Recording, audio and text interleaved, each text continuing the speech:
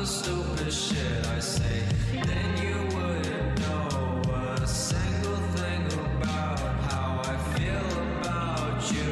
And those really dumb things people feel. I'll take the bumpy road, it'll probably break my legs, as long as I don't show you what's ruining my head.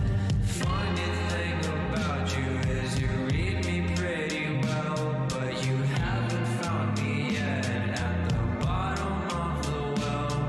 Annoying you with smoke signals, asking you for help, cause your immediate presence lifts me straight away from hell. Me and Mr. Hart, we say the cutest things about you, how you seem unreal. We'd probably die so quick without you, suffocated from the radiated air around us, full of happiness. We don't have brightness, gone so dark without you, girl. Time changed, we're different, but my mind still says redundant things. Can I not think? Will you love this part of me? My lover is the day I can't forget. Yo, hello everyone. Wow, it's kind of crazy though. You got 4 viewers already? Well, it's the highest it's been ever, I guess. So, welcome everyone. As you know, we have the Gingham Build today. So, I'll show, to start, for preference, or for preface, this was the actual first Gingham board I attempted to make. And you might notice that it's not done, and it's for a very good reason. If you really look closely right up there, that should be where the USB Type-C port should be. And it's not there. So, this was a kind of a disaster, and I'll talk about it as we go, but I don't need to waste time. Thank you for watching. Let's start with this new Gingham build. So, if you haven't had one before, this is the box it comes in. It's a through-hole soldered mechanical keyboard kit. So it means you put all the diodes in for yourself. So normally, when you're starting, all that. You can see I've already put some of the stuff in. There's some stuff in here as well, but for the most part, it will be blank, and you gotta put all of it in yourself. So, we'll just go through that, and let me run through the rest of the build before we officially begin. So first, we have that. We have our Gingham board. I am not running a plate, because I hate that. That was a nightmare on my first one. But we'll do GMK stabs. I've already clipped these from previous build. I'm just reusing them, but I will relubricate them because they came out terrible. And I do want to use this as a chance to test out dielectric grease. So we'll see how that goes, because normally I use Krytox on these. And then also pre-lubed Novelkey Creams. So I lubed these for a previous build as well. I don't know if you can see that super well. You know, the usual Tfue switch, I guess. These were lubed with, I believe it was the Glorious G Lube. So it's similar to Krytox 205. I think it has like slightly different ingredients, if I remember correctly, but it is effectively the same in terms of acoustics. So we'll be using those. And actually, because I am short one switch, I will use this time to lube one that I have that's ready. So let's see. Some of these I've snipped because I'm an idiot, but let's have a go. Okay, so we'll use this guy. Take that off. So, cool. So this is the first keyboard stream I've done, and you know, for those who are here, thank you very much for coming to the show. I hope I can keep doing this. I've been doing mech keyboards been like moderately interested in it for about 1 year to 2 years now, but I guess past couple of months have been really sort of, since I haven't had much else to do outside of work, this has been my new hobby, so it's been fantastic.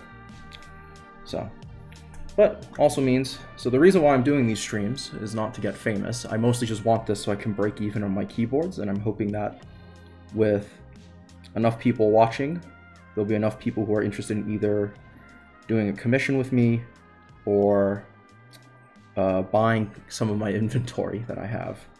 So yeah, I'll get into more of that a little bit later. But, so start with a little bit of just the G lube. Guess I should ask at the beginning, my audio was okay? I try to turn down the music because it is kind of distracting when I work. But yeah, use this as a opportunity, talk and chat if you want. Maybe you just want to listen to some music and watch me do this. That's all cool as well. But let's see. I really should be using my switch holder, but I'm too lazy for that. So we'll do this really quickly. Normally I'll be a little bit more meticulous about the switches, but I just want to do one really quick. So, and I'll probably put this on some random key that I won't use very much. So, if you have friends who want to watch or are interested, definitely send them a shout as well. Would love to have people coming on for the first stream. That'd be really exciting.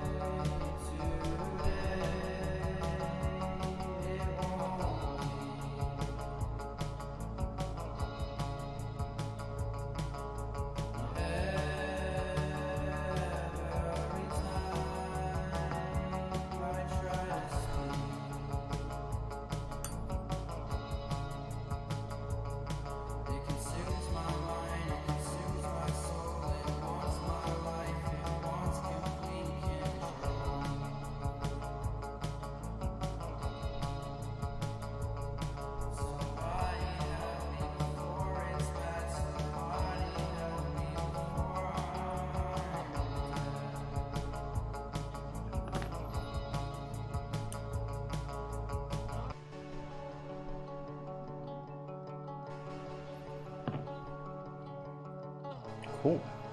This probably might be the weaker switch that I've made recently, but don't know how that clear that comes up. There you go. Nicely quicked Novelkey Cream. So I will say that I did not get those through Novelkeys. I got them through AliExpress a little while ago, so I can't comment on their authenticity, but compared to at least an authentic one I got from Novelkeys, it's pretty legit. So, right, no more switch lubing for today. All soldering work today. So, meantime, I'm gonna set my soldering iron up. Hang out. Oh, and this is a good chance to show the new keycaps I'll be running. So I got these from Durock.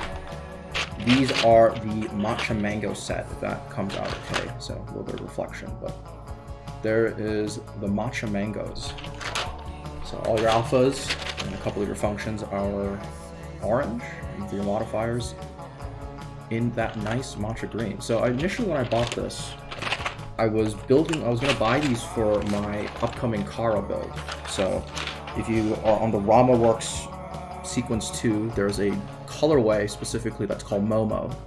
It's kind of like that soft mango orange. So I wanted to do kind of a nice matcha mango combination. But fortunately, because I didn't research, I think it'll probably take half a year to a year. So I'm not really betting on that one too much. So for now, put these switches keycaps to the side. I'll also say those keycaps, they were PBT, and they were just a standard. I think they were OEM profile, or no, they went in cherry profile. They're pretty cheap on drop. You can get the full set for about $40, which by keycap standards is pretty great. But you know, nothing crazy, just some interesting colors. So hopefully they will go well on this build. All right, so let's start with soldering. We'll do our usual switch making later, or switch installations later, soldering. So, cool, let's go. So, in the meantime, I'm gonna pull up our good friend Google, figure out how to check my resistor codes. So,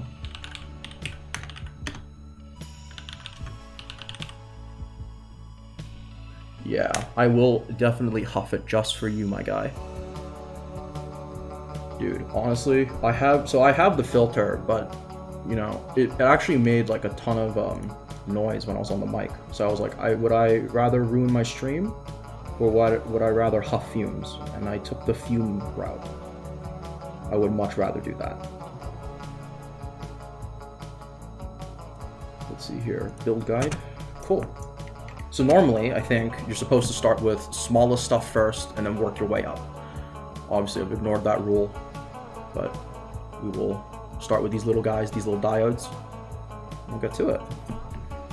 Our boy soldering iron is ready to go, so let's give it a go. So today we're using a Heiko soldering iron. Should always invest in a good soldering iron, for sure. I had one from Amazon Basics that was like, or not Basics, but from Amazon, it's like 15 bucks for like a whole kit. So it came with solder, it came with some flux, and the soldering iron itself, and it was probably the worst fucking thing I've ever used in my life. So do not skip on your soldering iron. Alright, cool. Start with this. So there's, I think for these diodes, there is a specific order or a specific orientation you gotta put them in. So if you can see, this thing is fucking tiny. What the hell? This is tiny. Yeah, that's not happening. I'll show here. So on the board already, if you can see, the diode has a tiny little black stripe on the top. And in this case, they need to be pointing up. So nice and easy. So we'll do a bunch of these. And then get to it. I don't think most streams would take this long, but given how much we have to solder today, we're going at it for all day today.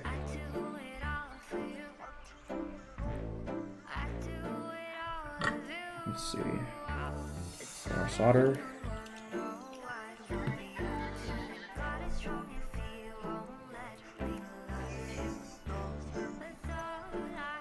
Just to zoom in a little bit. Nope.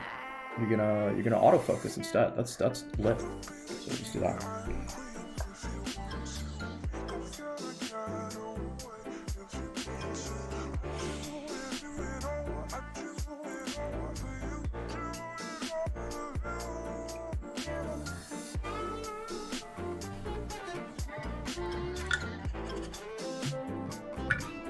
Right, next diode.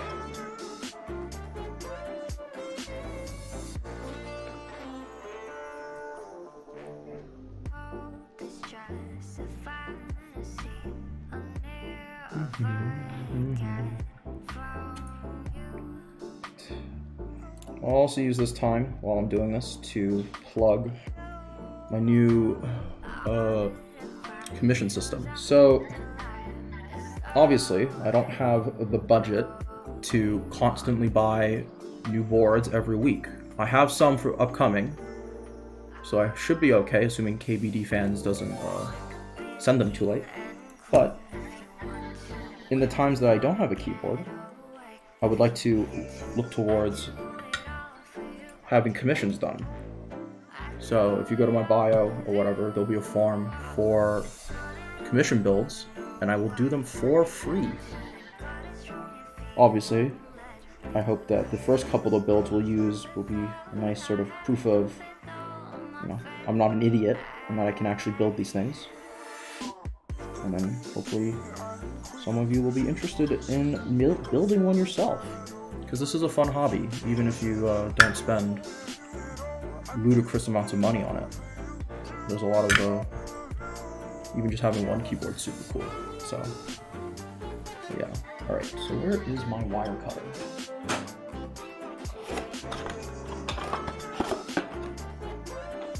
Whoa, we have 4 viewers. Insane. Absolutely insane. So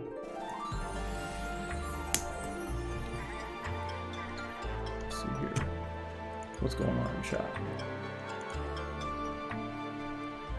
That's nice. You know, and also it was in my infinite wisdom to start streaming right when the Dollhouse stream is happening with Germo. God damn. it's the biggest thing on Twitch this weekend, and I decided to do it exactly at the same time. I don't think there's a cross between the two, but still, I'd like to think maybe I am German. Dude, I watched because after you told me about it, I was watching the highlight, or not, I was watching the VOD on YouTube with the overlay for the day one, and that was obscene. That was fucking nuts, dude.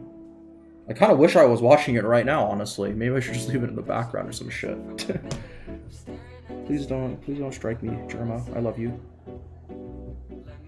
Oh no, dude, it's nuts. Some of it was missing though, because like when they were like going through the buy menu and like trying to buy him like a fucking mattress or whatever, didn't quite work. But goddamn, it was so funny. Germa really is the future of content. Like, what the hell? It's hard to believe he was just a TF2 streamer not too long back.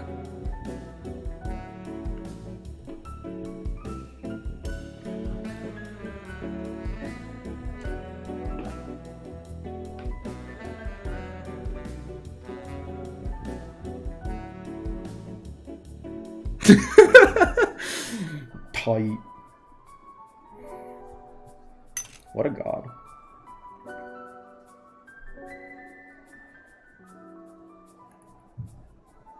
We gotta break the habit of building off of camera. Now that there's a camera pointing at me, I actually have to do this properly.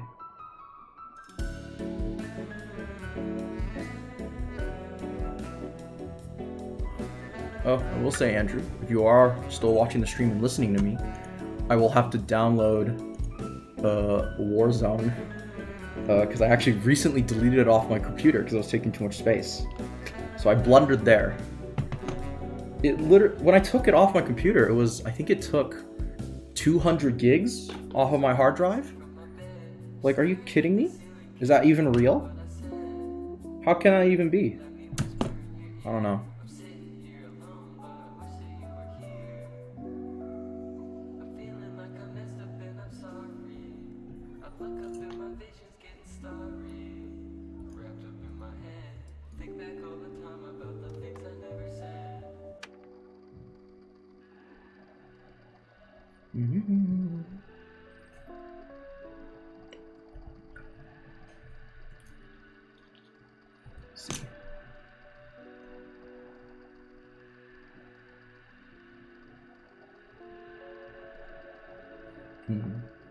The fumes. The hot solder fumes. Does it give you permanent lung damage? I've heard like some crazy shit about how it makes your throat itchy or whatever, or like can cause irritation if you huff your solder too much.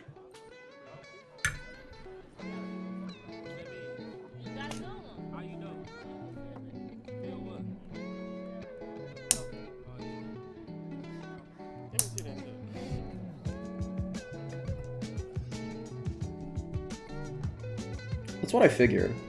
Didn't seem like something that would like utterly ruin you. Okay. Is it like a long-term effect kind of thing? Does it give you like some fucking lung disease? Don't know why I'm talking about that as I do this, as I'm huffing it right now. But hey.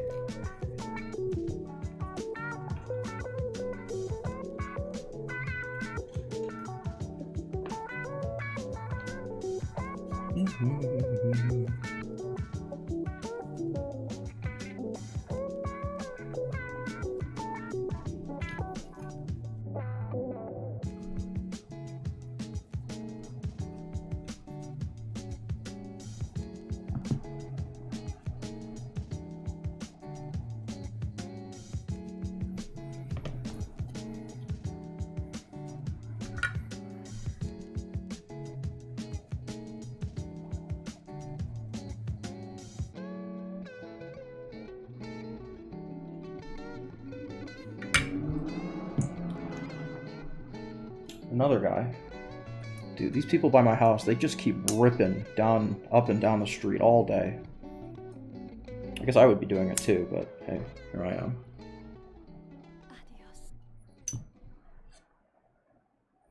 So we got so far, if you can see that, and it's not going to autofocus. Just a moment. Cool. Now autofocus, please. There we go. So far so good. Probably could snip these a little bit closer to the joint, but no big deal. The only thing that terrifies me right now is that there is a pretty good chance I lose a diode, and I don't think the Gingham kit gives you extras. So that's not a great look.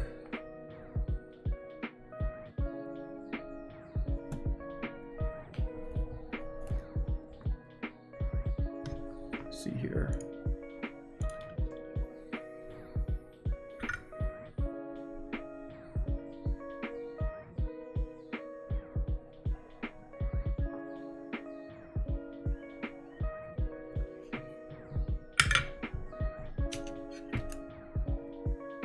Okay, I didn't screw that up. Cool.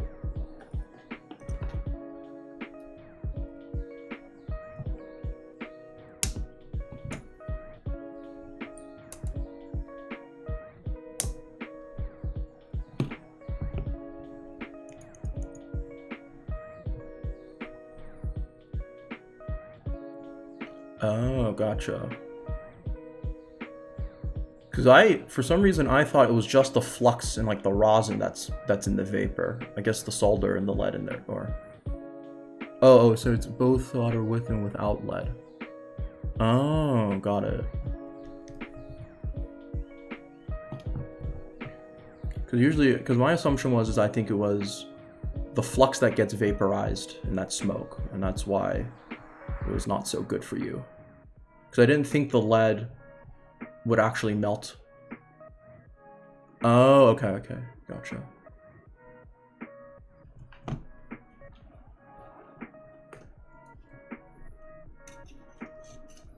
Well, I'll be huffing it all day today. Look forward to it.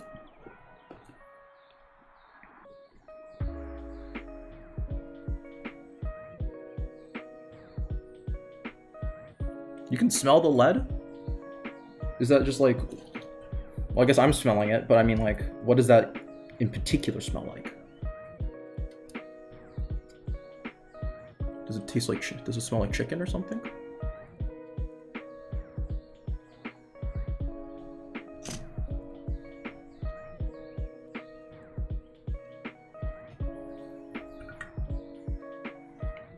Oh, good thing my windows are open.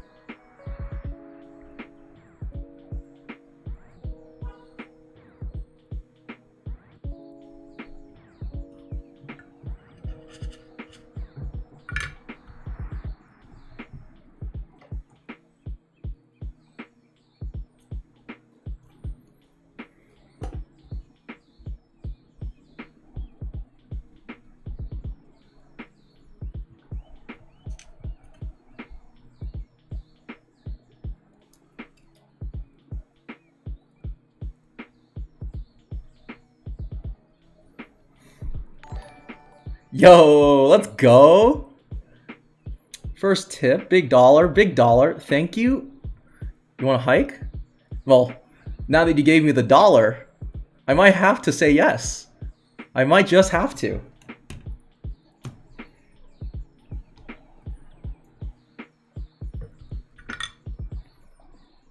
Sure, why not? I'll remember that $1. The first simp $1 I got. That's beautiful.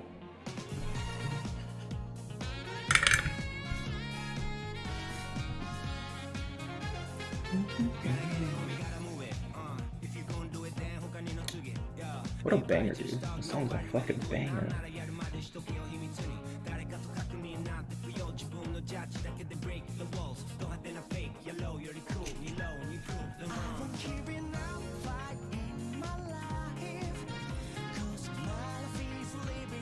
Pog, dude. Pog. 20 bucks. We'll show feet. Just saying.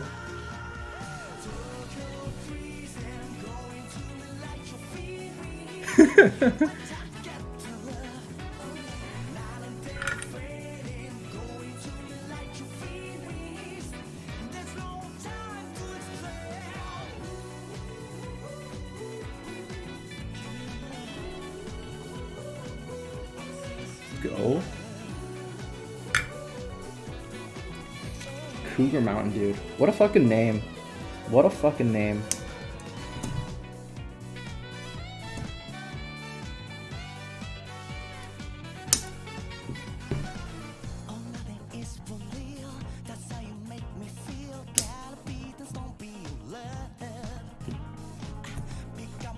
Cool.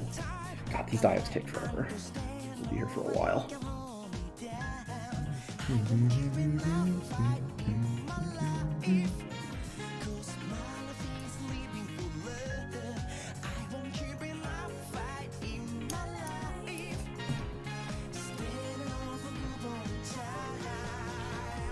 me zoom this in a little bit so you can see what is going on.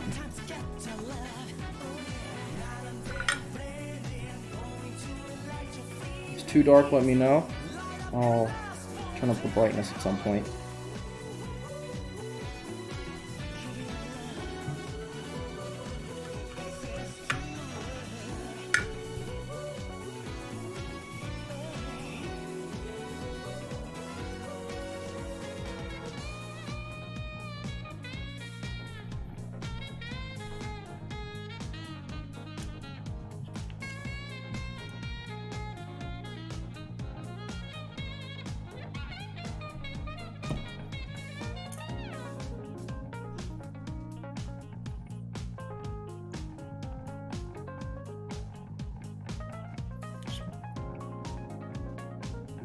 Let's see. Nah, bro, because if it smelled like it was like some paint sniffer, dude, or some paint fumes, bro, I'd do it. Fuck those fumes, my guy. Dude, these wires are.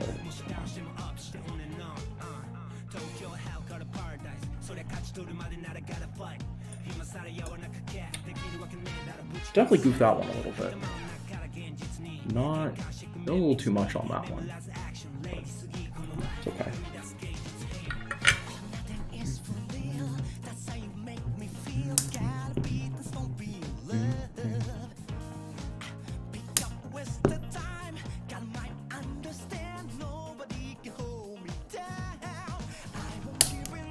There you go.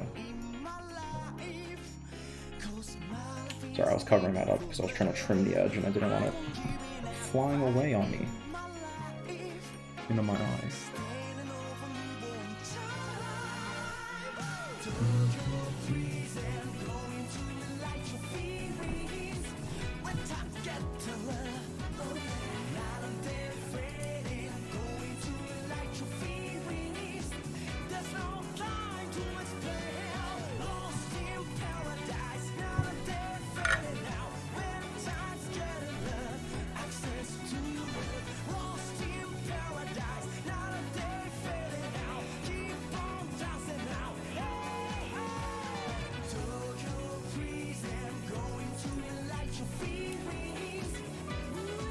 Damn, that's a clean one.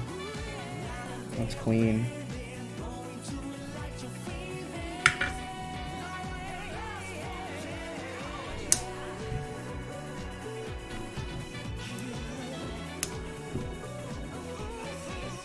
How's that doing? So they're not super level, but certainly better than the last one I did.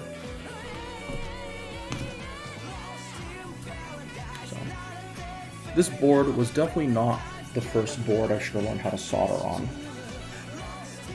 So when I made that first one, that was using, so that was the first time I really did soldering. Well, I did soldering before, but it was the first time I did soldering on a keyboard like that. And obviously I spent a bunch of money on it. I was like, you know, whatever, soldering. And then of course I had to fuck it up. So not the right board for my first try. But next week, hopefully if my parts come in, I'll be building a much more beginner-friendly solder board. It's a little bit cheaper as well, so it doesn't make you want to kill yourself every time you fuck it up.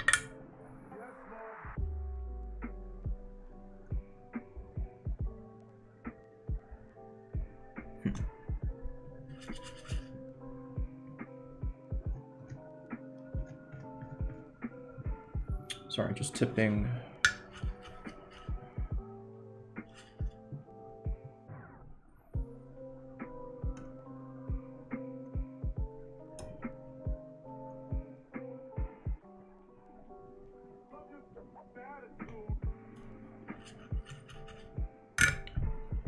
Cool, 4 viewers again. I think it's the same group. Yeah, we're good.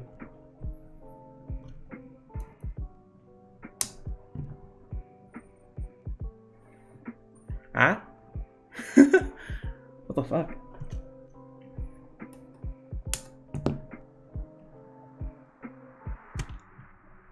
Song is hella quiet.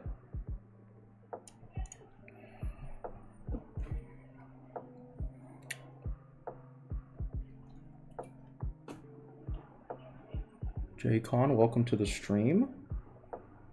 This is the first stream basically doing keyboards, so hopefully this will keep happening.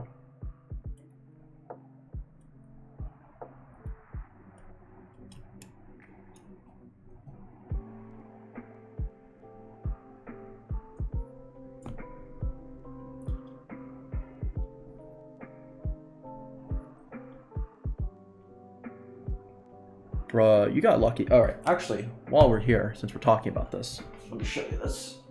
So, and this is also a big part of the reason why I am not putting a plate on this particular board. So I actually had a board.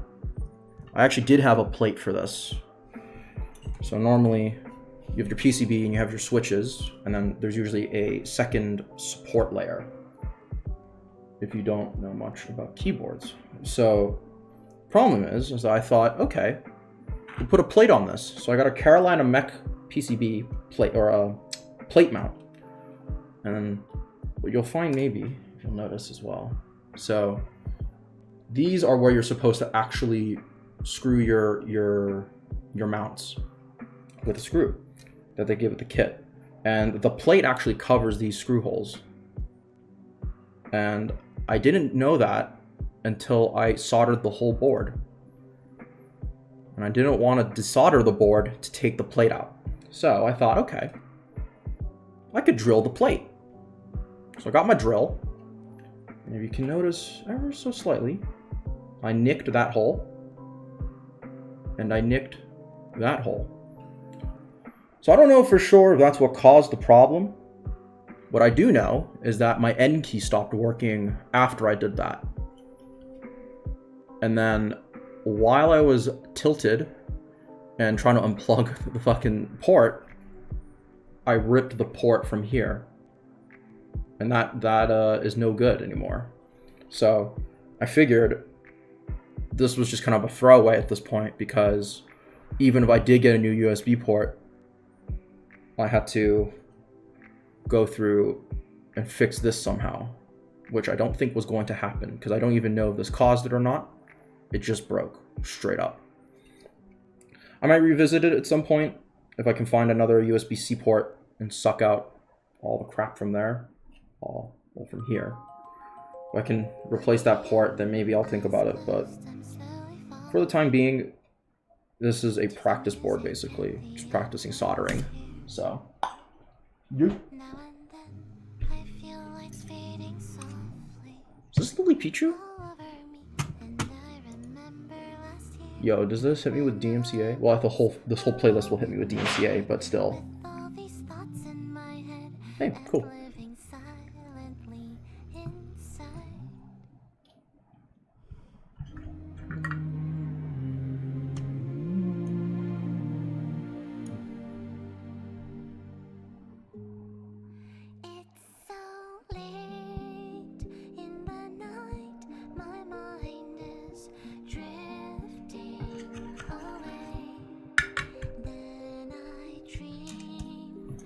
Man, you got lucky with your board not burning out.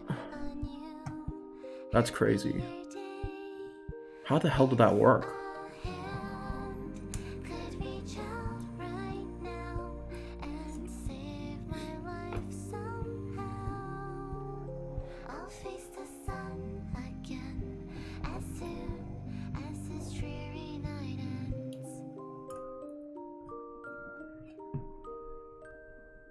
Oh, okay, yeah.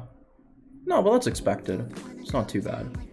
I mean, you can even see here, you'll get a little bit of crustiness no matter what. Always get a little bit, but...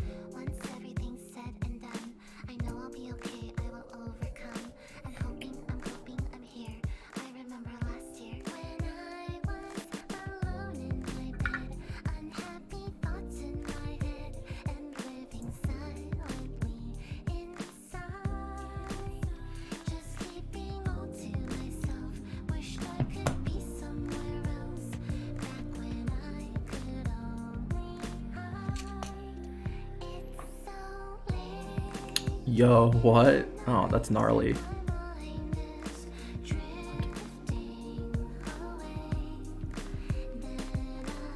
God. I'm so glad I got a solder sucker, dude. Honestly, this is the biggest hack. Get one of these. Get one of these, or get, like, if you're bougie, get that $100, like, solder gun, or whatever they call it. Just sucks it right out. Super easy. Cost me like 20 bucks.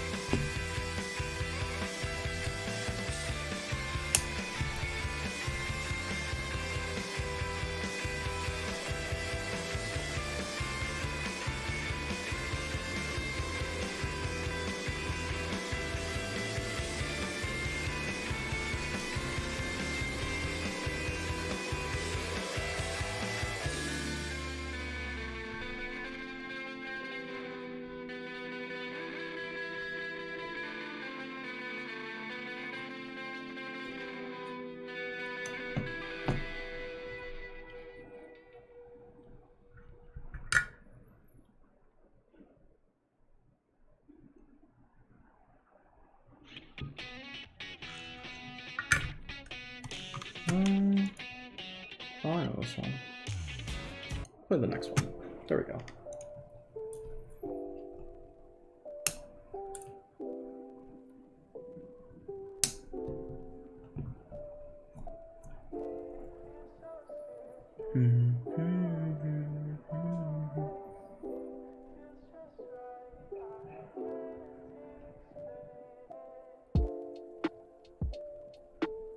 Sorry, once again, very poor markings on this guy. Cool. Lunar IPv4. Thank you for the follow. That's awesome.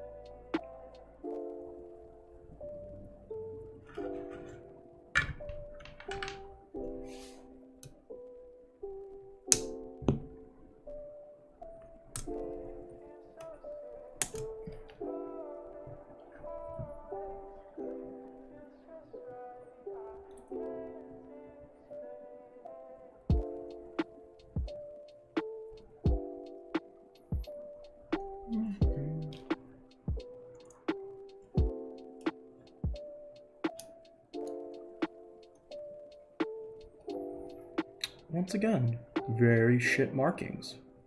That seems to be a theme for this one.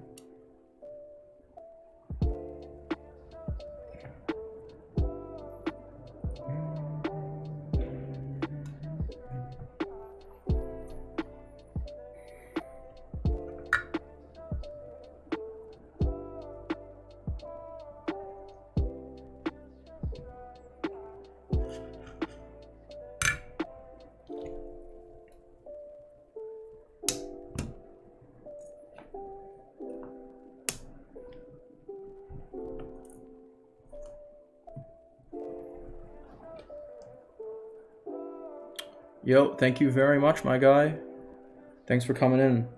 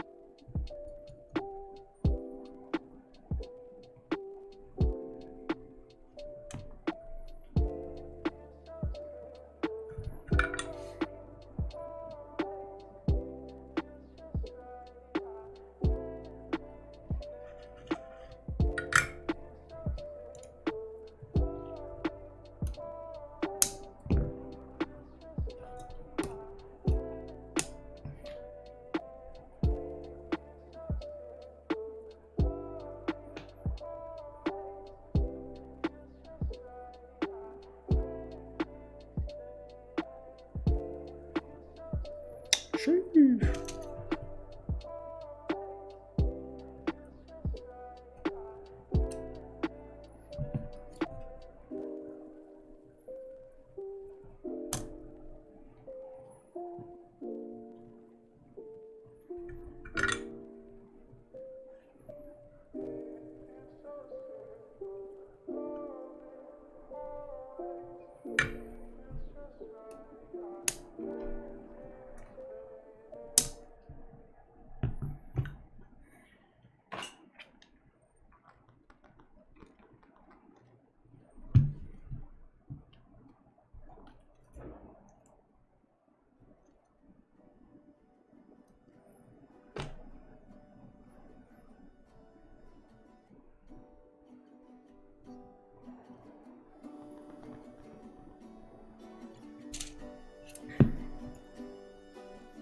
We are halfway through the diodes. Feels good, man.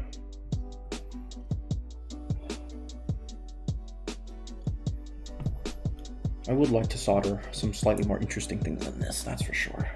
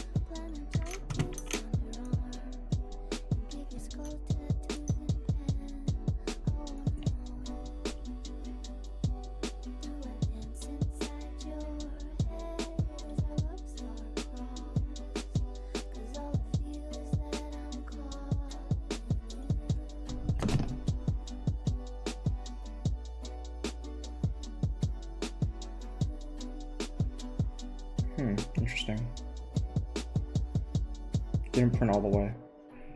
Okay.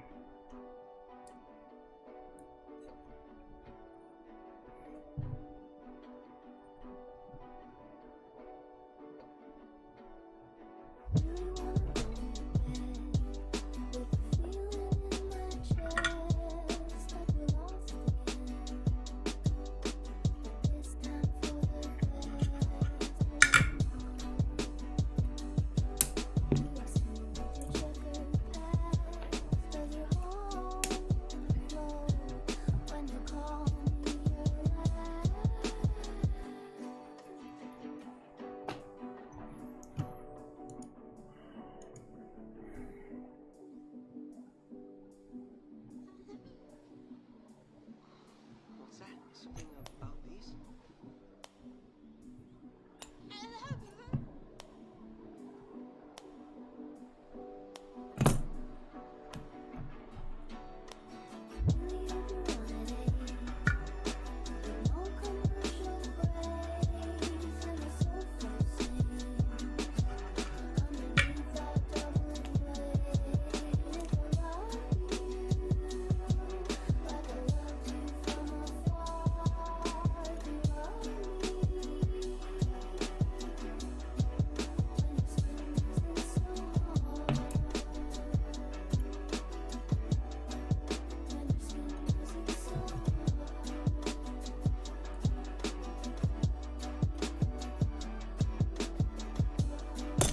See if we can just do multiple of these at once, might make it easier.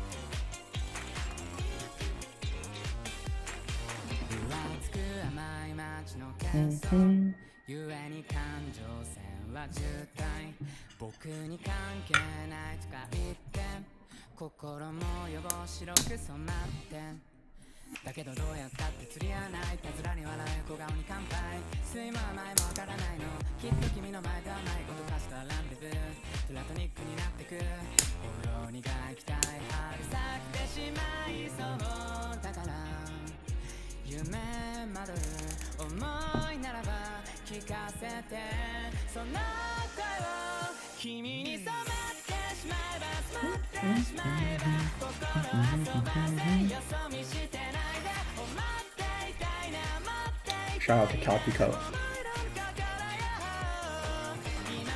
Banging beverage.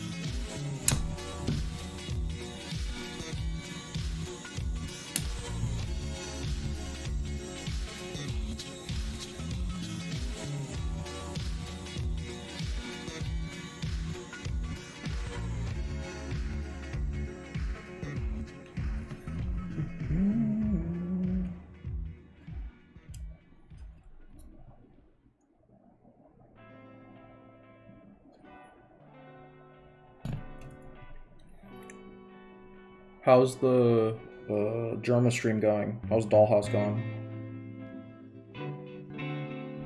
I wish I could be watching it right now, honestly. But I'm gonna save it for the VOD.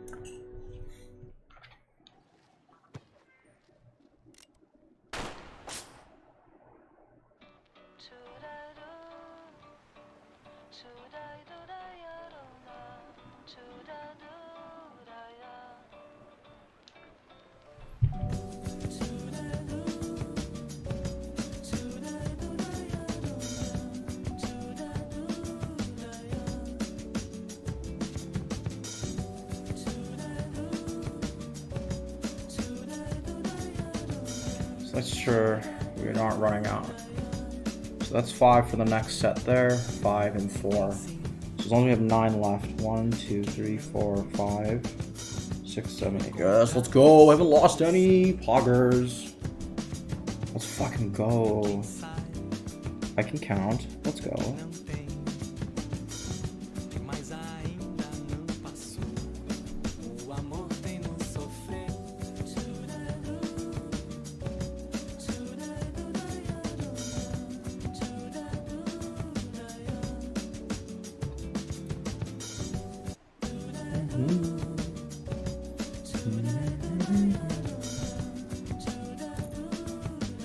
Hello, hello, welcome to the stream. We got 3 whole ass people in here. Let's fucking go.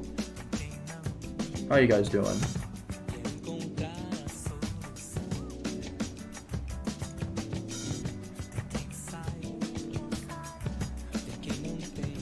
So, if you're just joining us again for the first time, this is the build we're doing. This is called a Gingham through-hole mechanical keyboard kit. So I'm going through all of the diodes right now, soldering them one by one. So lots to go on this project, but this will be very, very cool at the end. Should give me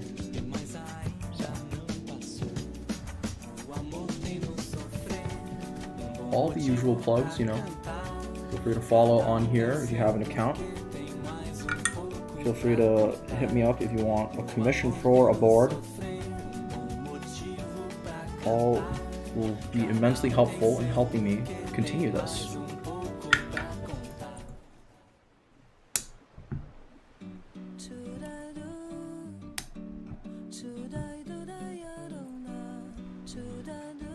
Let's see here, what's going on? Nice.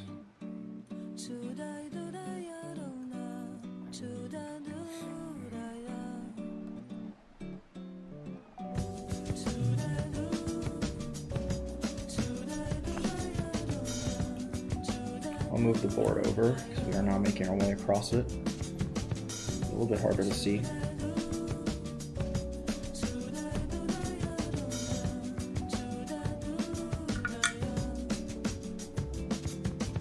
Feel free to chat, feel free to just enjoy the music. It's all relaxed here. Except for when I break this, and I will definitely be screaming. Either way.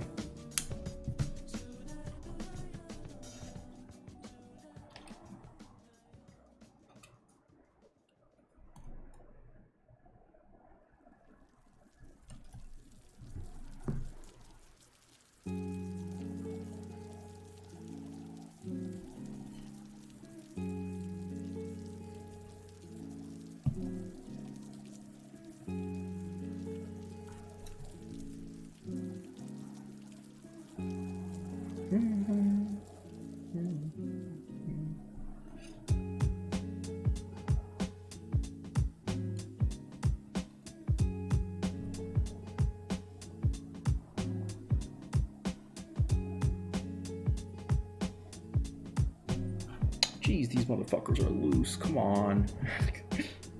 All right. Give it a go.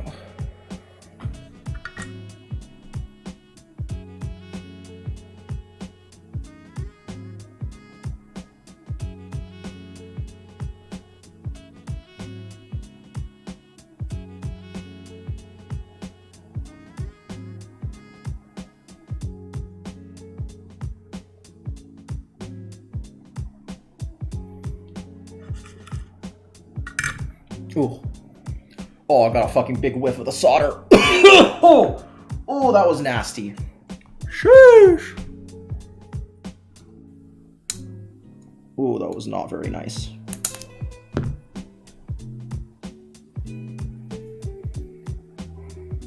If I die on stream for huffing fumes, it's a banger moment right there. Yeah, dude. Oh, that was good. I'm getting high off of the flux, dude. Let's go. Feels good, man. Who needs paint thinner and glue? when you have good old solder, bro.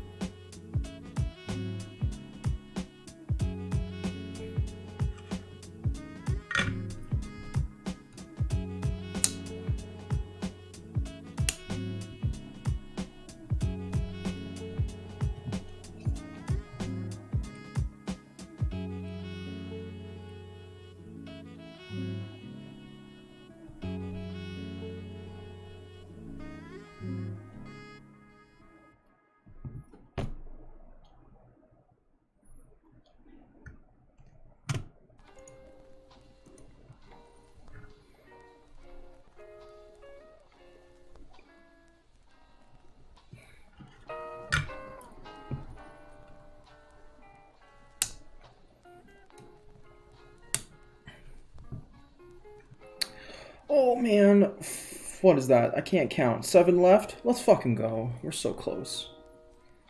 Oh god, I'm kind of getting tired of soldering the same thing over and over again. I'm sure I won't feel great about the switches, but hey, it's what it is.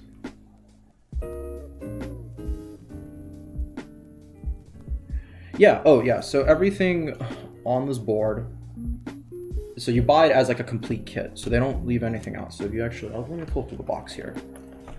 So, pull this boy out. So you get your acrylic cover, you get a back plate for your PCB, so you can actually put it on the ground. You get all of your little microcontrollers here. Get all those little guys. You get, you know, now I'm looking at it, something's missing. But either way, so you get the hardware for the installation, you get all of your LEDs, your switches, and your capacitors. All those little guys are in there. And you get your nice little bag of resistors. So it comes, the whole thing comes with the kit. They only give you exactly to match. Oh, there it is. There is another diode there, or another microcontroller. So those are little guys. But you get everything in the kit. The only thing you actually have to bring is you have to bring your own stabilizers. So in this case, something like this, you bring your own stabs and you bring your own switches and your own keycaps. But that's pretty standard for most keyboard kits, I think. So, nothing. But yeah, unfortunately, there's no spares. So if you fuck up, that's on you, buddy. You got to find your diode somewhere else. Which, I don't know. I don't even know where you would get something like that. They do tell you the specs, so you could, in theory, buy it. You can buy an extra pack somewhere, but I haven't gone down that rabbit hole of trying to find pieces like that, so.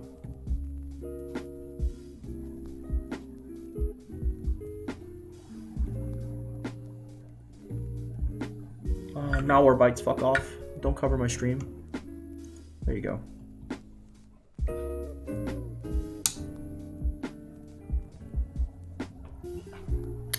I would imagine so. I couldn't. Surely they do. I guess it's mostly just finding the correct spec if you wanted to.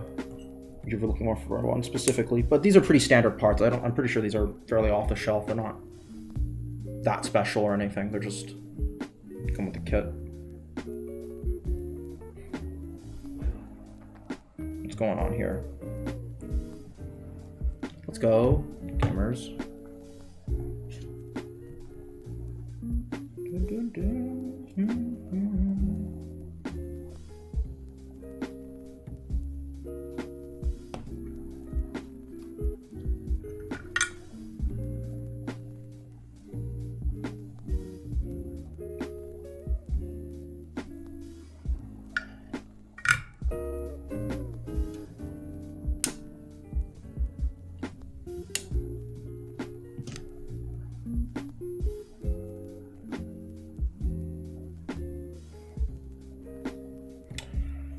I will say, if you were going to do a keyboard kit, I think nowadays most of the kits these days, I'm pretty sure they'll give you a hot swap option. And honestly, even after doing all the soldering and knowing how to do it, you are probably better off getting a hot swap board anyways, for a couple of reasons. it's probably, especially if you're not sure if you want to get into the hobby and like spend a bunch of money buying new boards, it's definitely worth doing a hot swap.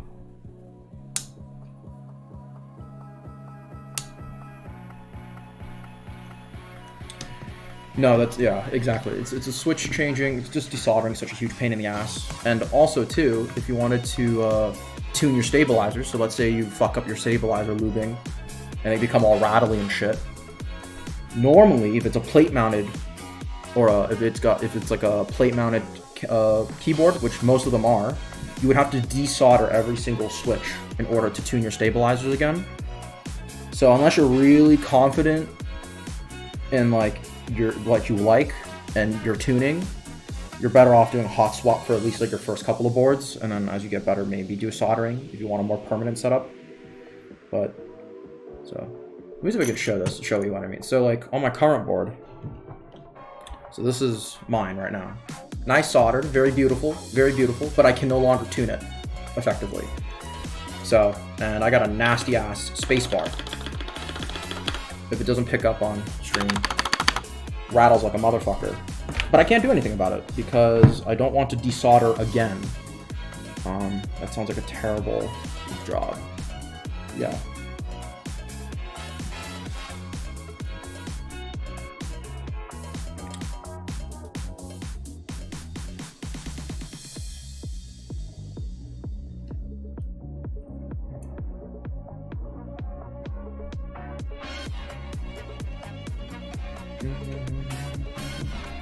Oh, we got 4 left.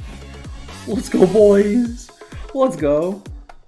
Hello again to the 3rd viewer of the stream. Welcome, welcome, welcome.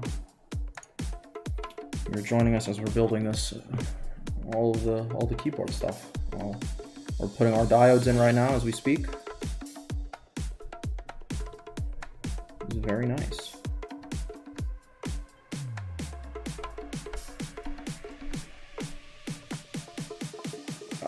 There we go.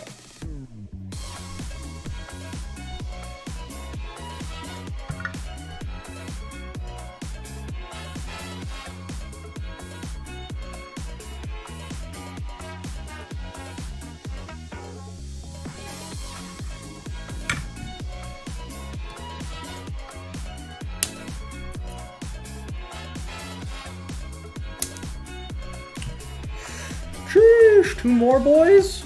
2 more for the boys? Let's fucking go. So close.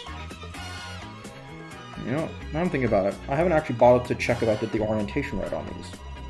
Should probably check that right now. Show off what we got.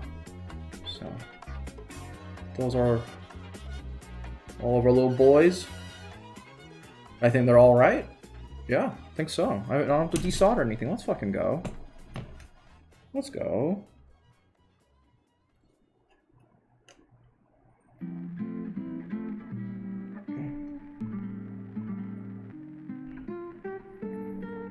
So what I'm doing for these diodes is because they have extra long legs.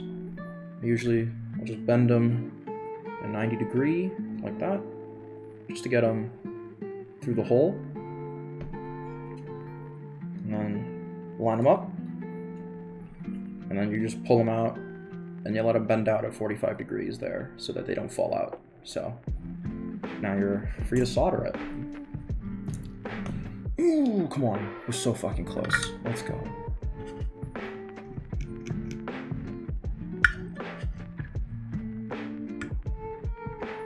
Cool, nice and clean.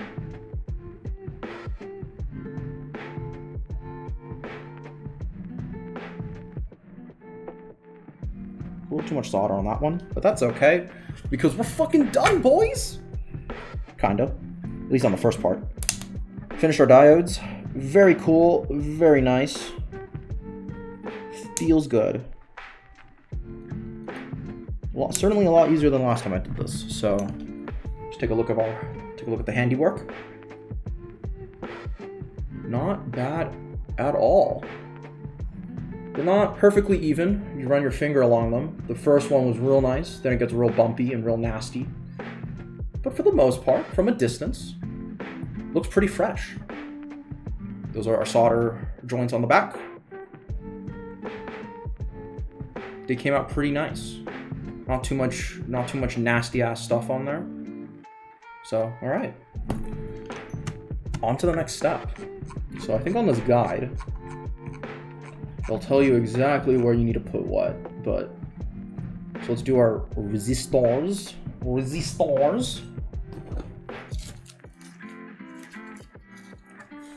So, very nice. We must put resistors on our keyboard. Alright. Somewhere in this bag is the one we want. So we need R4, R5, and R6 to have the 10K ohm resistors. And I believe the 10K go brown, black, black, red, brown. So let's see which one this is. I'm real fucking blind. That's green brown. Is there green in this one? Bitch, you're gone. Alright, and we need 3, so that one's gone. So there's only 2 of these that have a set of 3. So that's... there's got green in that one, bitch. So that is not happening. So we're doing this one, I believe. Just to confirm the colors. Come on, focus. That is brown, black, black. Is that red? Am I fucking colorblind? Red, brown. No, this is the right one. Cool.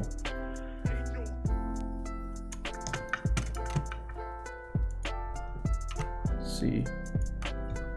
Hello?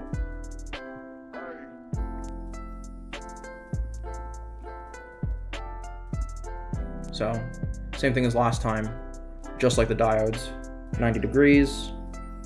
Put them into the nice slot and then just some straight. So, we need to do it on, I believe it is R4, R5, and R6. So on the board itself, they'll have little labels for the holes. So they have, you can see here, they got, let me see if I can do this with tweezers. So there's R1, R3, R2, R5 and R6 are right here. And R4 is right underneath the button. So we'll do that first. I'll make sure that they're all in the correct orientation too. So I want that way. Okay, so go this way. Very cool.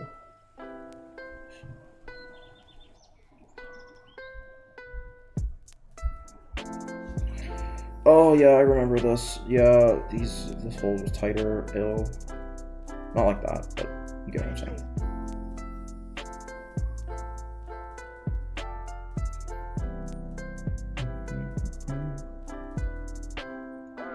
So, I find this a little bit difficult to do because this thing fucking hates me. Come on, push it in. Push it in. I think that's flat. I would like this to be as flush as possible. That's at least the ideal. Because if it's real flush, it looks real good when it's the final build, especially because it's fully transparent there.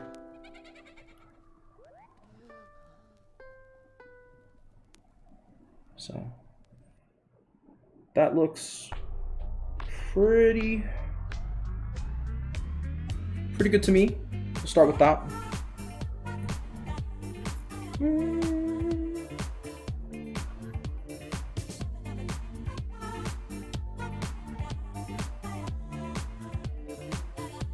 Make sure that's not off frame. It's a little off frame. I'll start starting towards the middle now, so you can get a better look. Let me zoom out a little bit as well. Very cool. So nice, nice.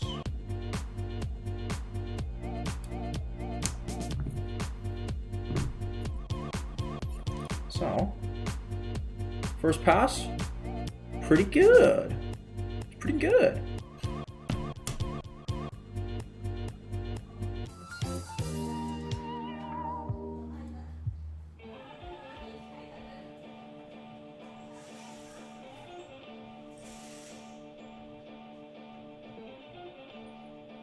And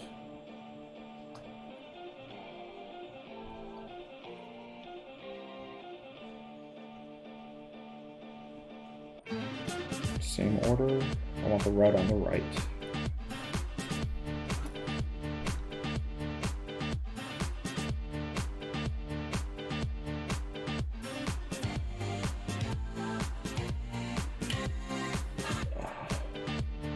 And it's not quite right. So take a look at that. Very nice.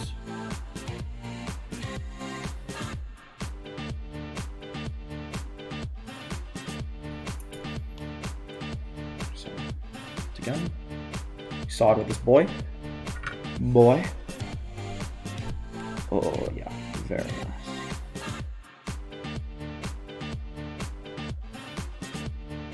Cool. Nice and easy. Just might have snipped that a little too close, but it'll look good.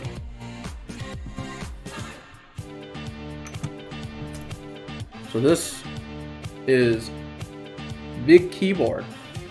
So we have, no, this is actually a dildo, so enjoy it. This is our new dildo. No, so you have this very nice keyboard. You just do that, and there's a bunch of them, and you get keyboard. If you're talking about the resistor, I don't know. It does shit.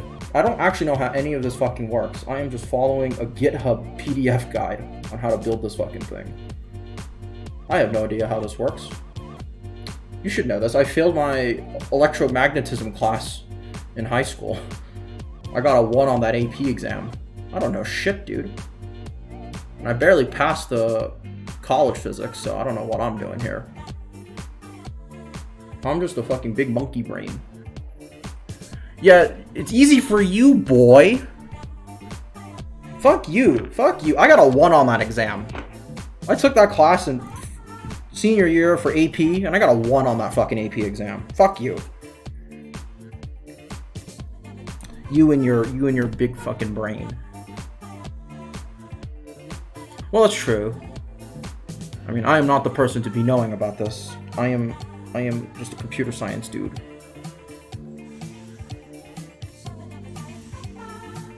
I do beep boop beep boop. I have computer. Give me money. I mean, I've seen some of the mechanical engineering shit. That's crazy. I can't believe they don't get paid $1 million a year to do that. It's just not all of the pain of learning mechy.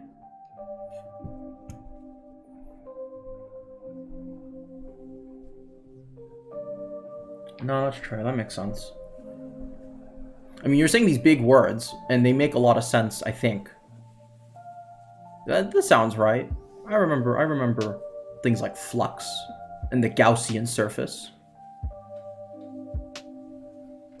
Had to find the Gaussian surface of a sphere. That was terrible. I think I got a 0 on that question when I did it. Pretty big brain of me.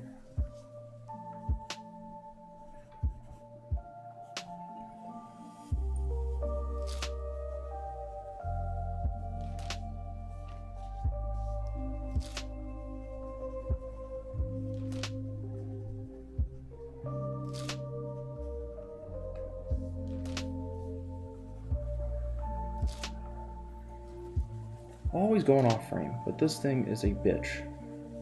Try this again. Oh yeah, no. I took a ES or our introductory EE class. That was not fun. Talk to Andrew about it. We had no, well, none of the engineerings are. Except computer science. Haha, got him. And I can say that. I'm allowed to.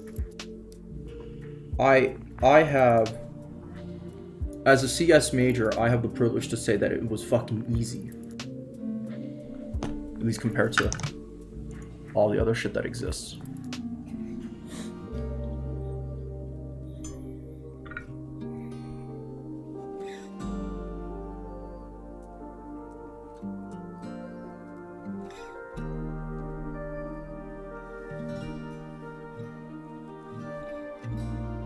Here, have a look. Did I fuck up that joint? I say not. Nice.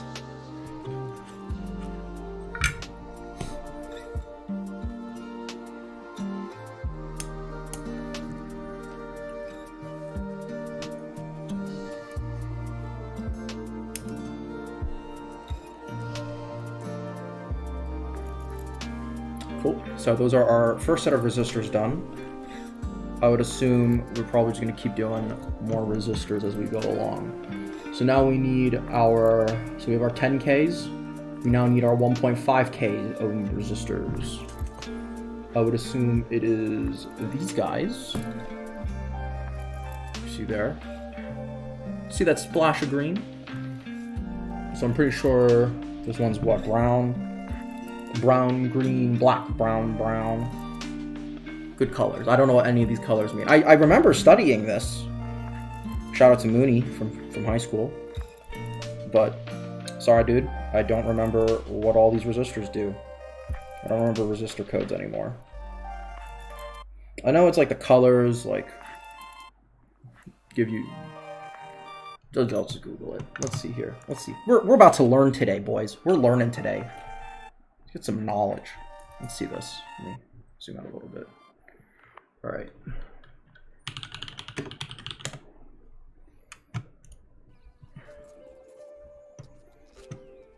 See, that's the sad thing, though, because I did, for like some time, I tried to, in high school, and that was an L. Because look at where I am now. 4 bands. Crazy. Yep, sure. That. Let me pull this up on Google. Let's see here. Have a look. You gonna pull up Chrome, my guy? Let's hear. Cool. Let's get some knowledge in here, alright? Alright?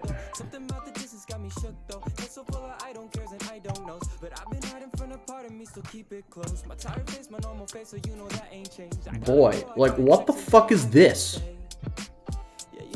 The fuck is this? I don't know why this is bothering me so much, because I don't actually need to know these, but... Let's see, so brown.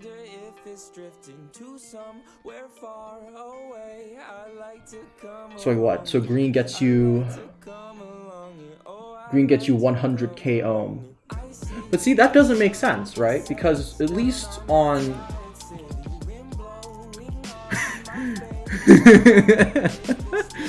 I'm not here for that, dude. This ain't worth it, bro.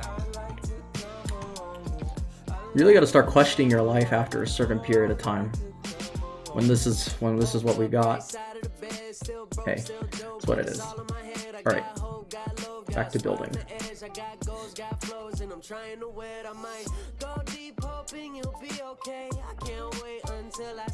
So this was, okay, I lost track. So we were doing the 1.5Ks, putting them on R1, R7, and R8. Easy peasy. I feel great, feel dope, trying to take a breath. So my friends, no pros, gon' hate on this. See nice colors every day, no shade in this. Easy. I see the sun, it sets down on my tired city. Wind blowing on my face. I wonder if it's drifting to somewhere far away. I like to come along. I like to come along. Oh, I like to come along.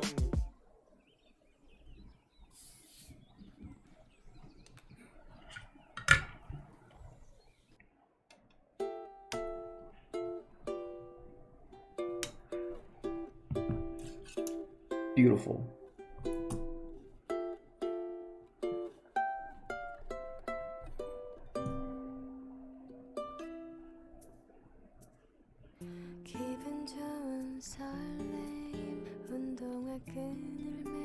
Oh, we've come back to this song? That's crazy. Oh well.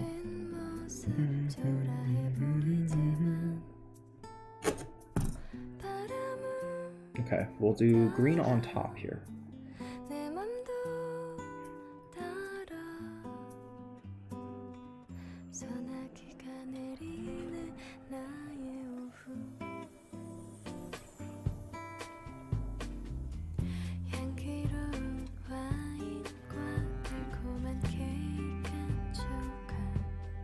Definitely for next time, doing an overhead. Definitely an overhead camera. I was thinking I could get away with a tripod, but this is quite sus. Sasibaka.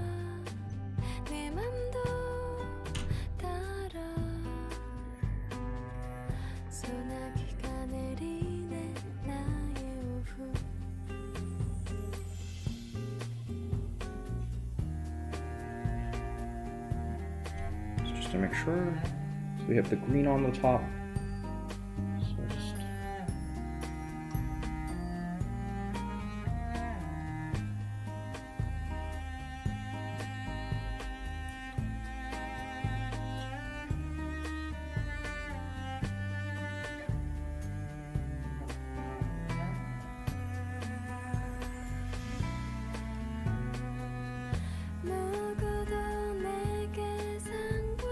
slowly, like this.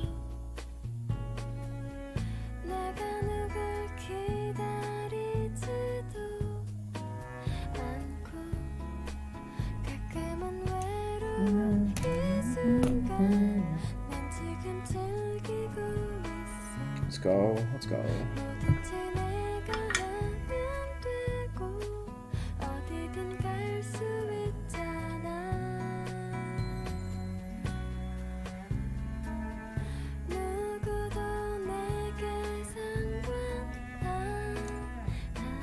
Shit.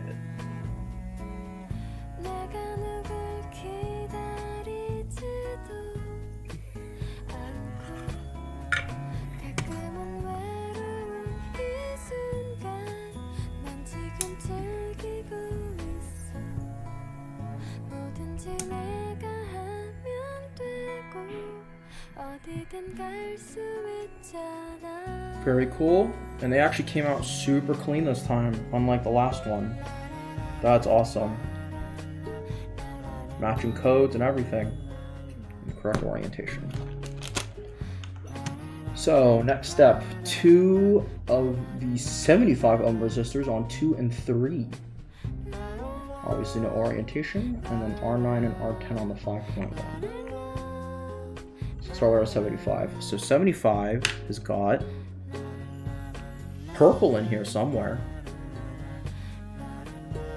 So they say purple, green, black, gold, brown.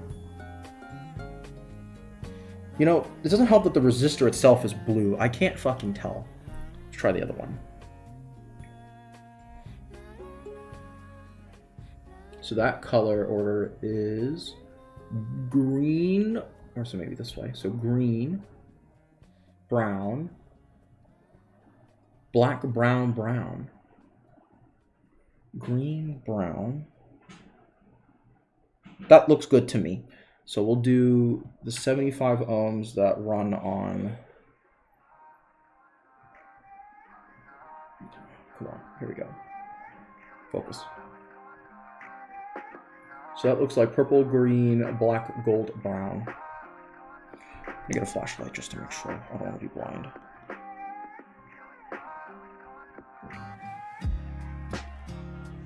Shout out to the boys for spreading this place.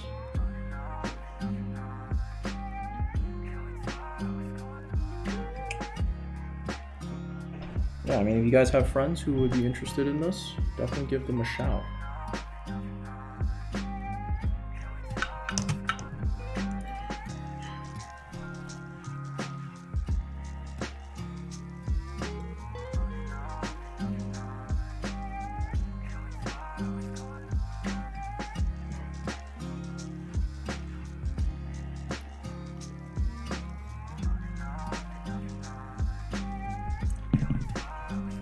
So we need this what? Which one on this again?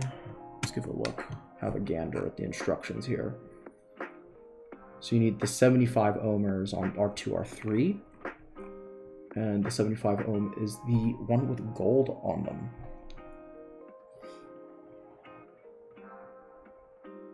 Yep, okay, no, that flashlight does not lie. We will do this one.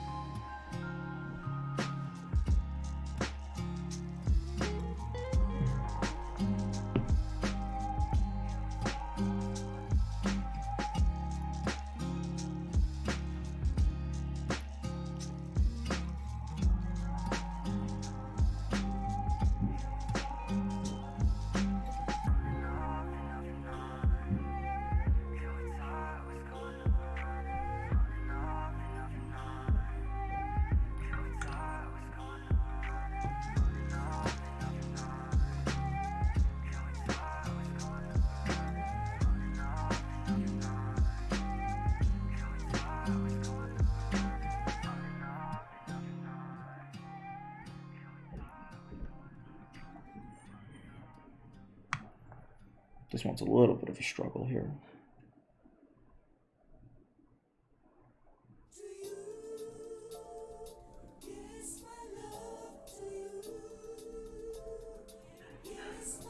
That looks pretty good to me. These are gonna only get harder and harder. Honestly, I think once we get past the USB Type-C installation, I think we should be okay. Because otherwise it's pretty conventional stuff. It's just that one you need to do some weird soldering tricks to get that one to work properly. So, but otherwise, beautiful. Nice set of resistors right there. And then I'm assuming we'll do the last one, which is, what's that going to be through? That's 5.1k ohm on R9, R10, which I believe, if we get our tweezers somewhere here,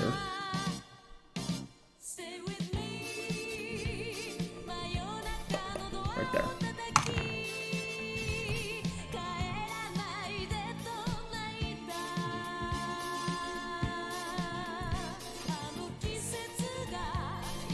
Man on my ass, stay with me.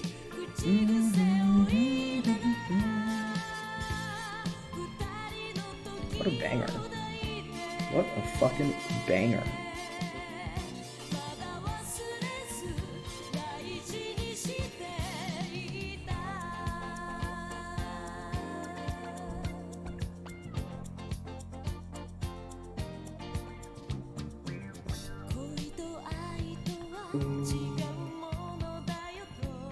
Cool.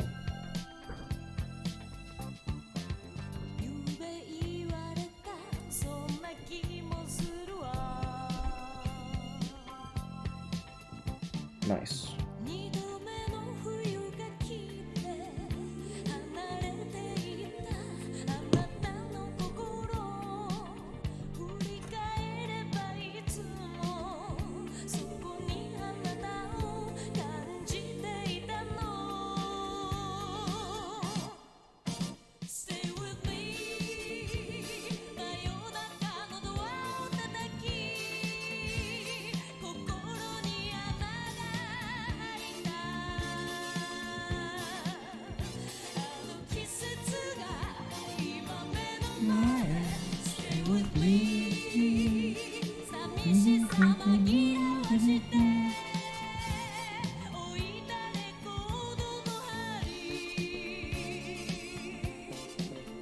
Oh, come on. Solder is not coming off, bro.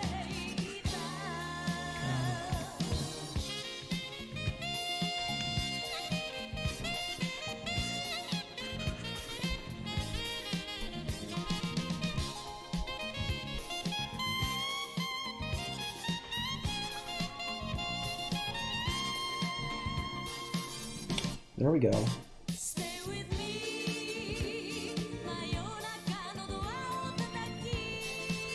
Bro, what? It's not sticking to the board. A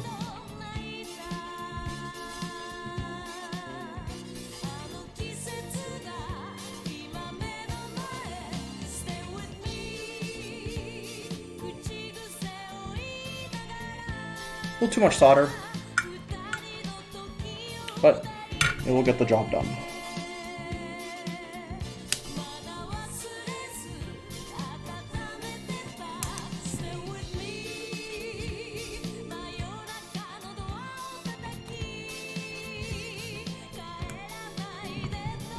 Those guys, have a look, inspect the handiwork. So it's those two guys right here. See, it's a little sloppier, a little bit of a struggle, but hey, it's all part of it. Moving on to the next step, we have our diodes. And these are, I think, our last two. And we'll go on the front main section of the board. So throw that out of the way. Hello, hello, welcome to the stream. If you are new to us, welcome, welcome.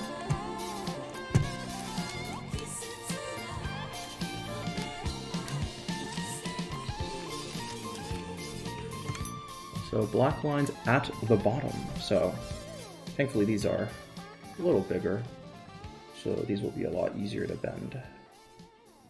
I would think. Yes, much, much easier. Thank fuck.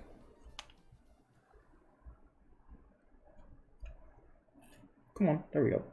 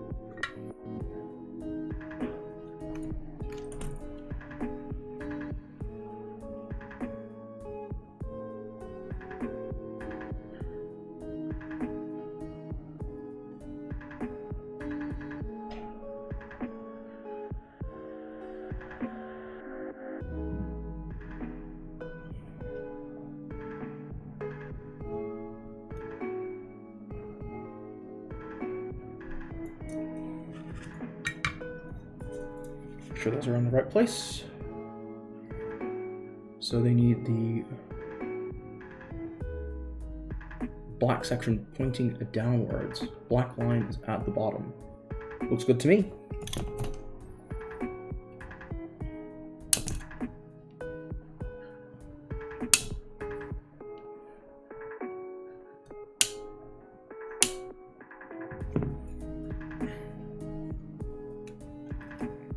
Really coming together now. This is awesome. Looking real good. Just grab my water. Fantastic.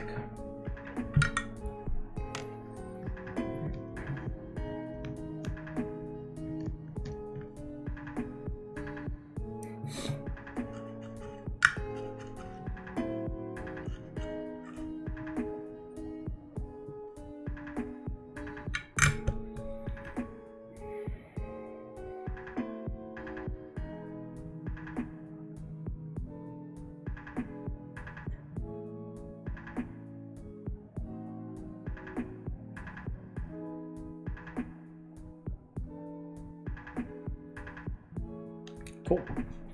Moving on. Wow, it's already 3 o'clock, so plenty of time to finish this, I think. Don't have too many crazy things left.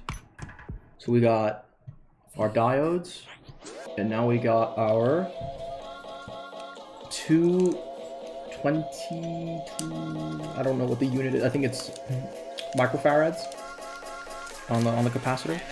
So we're doing our capacitors now. I like to return to the classics. So we'll do. So we got a bunch of them here, and I think if I remember from last time, there is a specific number for each of them. So if we look at ceramic ones, so there should be a marking of. So on this one, you can see that there is a tiny 104 marking. 104 right there, and then the other one I believe is a 22 mark. So we'll just do these boys first. So that's one of them right there. So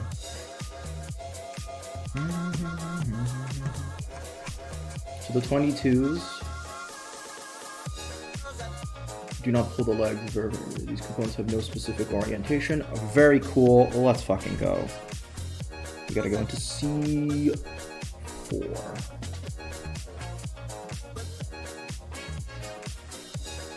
Very gently, we're going to do that. I will do them one at a time, I think. I'd rather do that for these guys.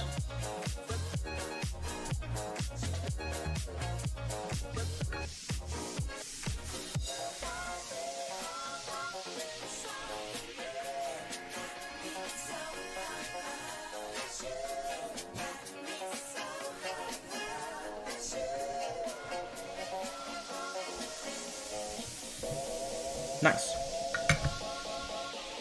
Just to make sure these components have no orientation. Very cool.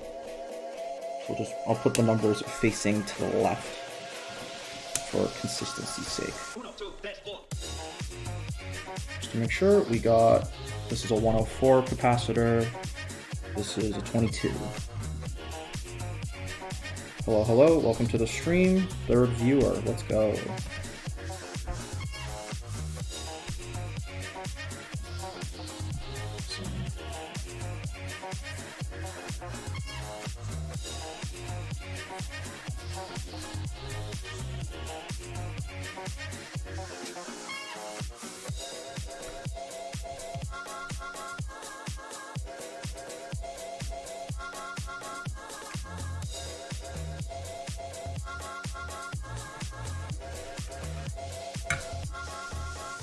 Fantastic.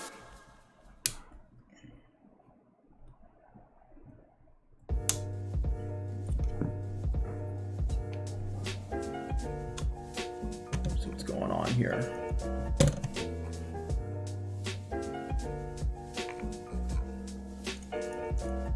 Nice. So those came out pretty good this time. Here they are. Next one, we need to do the other 200 nanofarad capacitors. So I believe the 100 nanofarad capacitors are these guys marked at 104. These guys will appear correctly.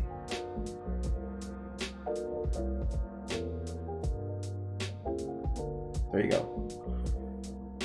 So once again, no orientation, we just put them in. Does not matter. Cool.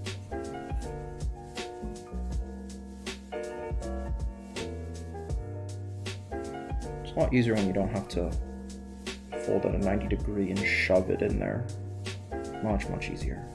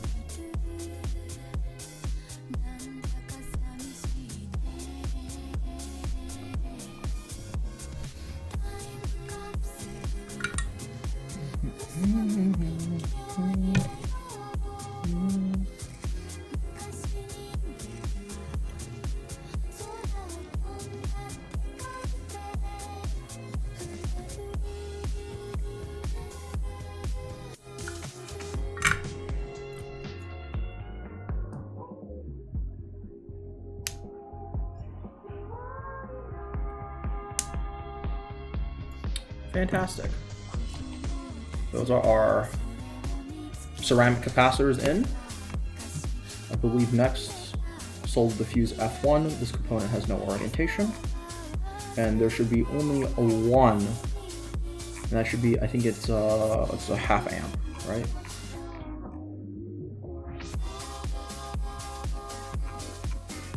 MA fuse.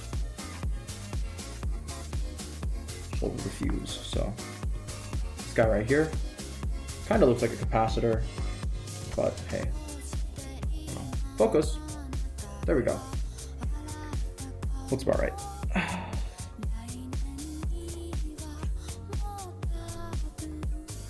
So how did he get it in? So he's pushing that bitch all the way in? Is that what's going on?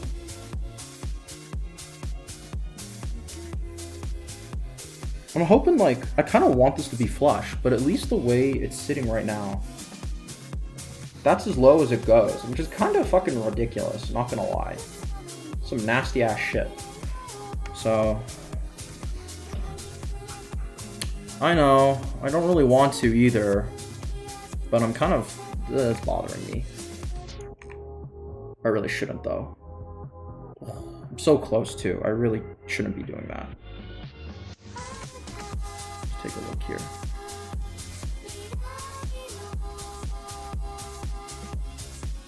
Hey, if our boy wanted it this way, he's just gonna have it this way. So I'll just hold them nice and flat right there. Looks pretty good to me. God, it is so fucking wobbly though. That is unbelievable. Whatever. This is the quality you can expect from me.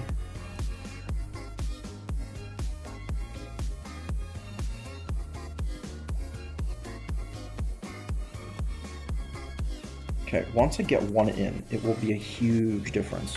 Let's use... is that a support? Just as long as it's straight, it won't kill me.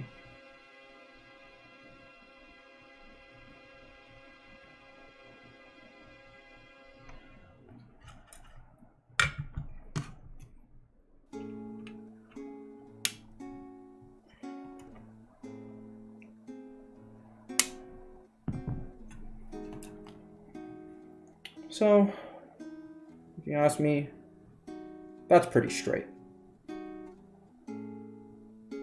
I'm happy with that. Not incredible, but I'm happy with that for sure. Victus Live, thank you for the follow. Awesome, awesome. You can stick around and watch.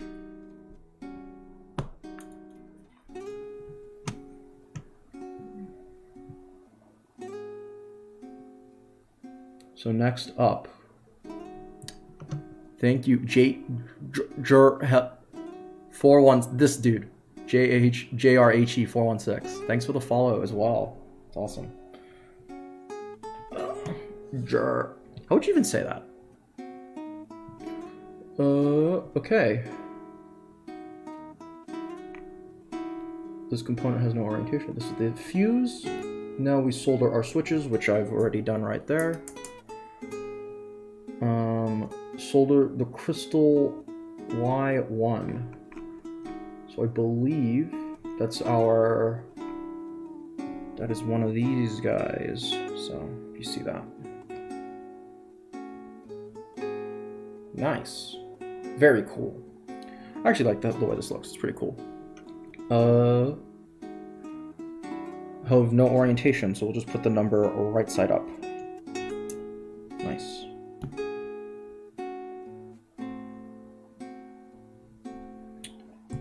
Oh, it's nice and satisfying when it doesn't move around so much.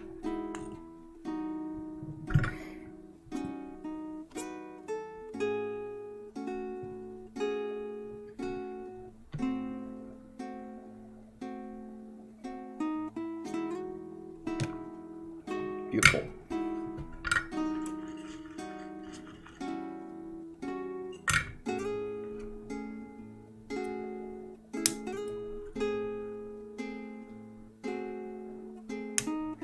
Now I'm thinking about it, that's a lot of pressure to be putting on a fuse because that is now resting. So when you put the board down flat, it rests on that. Obviously it's not a big deal once you get the acrylic cover, but man, for a little while it's going to be annoying. Cool. Crystal. Shit. Oh, this is what I definitely didn't want to do. Alright, so the next step, unfortunately, is this little fucker. This little guy. And the last time I did this wrong. So I'm kind of scared. Gonna be honest, don't really want to do this right now. I kind of wish they just pre-soldered that one. I would rather take the L on that. I would definitely take the L on that, 100%.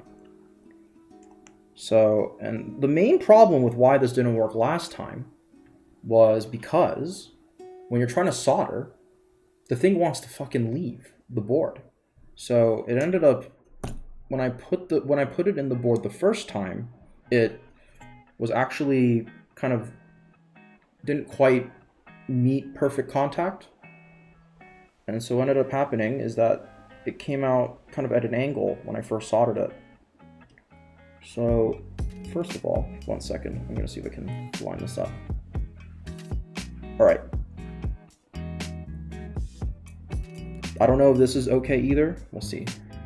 Yeah, that's not happening. That is not going to work as it is right now. So I will be right back. 1 moment.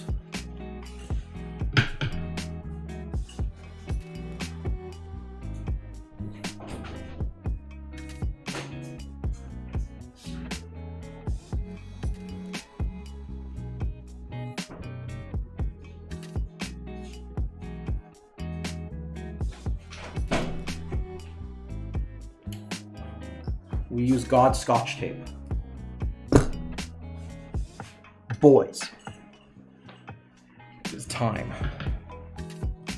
So, I'll just have a little bit of Scotch tape, hold this guy up, hoping the heat from the solder doesn't completely ruin this guy. What I'm hoping is that I can use the tape to hold this guy down while I'm soldering it. Kind of worried about what would happen because I'm pretty sure the heat will carry through the switch or through the port, but that is a bridge I will cross later. All right, so now, and that's not working. Fun. Come on, stick.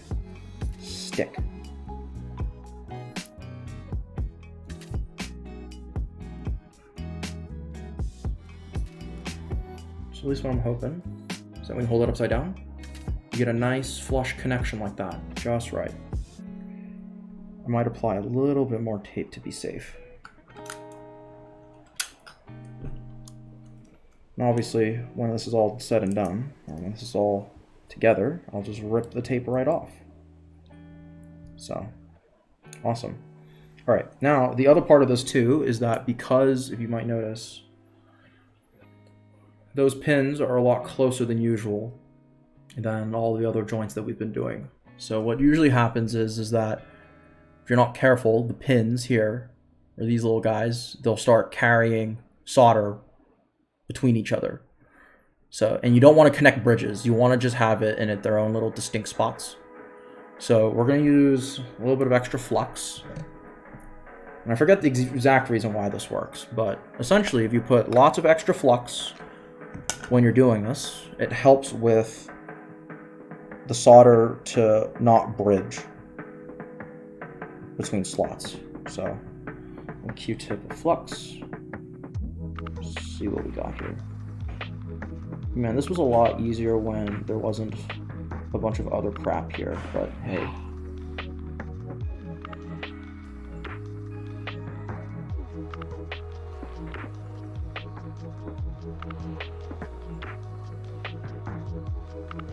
So normally you're supposed to put like gobs of this shit. I hope this isn't too much or too little. I saw another video of a guy, I think his name, I forget the name now, the guy who made it, but he was doing a build guide of this, and he put a lot of fucking flux. So hopefully I am putting enough for the job. And we'll find out in a second, because I am going to start now. Make sure, or let's get this nice and close too, so this will make it. So we're going for this guy right here.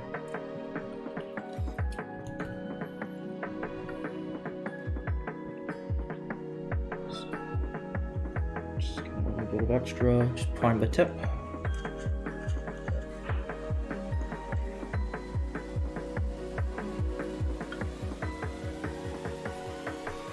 All right, here we go.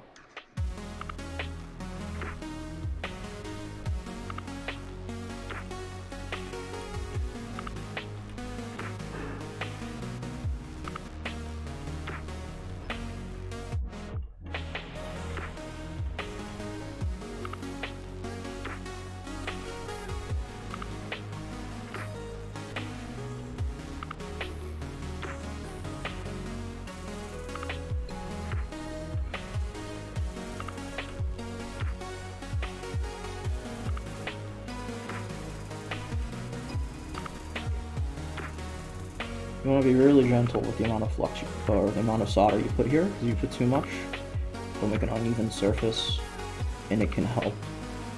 It can make bridging this very difficult, but I think that actually came out pretty nice. So for these guys, you just fill the gaps.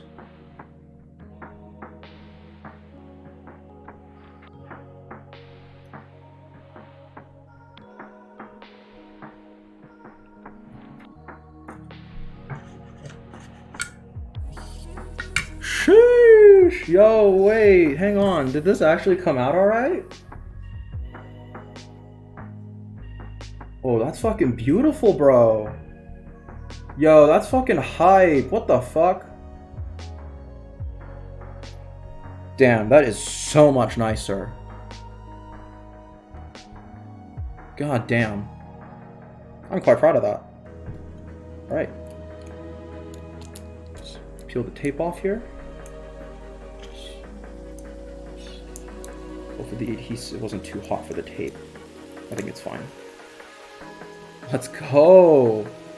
Yo, that USB-C port, that's looking fresh as fuck. Look at that. Check that shit out. It came out so good. Basically perfectly flush. Not just the perfect amount. Oh my god, I'm so proud of that. That came out so fucking nice. Awesome. Alright. Smooth sailing from here, I hope. So we solder the USB socket, and now we need our electrolytic capacitor. Home stretch, baby. So, I forget the exact difference between these, the ceramic capacitors and this guy, but just know you need that one. Negative goes at the top. Usually that means the pin with the shorter end. So that's negative over there, and you can confirm with the mark. So. Let me zoom in a little bit. Here we go.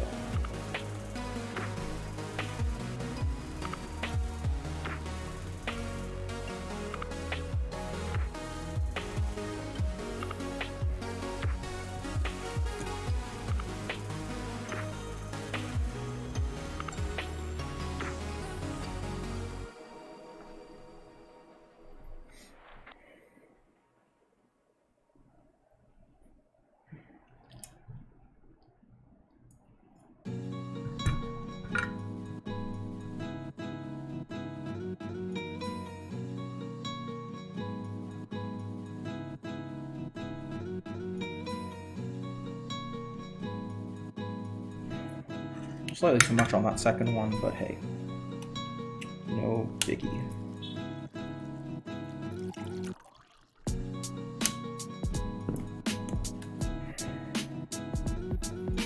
Capacitors come out nice.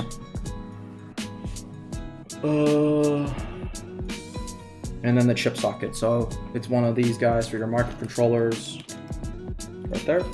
So we'll just plug in the next socket. Very cool. And usually these guys have a tiny little ridge right there. You can see that. There's a little ridge. And thankfully, this board, they mark that same little wedge, so you know exactly where to put it. So, very, very helpful. Small one goes to the U2, big one goes to the U1, as in the picture, of course. So, all right, here it comes. So, let's see. Put this guy as a stopper, I guess, just to make sure it doesn't roll around. So usually with these guys, because there's so many of these pins, on the first pass, I'll usually do the corners, and then once I know it's good, I'll work towards the centers. Just make sure that it's good still. Cool. All right.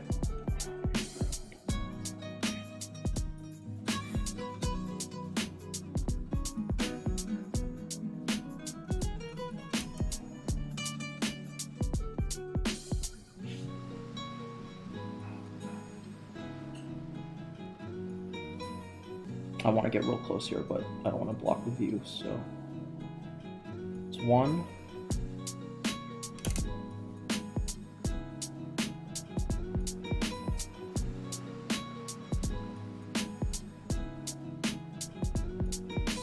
2, 3,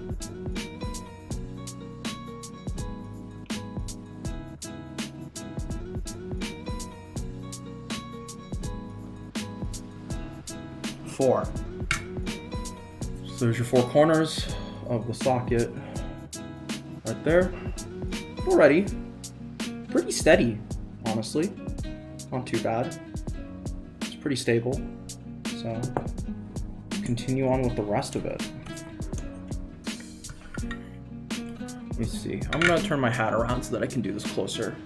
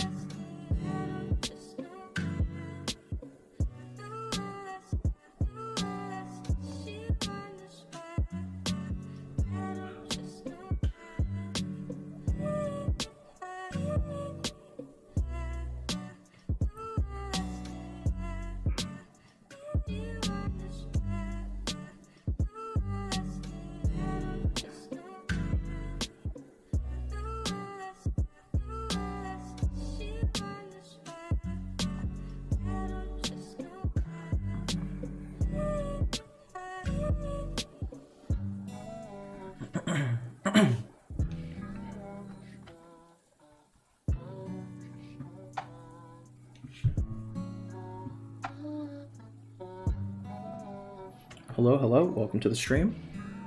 Third viewer, welcome, welcome. It's confusing. I don't think our Streamlabs really works very well. It's clearly multiple people here, but hey, that's what it is.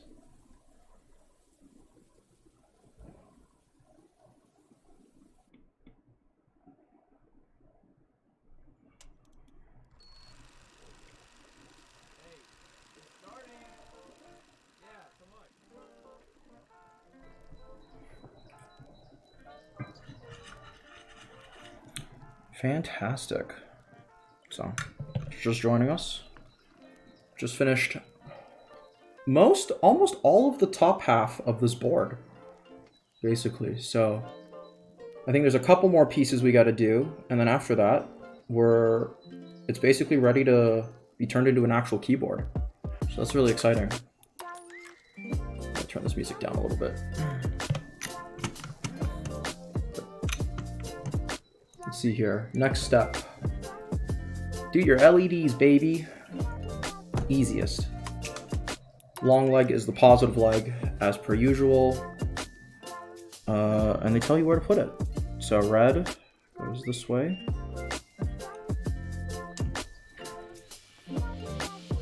What a perfect afternoon to listen to my grandpa's you. You know I never got to hear him play, but he'd be glad to see it put to use.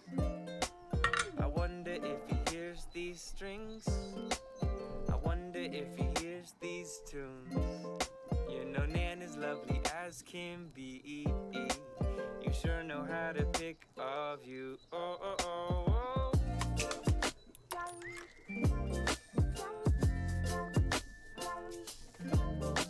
Not the cleanest solder joint there. But hey, can't win them all. Much better.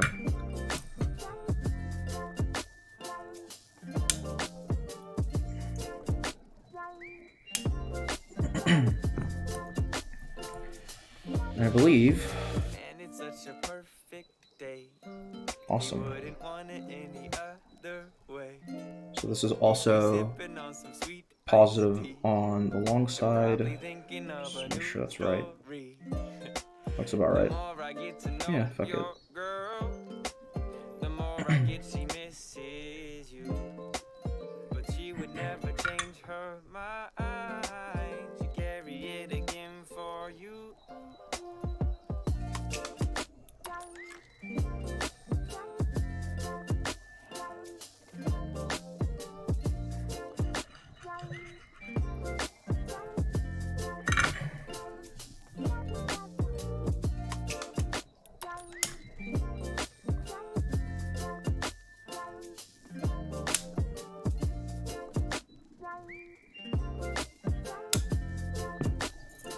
Those are almost touching there. That would have been bad. But yeah. There you go. There's your LEDs.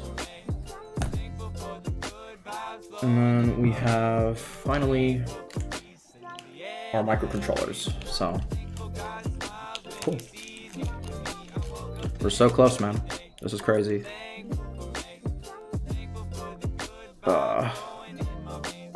So over here, the smaller one. So you gotta line these up so that if you have your little ridge, I guess it's not super clear on the camera, but there's a little notch here, and that lines up with the notches that we installed on the board itself. So just gotta line up the pins and shove them in.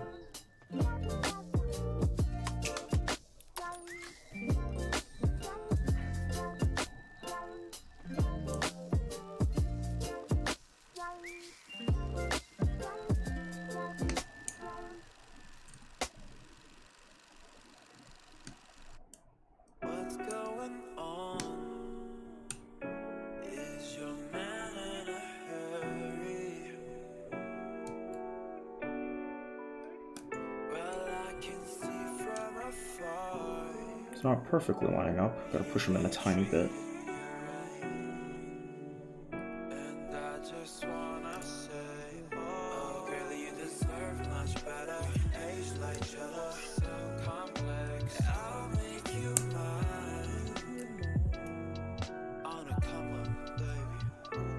Let's have a look here. What's going on?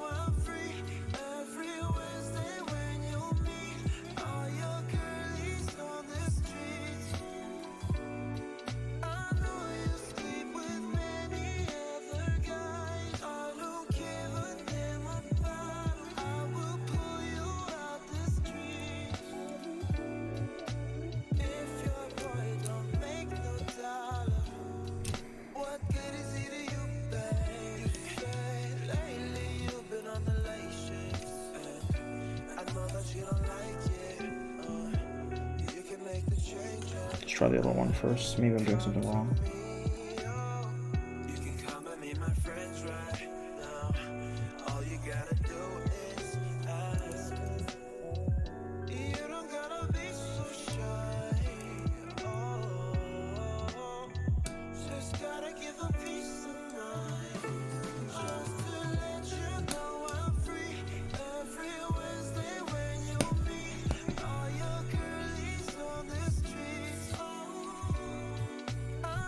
Came on this side, but not on this side.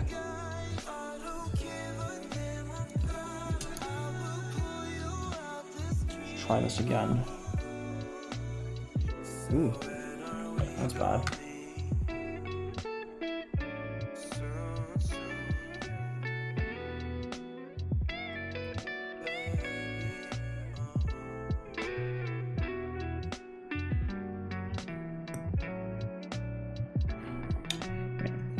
These were always kind of finicky, but hey.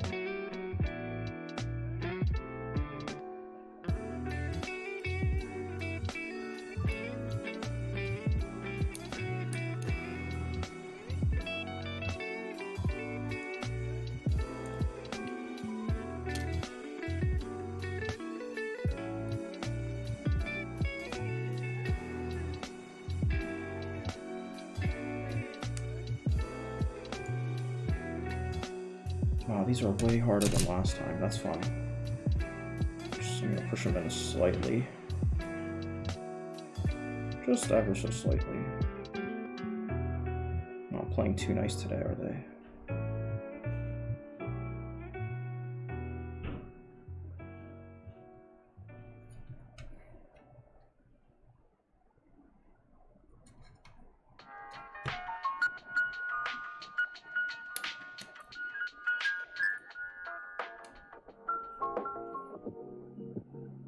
That's always a pain, but there you go. I think that's one down.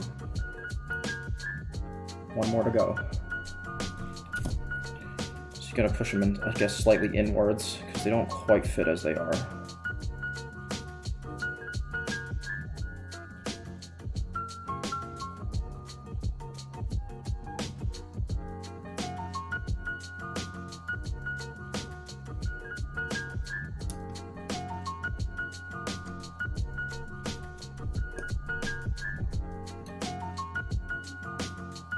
You always feel like you're gonna break these fucking things, which is always kind of a struggle.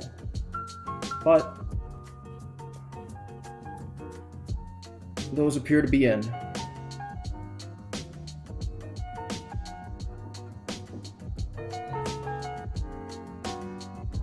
The U1 semicircle chip goes to the right. Don't know what a U1 is. I'm assuming it's the bigger one. And the little guy goes to the left.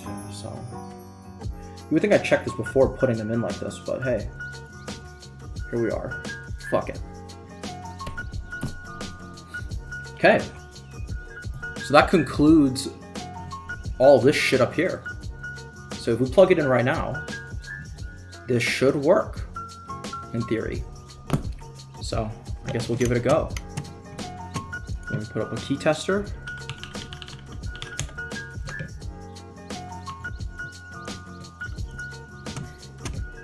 Let me show this on Chrome, if it will let me.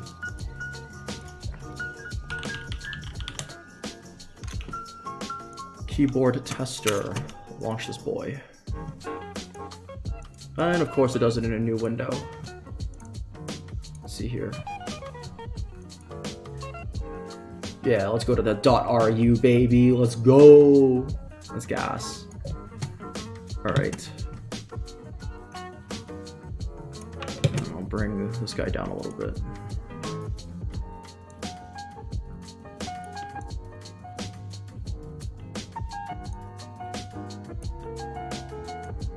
Let's give it a whirl.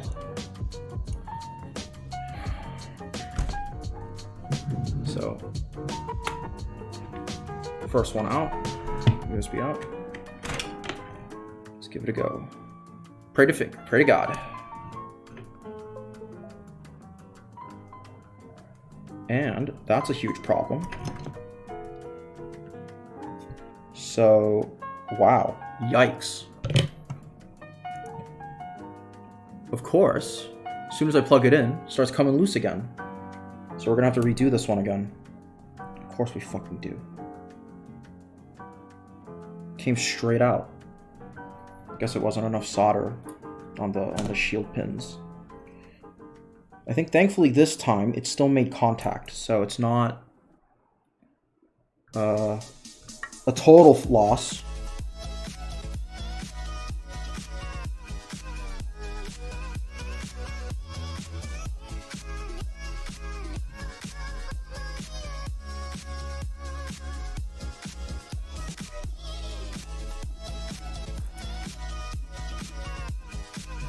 So I'm hoping that when I melt the solder here, some of it will liquefy and make its way down the shield and be a little bit nicer.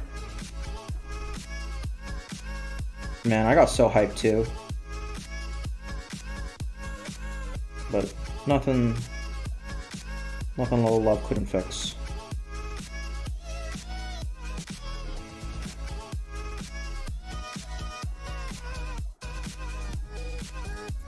So hopefully that has improved it slightly.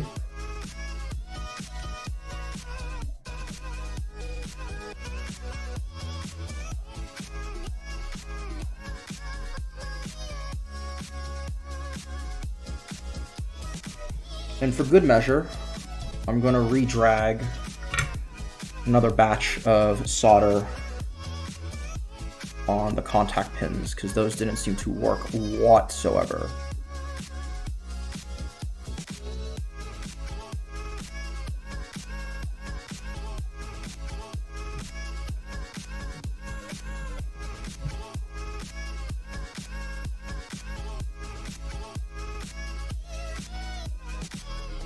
Lots and lots of flux, baby.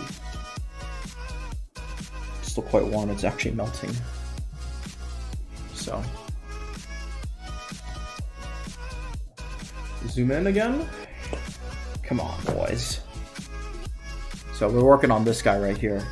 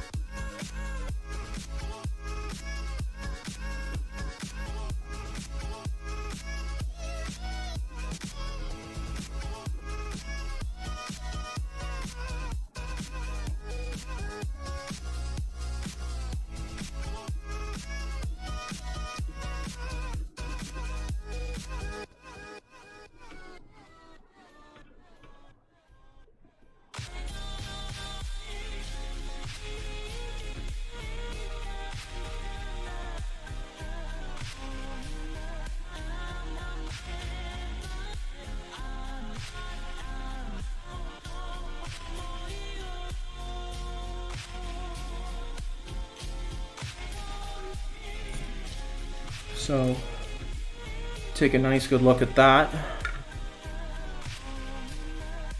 Doesn't look too serious too serious for damage, and I'm hoping with this, maybe it won't fucking come out like it did last time. Still pretty flush. I can live with that, assuming that this works. So.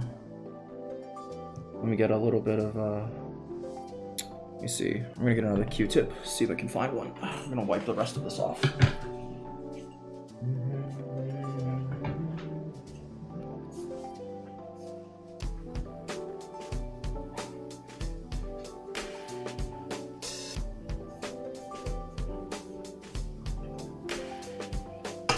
All right, we're back. So. Doing a little bit of cleaning, just get some of that excess flux off. Ew, that's nasty. Alright, I'll get some alcohol pads and wipe that down properly later. But I'm gonna do that after the board comes together. Alright. Please. Please! To the fucking gods. Please fucking work.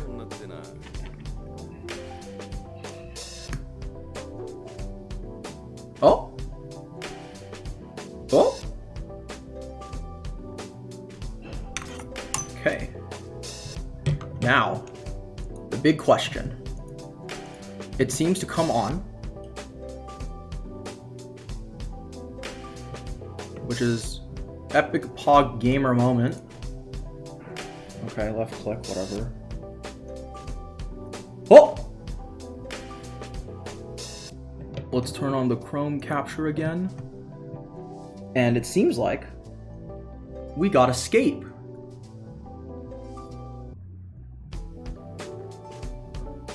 Cannot tell if this is binded to anything. It doesn't seem to be doing anything.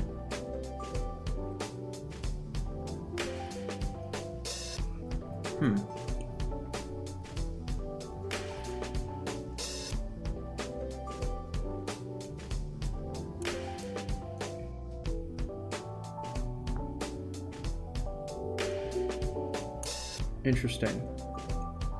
So after that first pass, it stopped working. Oh wait, no, I'm just a dumbass. I didn't click it. Yo, poggers! Let's fucking go! Yo, fucking nuts! Okay, so that works. 1, 2, 3. That's 4, 5, 6, 7, 8, 9, 10, 11. No, well, minus, plus. And please tell me that hits me backspace, right? Yep, backspace. Boys! Boys! Whoa. I guess touching the back of the board just did that to me. It's fucking nuts.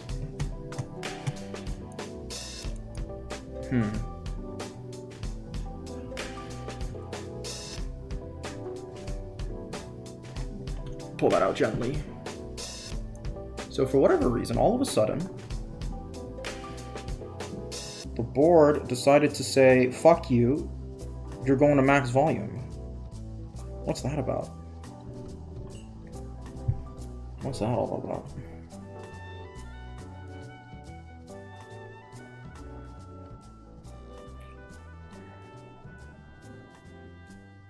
All right. So apparently, I guess this had a volume up function somewhere. Not sure how. Hopefully, plugging this in doesn't do that. Okay. Okay. So, the real question is, do I go through the PCB and make sure all of this works? Or do I just say fuck it and keep going? Because honestly, I don't really want to do this right now for fear of touching the back panel and making it go nuts again, but let's see. Does our enter work? Enter does work. Spectacular. What are we thinking? Do we keep going to say fuck it and keep going?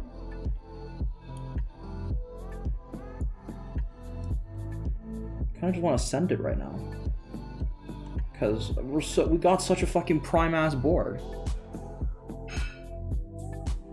You know what? I'm just gonna put the solder. I'm just gonna solder the switches on, and we will do this key test later. But shit's looking up. It's looking up, I will say.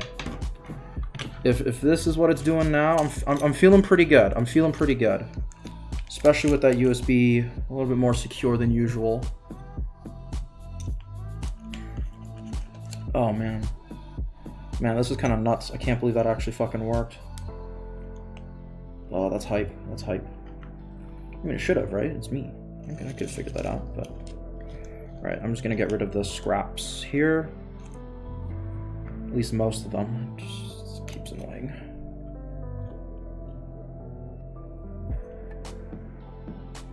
What time is it anyways? It's almost 4 o'clock. We're definitely not finishing at 5. we're definitely not finishing at 6, I mean. Because it's going to take me 1,000 years to tune my stabilizers, because it usually does. Thankfully, this is PCB mounted, so we shouldn't have to tune stabilizers. We shouldn't have to desolder the board for tuning. We should be able to just go straight in, the lube, get it done right first try, and follow up really easily. So, alright, awesome, that's hype. Let's go, boys. Alright, that's clean enough. Throw that away. So, awesome. Let us move on to stabilizers, the good old keyboard shit. So normally, if you bought a hot swap board, or you bought a regular solder board, this is where you would actually be starting. Your board's ready to go, it plugs in, it works. And then, start tuning your stabilizers. Or, I guess, actually I forgot to mention, so I'm actually not just using GMK stabilizers, I'm using these Durock stabilizer pads, I guess. So, I'll show you how those work. So normally, when you put stabilizers on, you got that sort of, that's usually where they go, or like these screw holes sort of designated around the PCB. And normally, you have your, like the plastic knocking against the PCB. Some people don't like the acoustics of that. Sometimes you just don't even notice, but just for the sake of thoroughness, I'll be now putting on our stabilizer pads. These are kind of super sticky, so they're quite difficult to pull off with their sheet, but I guess it's better than nothing. So normally you just line it up with the holes here, just like that. Is this entirely necessary? Probably not. But hey, I'm this far. I'm gonna just make it like that nice. I'm gonna be extra about it. And I think that's fine. Will that work? Come on, there we go.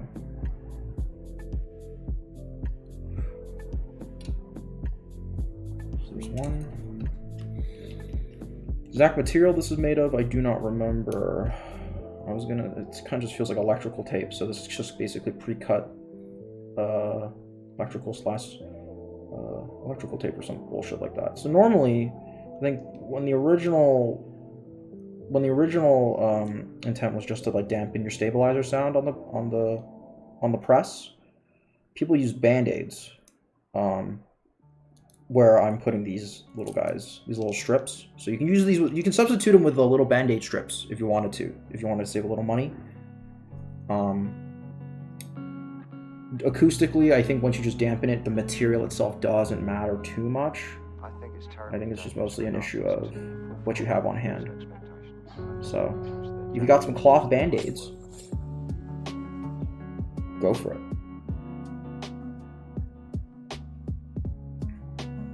Just like that. And then we have to do... So the backspace has one, the enter has one, and I believe left shift has one here. I believe that's the layout I'm going with. Let me pull that up just to make sure that's verified. There's your resistor code. Nope. Oh, this motherfucker, he uses ISO. No, I need to know. Oh no. Okay, that's kind of a problem. Alright, I'm gonna find a picture of a Gingham board really quick and see how people are doing their ANSI layouts.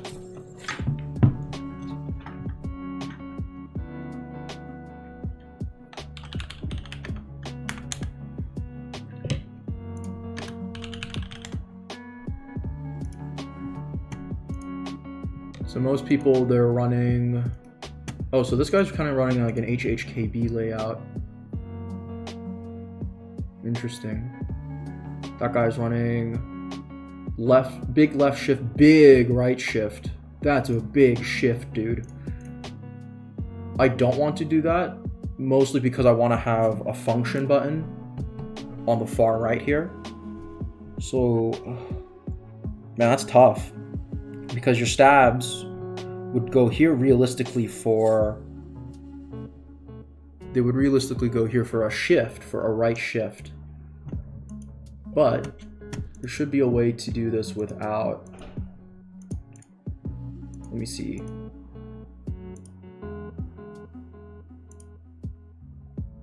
Could also get away with just having one on the enter and the backspace and left shift and running a smaller switch here, probably, is my guess, right? Because you run this one, here's your stabs. You could run these two and you don't have, okay, cool. I think we figured it out, okay.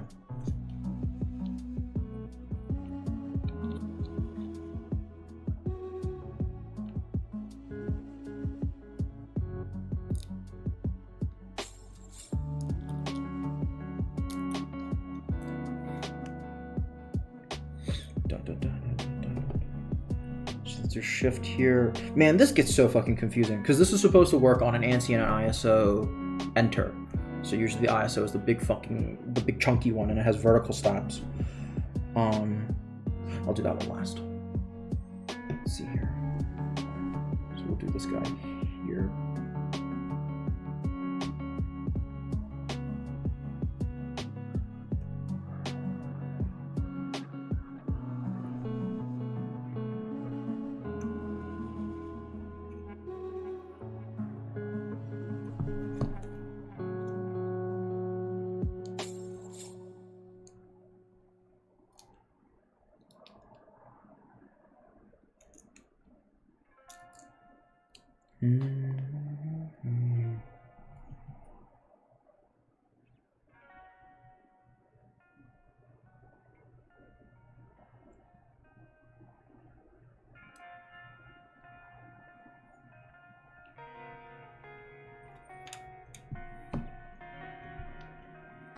Second.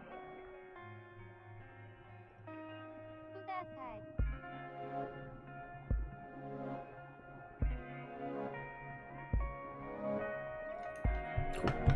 We keep going.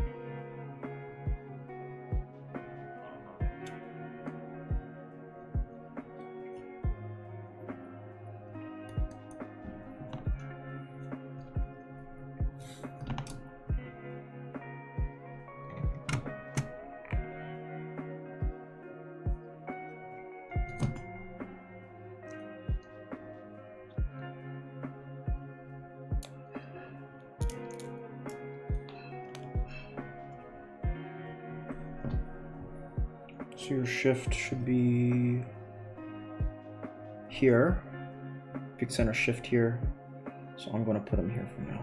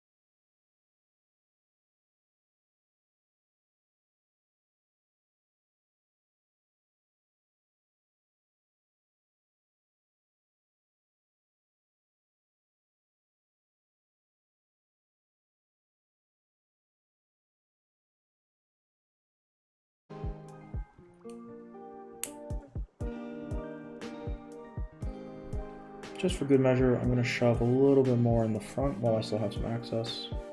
There we go. Nice and icky. That's what you're looking for. All right.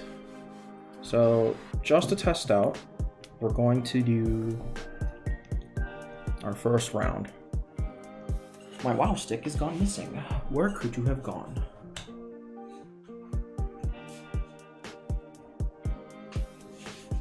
Here it is. Bougie screwdriver. Bougie screwdriver. Check.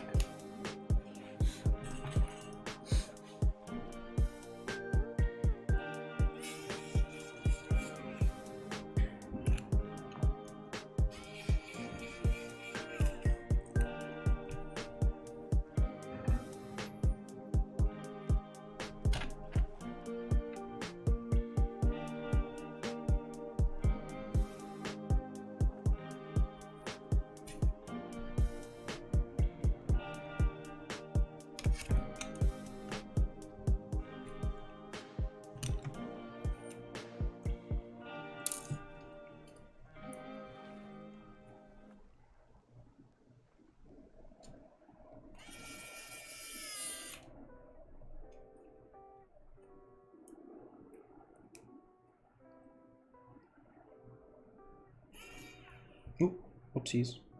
Lamau.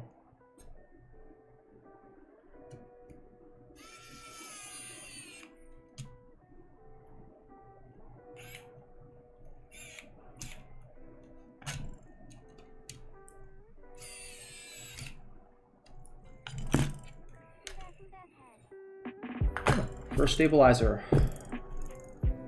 First pair of stabs. Let's give it a test with a Novelkey Cream.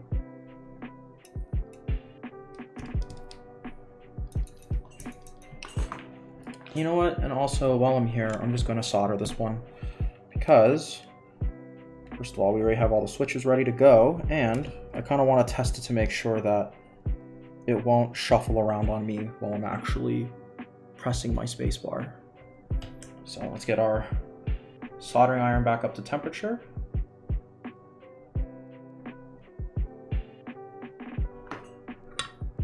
Should be ready soon.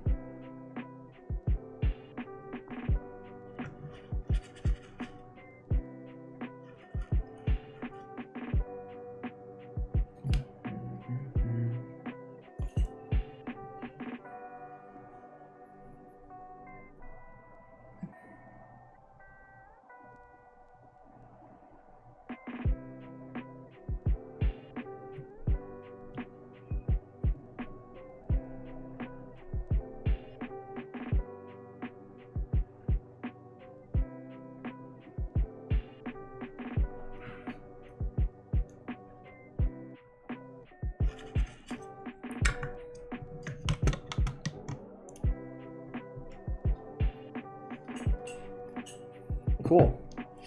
There you go. First switch in. Awesome, awesome, awesome. Put this off to the side for a second. And let's turn down the music. Turn down. Okay. I'm gonna take off my headphones for this. And if you join our stream a little later, we are using the Mango and Matcha switch key set from Mass Drop. Or drop now. So I believe this is a 6U spacebar, or 6.25. So we will do that one here. And I dropped the keycaps on the floor. Cool, I will clean that up later. But yeah, let's give this a listen. If it will actually go in properly.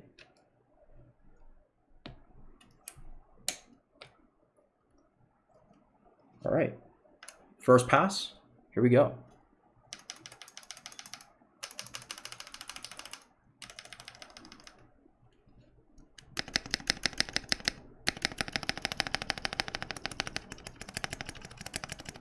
Okay, so we got a little bit of rattling on the right still, as it usually is for me. But overall, Novelkey Creams are sounding pretty good. But yeah, that ticking is fucking driving me nuts. All right, So we'll just pull that off really quick. Hello, hello, welcome to the stream if you are just joining us. We are starting to tune and build out our Gingham board. It's coming out pretty nice if I say so myself. All right, and all these switches are on the floor now. I'll have to clean that up later, of course. Man, you wish you could see the state of my room right now. It's not a good look. So, back to tuning. I'll bring the music back on once I've sort of figured out how to tune this properly. So, quick hack, if you think that you do have enough lube, but maybe it's not going the right place, rather than taking off your whole stab, you can fill the tip right here. I'm going to pull a little extra off of this though, just 1 second. All right, so get a little bit of extra lube and just kind of fill the gaps right there. So you can pull your stab however you like. You can do it like the way I'm doing with a tool. Pull up your fingertips, doesn't really matter. Just want to make sure that you can open it and sort of sneak a little bit of extra lube through the back. And usually that will dampen out a lot of the excess. This trick is really nice. It means that you don't have to take off your stabs. It also means that if your board is a little rattly right at the end of your build and you don't want to desolder or whatever, you can just do this in a pinch, and it's very helpful. Just to test as well, I'm going to do from this side. So I'm going to bring a little bit of extra lube onto this side as well, just to make sure. Just for good measure. Be very generous with your lube on stabs because it's kind of an L. The stabs are so important for your build. It's better to just do it right the first time and do it with confidence. And dielectric grease is actually doing wonders for me, at least, because it's a little thicker than the usual Krytox. And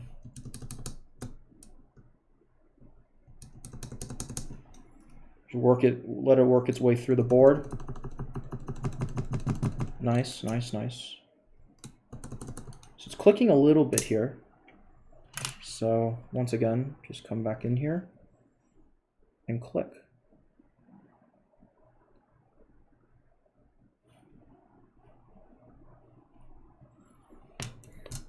Cool.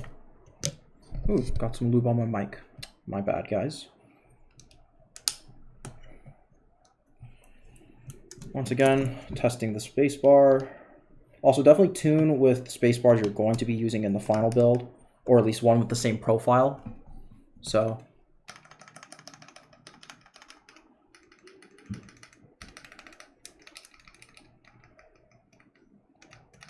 fantastic. That came out a lot better. So if you want to hear this.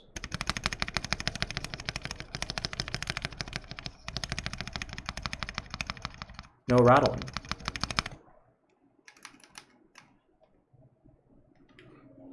I'm getting a tiny bit of scratchiness from the switch, from the stabilizer itself, but that's totally acceptable. Most importantly, no rattle. That's what you're really fighting here. So I am really, really happy with how that turned out. I might just add a tiny bit here, just a little bit. And that's the nice thing about these plateless builds. You have so much space. You have so much extra space to just kind of shove your lube in. It doesn't sound right, but it's nice. Very convenient. Super easy to do. So, fantastic. All right, moving on to the next pair of stabs. I'll move this off to the side once again. So we're now using our shorter unit stabs. It's fine. And let me bring the music back up. Just I think for the rest of these we can continue with. We can just kind of do them all at once because I think these will be a lot more similar, a little bit more forgiving than the spacebar. So let's do it.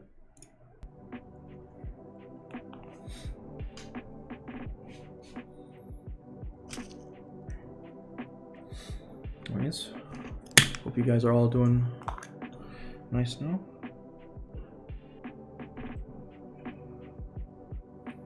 If there's a particular build you're interested in me doing, let me know.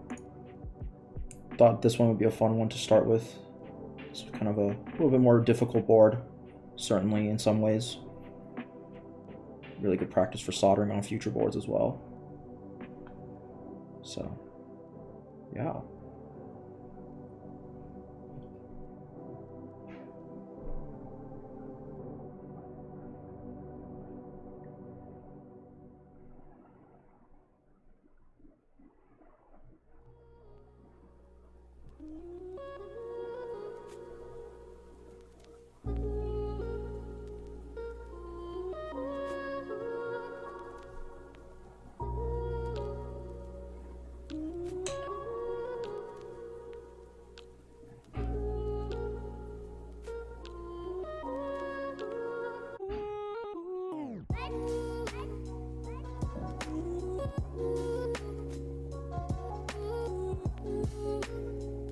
Nice and creamy.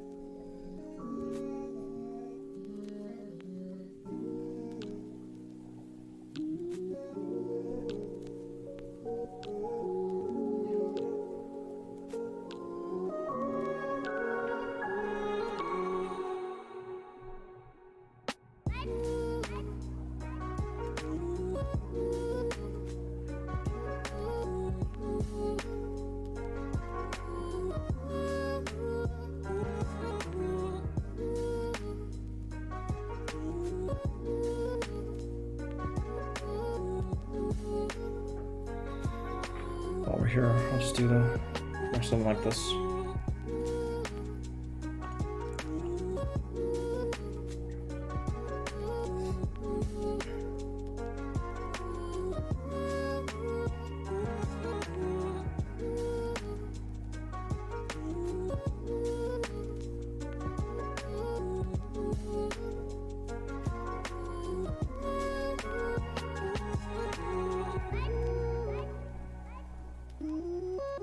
You can zoom in here.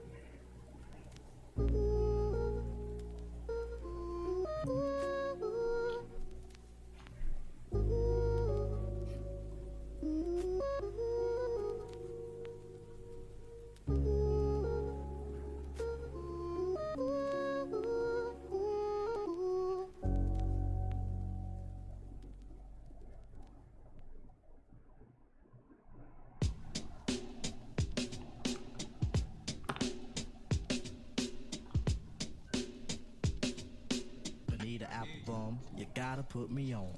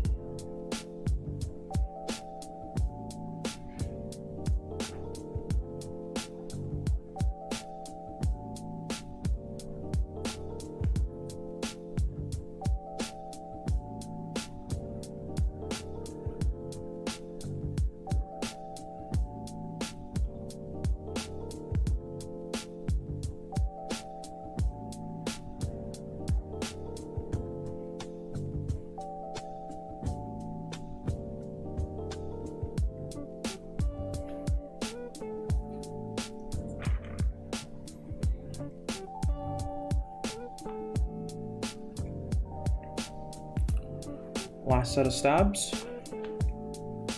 And then we can move to other fun parts.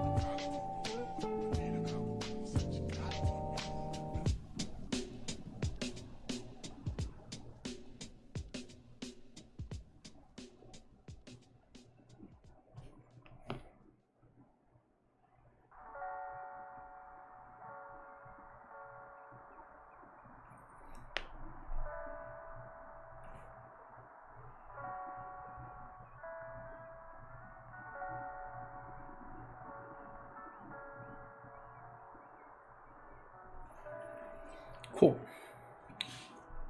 Done lubing the base of the stabs.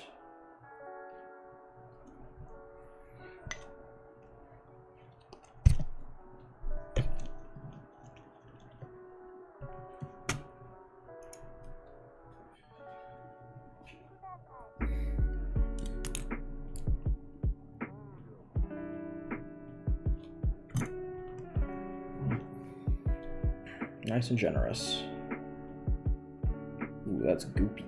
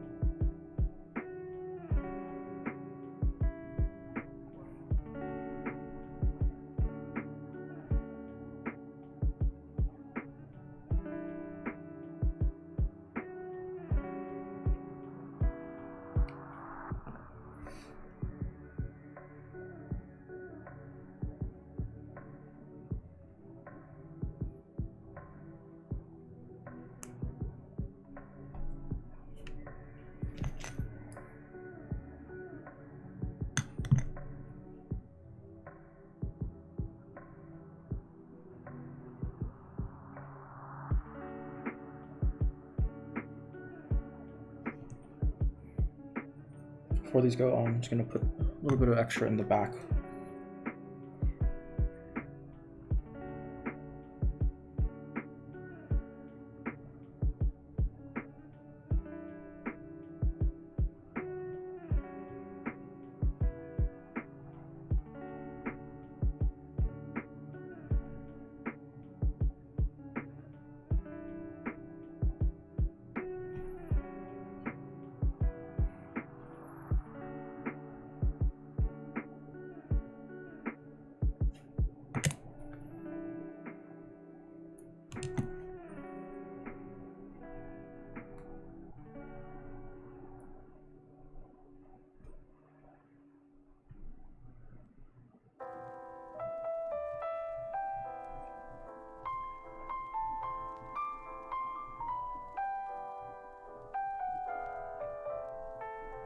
nice and icky, I guess.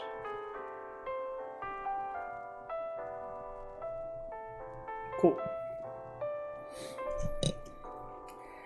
Bring this guy back.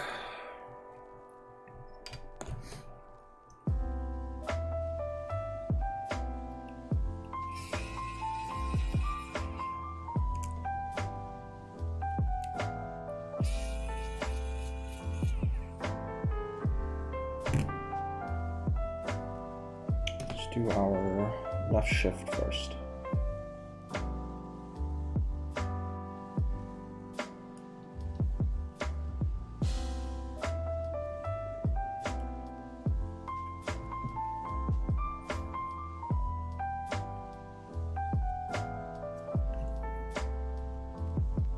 Well, hello, welcome, welcome.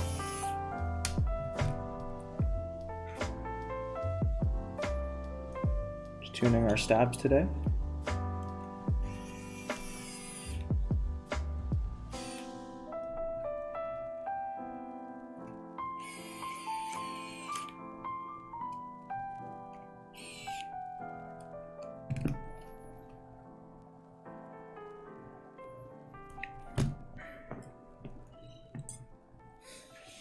All right, another switch to test. Another one. I'll wait for the soldering iron to heat up. In the meantime, let's lube our next one.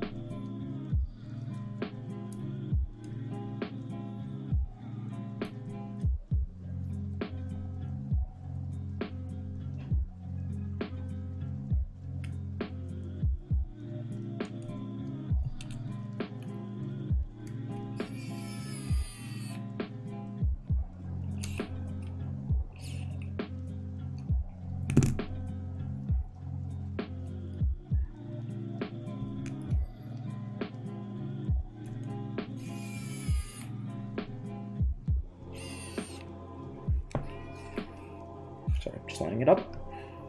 Cool.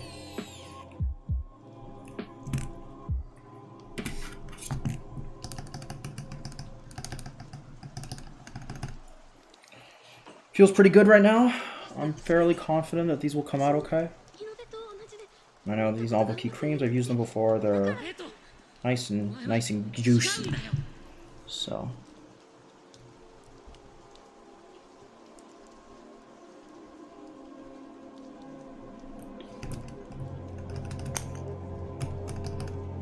One second. Can you hear tick again? Nope, I don't. Fuck yeah, let's go. Let's gas. Ah.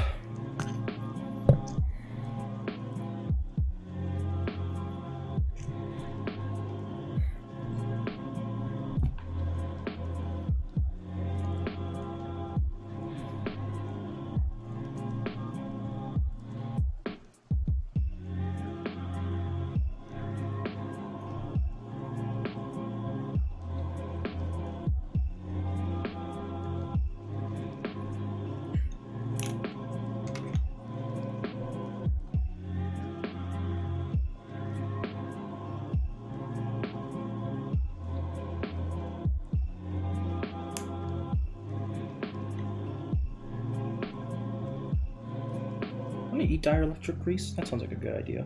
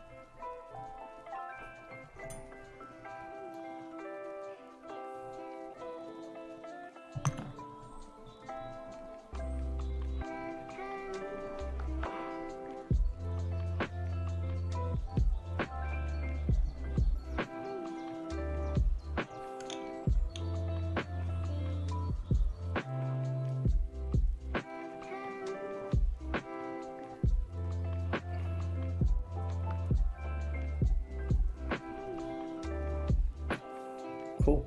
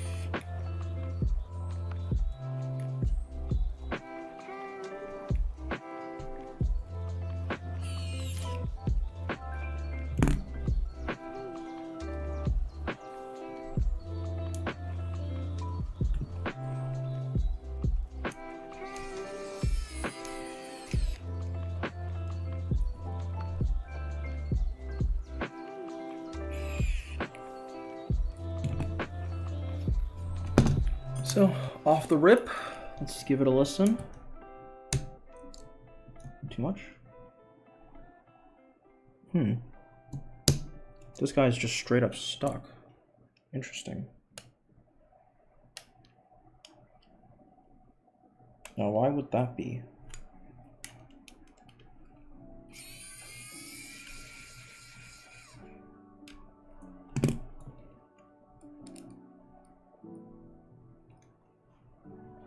Oh, do not lose that screw, you dummy, you fucking dummy.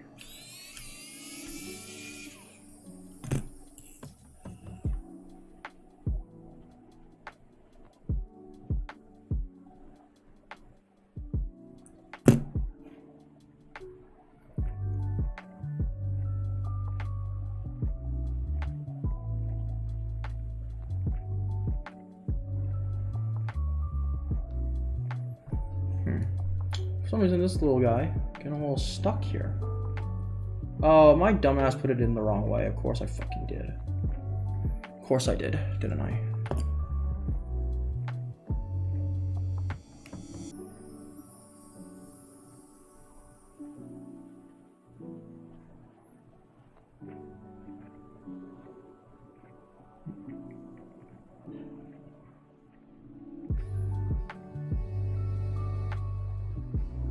You dummy. Hey, you're a big dummy.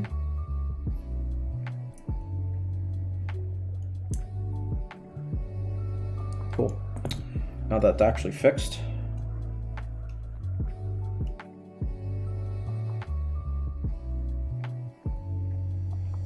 I always feel so gross because you're covered in this fucking lube every time you do this. No matter how much you try with a little paintbrush to get it right, never quite get rid of that little greasy finger moment. It's not even like Cheeto dust, you can eat it. It's tough.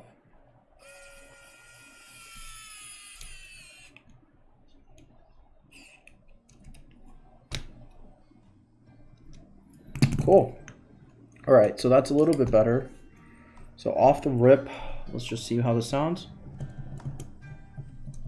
I hear ticking, which is not a great sign.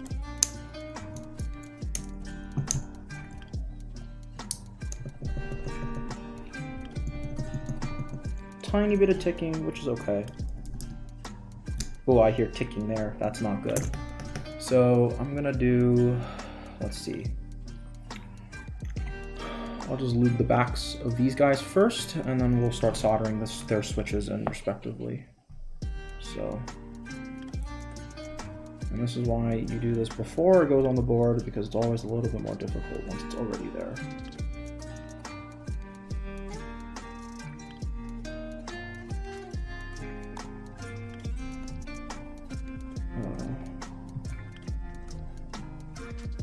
Come on. Cool. There we go. Might make this guy stick, but you know what? Fuck it.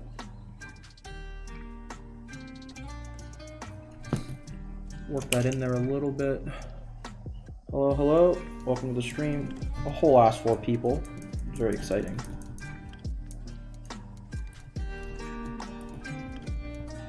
Alright, we're getting a little bit of tick on the upstroke here.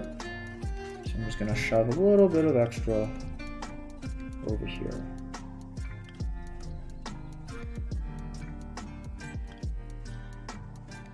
Towards the front of these stabs. I guess we'll find out when the switches go on how bad it really is. So, hopefully not too bad, honestly. It's kind of worrying me. It's okay.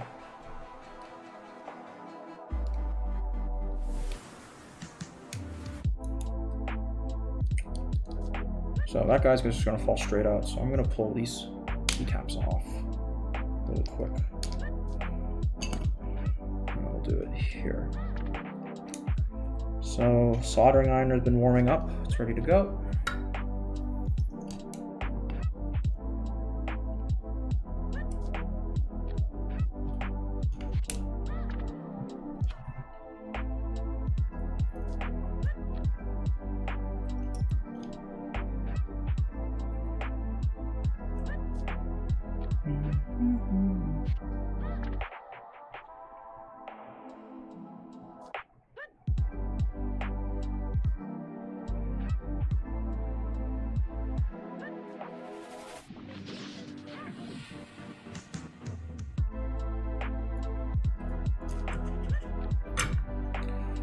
Cool. Switch should be secure. Getting a little housing wobble. Just a little bit, just a touch. Not a big deal, but still slightly concerning. I guess we'll give it a test with one of the many key switches on the floor of my room. So here, perfect, found the shift. Shift is right here. Right, have a listen.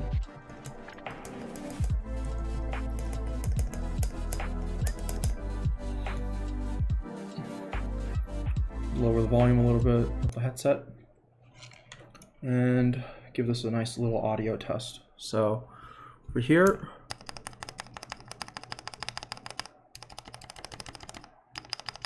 so we're getting a little bit of a clack on that upstroke, which is not ideal. I mean, it's fine. It's not super nasty or anything, but so there's a little bit of clack. So I think that is the job to sort of just work our loop back into the slot.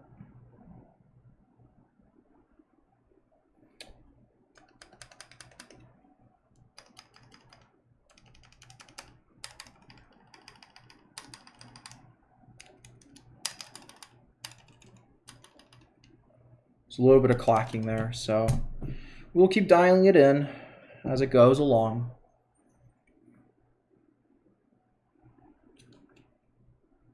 You can see just barely in there. I'm just gonna plug a little bit extra lube.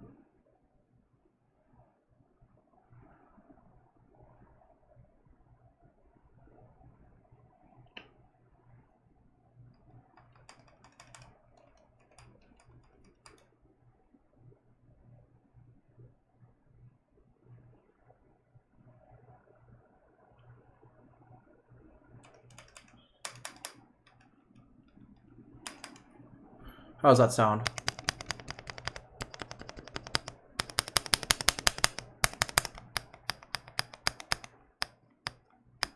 I think that's the bottom out clack from our Novelkey switch. They are quite clacky on the bottom out, but it's just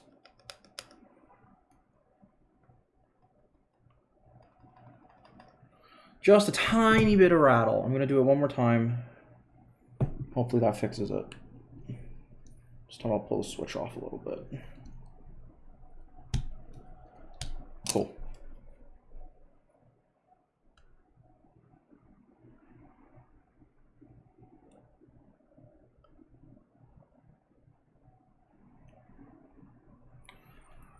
All right, where is our delightful little Q-tip to brush off the excess?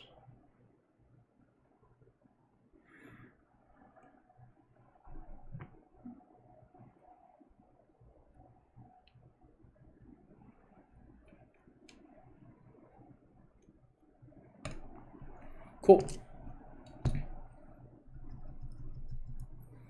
Now we will tune the rest of them. So this guy right here.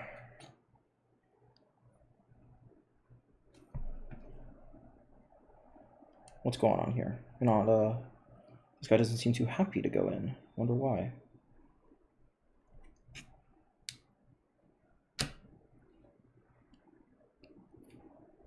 Okay, looks pretty good. I guess it was the 5-pin connection was quite thick.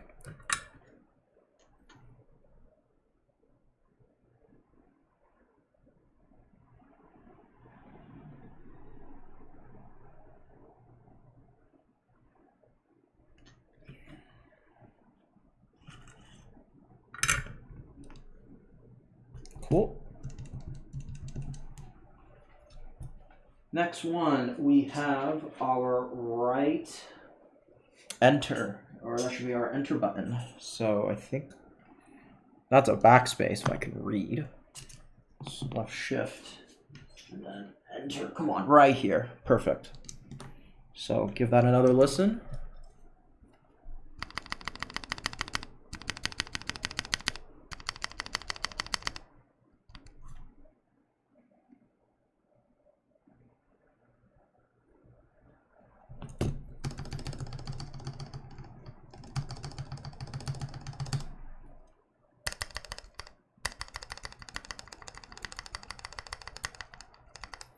Sounds pretty good. That one off the rip is not too bad. It's a little clacky, but most importantly, no rattle across the board. No rattle across it. Good. That one came out really nice. All right, we'll do a tune-up on this last guy here as well, because I do remember this one lacking a little bit of lube on the rears. So you can see the board clearly here. Try to get a better view of it without dropping my brush. You can see that right there, perfect. So I'm just gonna put a little bit of extra, plug it in.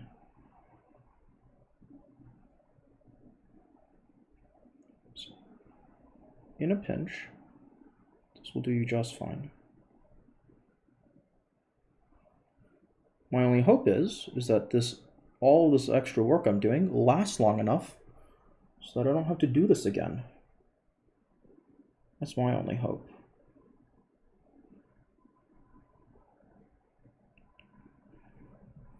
Because that right there is not enough lube.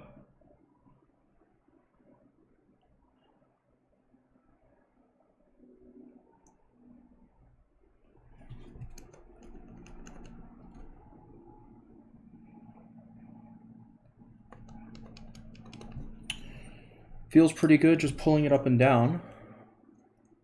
So try it again. Another switch to install. Just make sure they're all 5-pin. Because I snipped a couple of pins for some of the creams on my previous build, and that was not super great, if I'm honest. So once again, solder.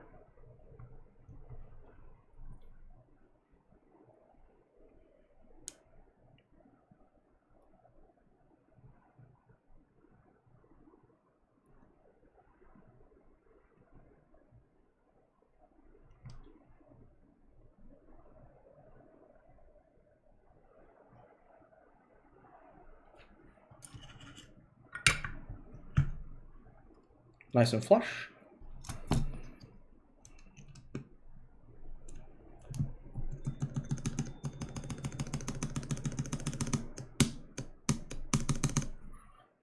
Try it again, have a listen.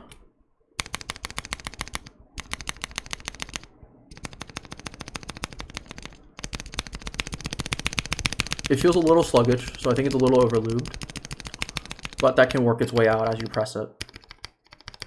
So on the whole, those came out pretty good, I think.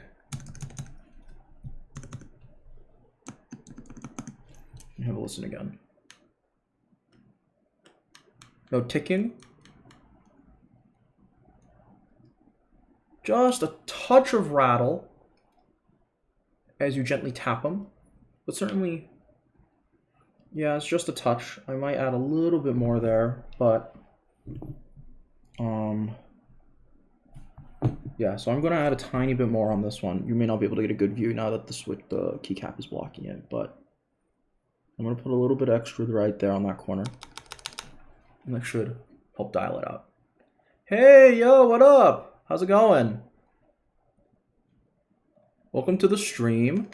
It's pretty quiet right now, I think. At least it's telling me I have 2 viewers, but how's it going? Just testing out some switches right now. Hopefully I'll get a couple of games in to test the board out when I'm done. So, all right, have a listen again. So this is the enter button. Backspace. Yep, making a new one. So this is what we have so far. So this board is called a Gingham. So this is what they call a through-hole board. So you have to solder all the little bits here, everything here. And it came out really nice. So basically the early part of the stream was doing that. And now we're doing some pretty standard keyboard stuff. So we're just tuning it right now. Just making sure everything comes together nicely. And it'll be done pretty soon, actually. So I'm very excited for how this turns out.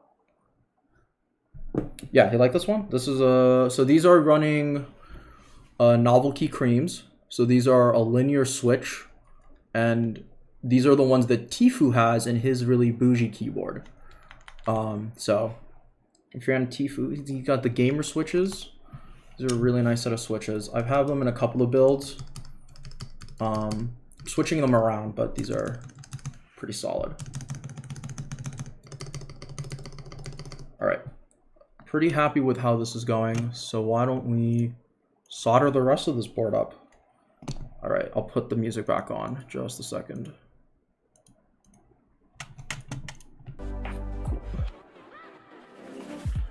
Sweet.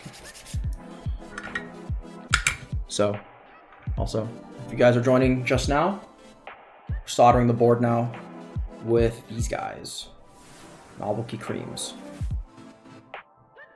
Personally, these are, I think they're okay. I think there are better switches out there for linears, for sure. Comes to mind, I think Gatoron Black Inks are pretty good. Alpacas you probably get a slightly more higher price, but they are worth the price.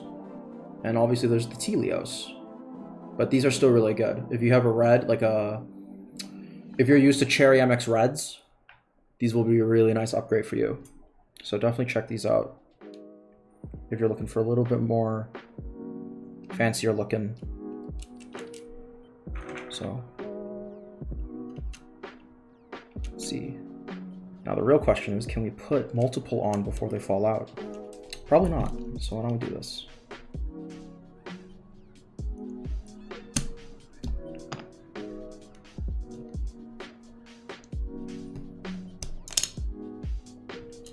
Make sure I didn't pull the switch out with me. Yep, we're good.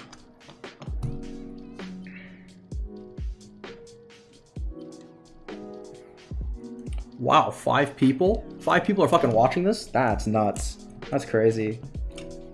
Thank you guys so much for watching though. It's very awesome.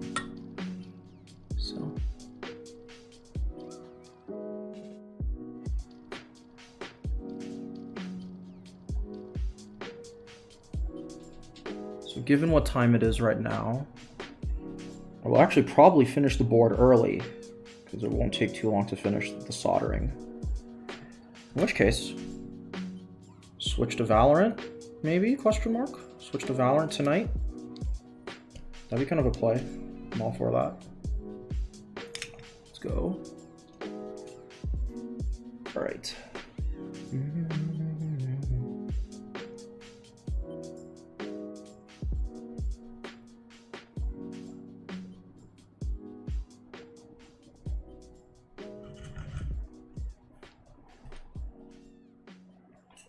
Set of switches. Oh, I now stand corrected. I'm doing this now and I forgot how long this fucking takes. Let's see. Let's go. Yeah. So there's probably a bunch of new people here, so I will say this, I'll plug this once again. I want to just keep building these boards, and I don't really care if I own them. So if you're either interested in buying what I make or having a commission build from me, I have a Google form under the Twitch so that I can make them just for you. I'll walk you through the build process, all that stuff. And I'll build them on stream, so you'll have a record of how they were built, and if I fucked up. If I broke your board, you'll know I did it. So, if you're interested, hit me up on the Google form, and I will build them to order.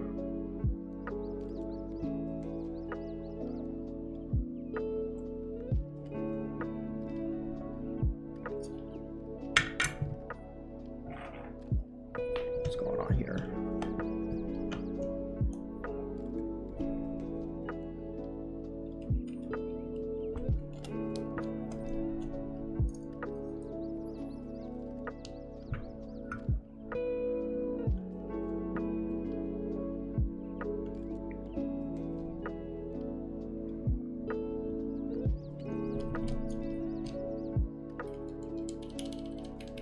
Sounds pretty good, actually. Not too bad. Not too bad at all.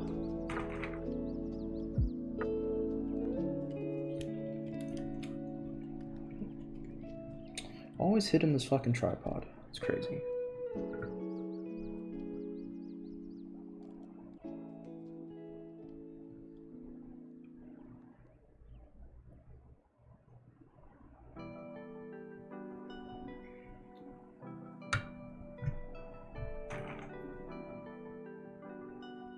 Ah.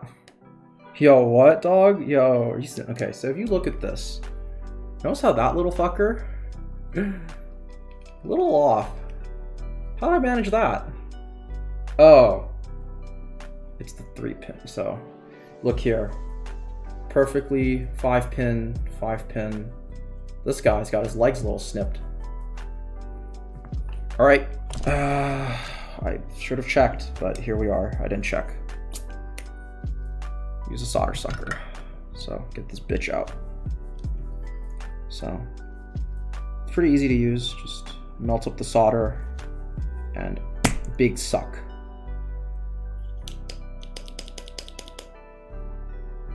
And it comes right out.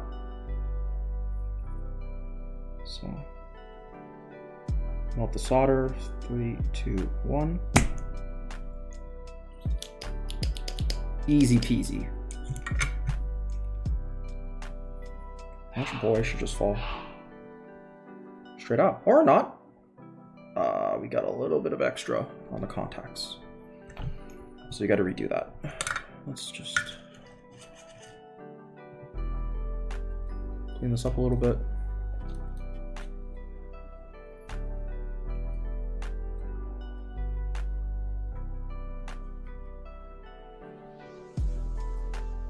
And we do it again. So usually, if your first try at this does not work, you cannot just keep going with it. So you usually have to resolder it together and then melt it as a whole unit. Do I have rust? You know, I don't think I do. I'm thinking, no. But I've heard it's pretty good. I know you've been playing it for a while. I do want to play it though at some point.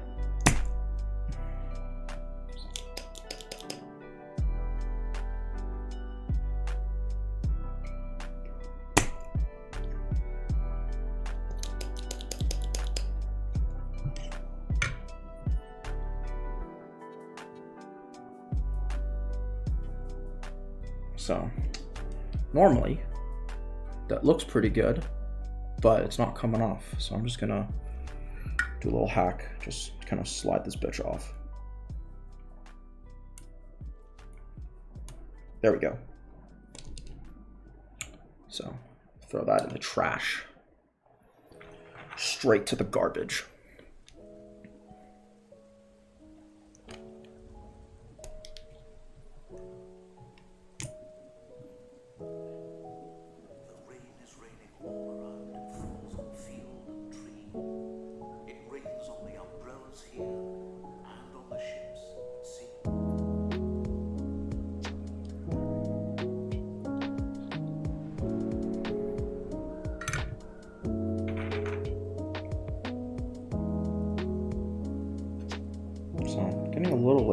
So I would rather keep it nice and easy, just solder a bunch of them at once, honestly. So I might try that now. See if I can do these two lower ones at the same time. Kind of.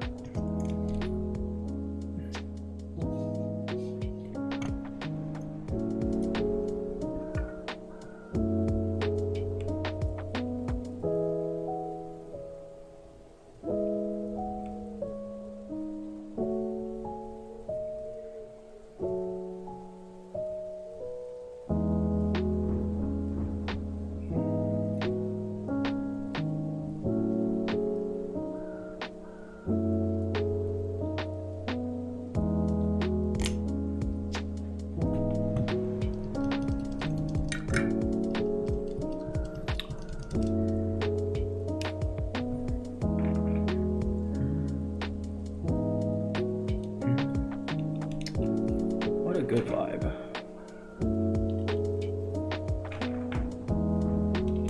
So we can do 3 of these at once. Nope. It was an attempt. Their attempt was made. Yeah, that's not happening. We'll have to do 2 at a time for now. Until we get more of these guys in here.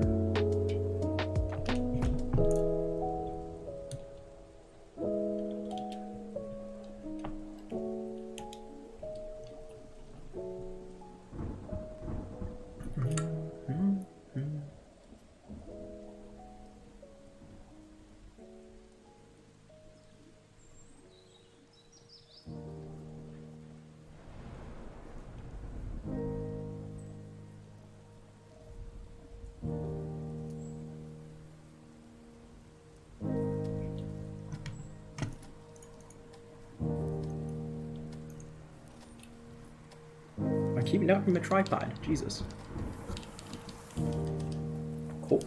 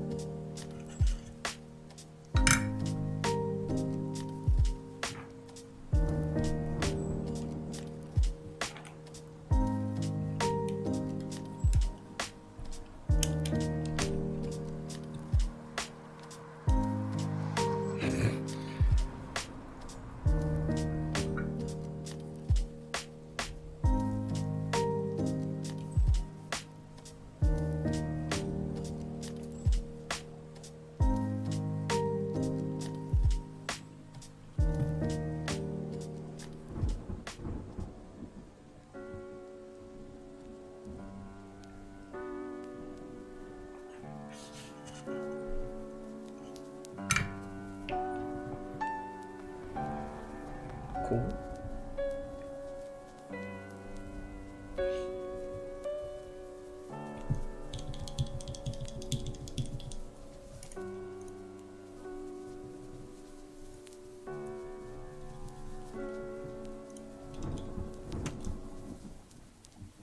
Howdy, stranger.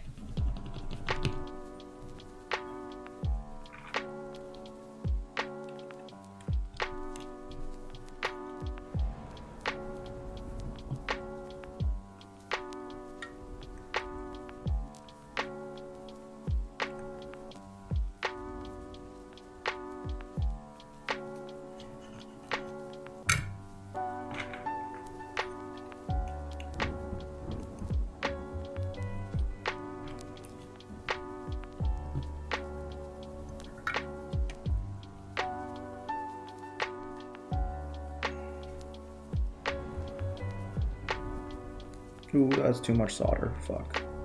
Definitely too much there.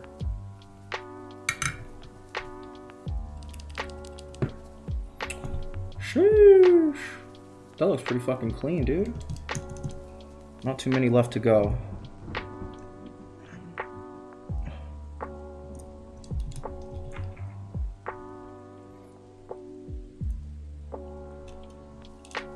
You're so odd. Okay. Just crazy. Before I continue, I'm gonna check something. So, I think for the ore, or the ore pipe, it's supposed to go here, but does it fit? I think so. I think we are safe. So, it only goes in one way, I guess, but I'll make sure the layout was correct. You know, now I'm thinking about it. Do I have enough switches lubed up? There's like a really high key chance I don't. Yeah, forget it.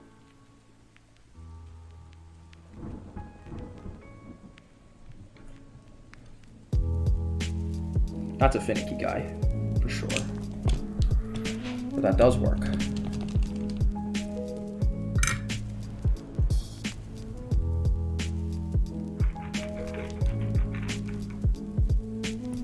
God, that looks like such a dumpster fire now. Man, soldering and desoldering really makes your desk look like a pile of shit. That's tough.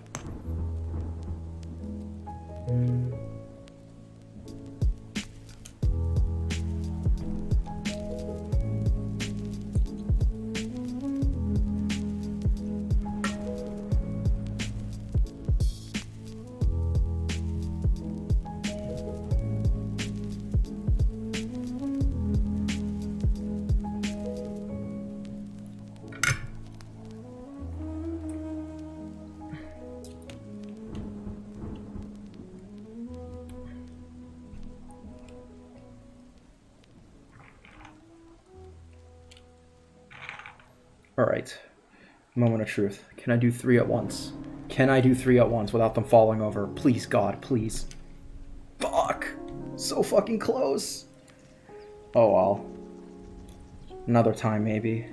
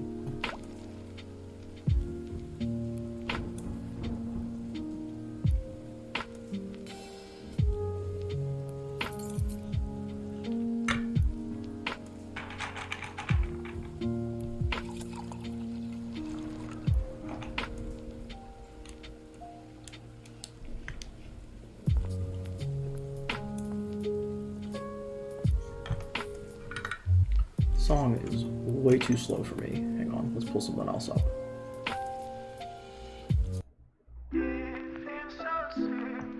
It's good enough.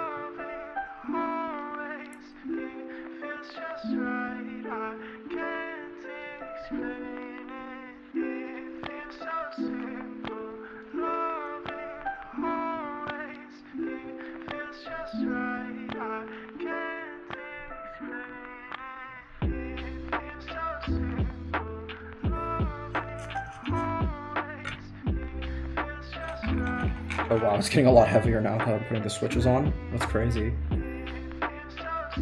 But so far, looking pretty good. My greasy main hands though, they're kind of dirtying it up, so just do a quick wipe down real quick while we're here.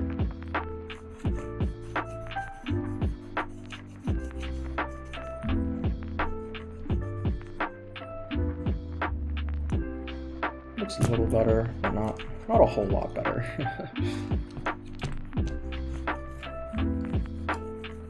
I swear it's the lube, it's not my fingers, I promise.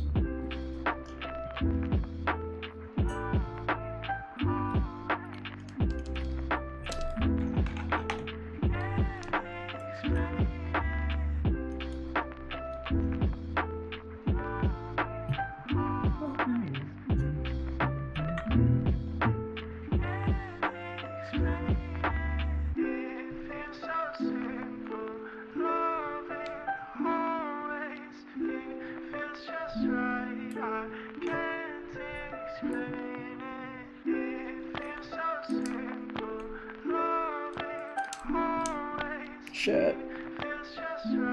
Come on, come on. Here we go. That ain't happening, bro. Ah, shit, did I touch the fucking mouse pad with that? That's an L. Oh, you can smell the rubber on that one. Oh well. Mouse pad down, it's what it is. That's why you don't hold your soldering iron fucking all over the place, because that's what happens. A nice beautiful mark on your nice mouse pad.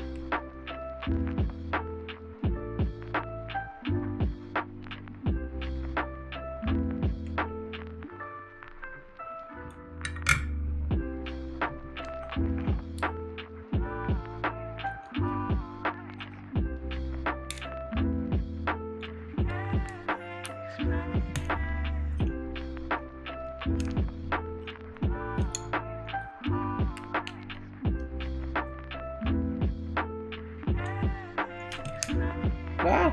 Okay, no, that's not happening right now.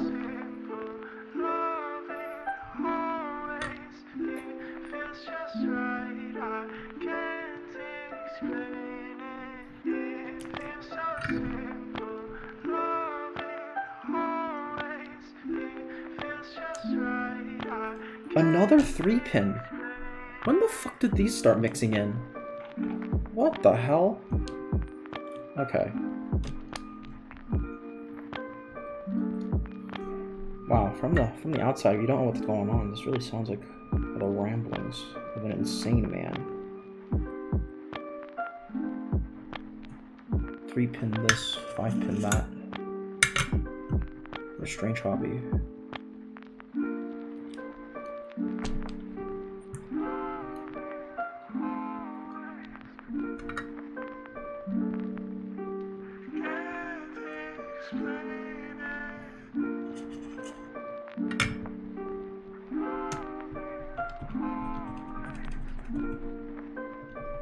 Shaking my table, but it works.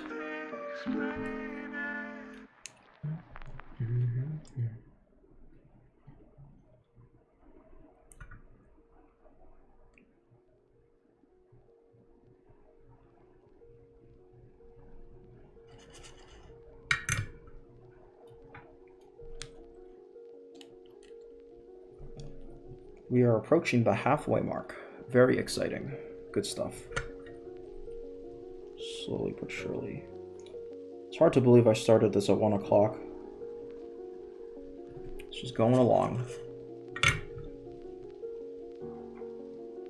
Get out of here.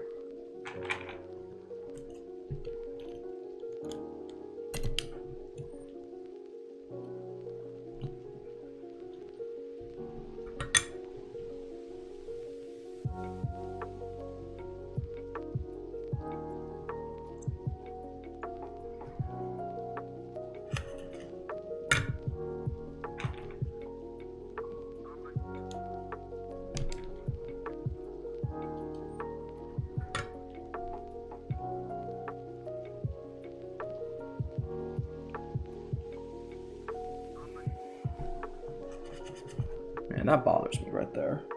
I can't believe I did that. That was such an easy thing to avoid, too. That's crazy. That's big brain time.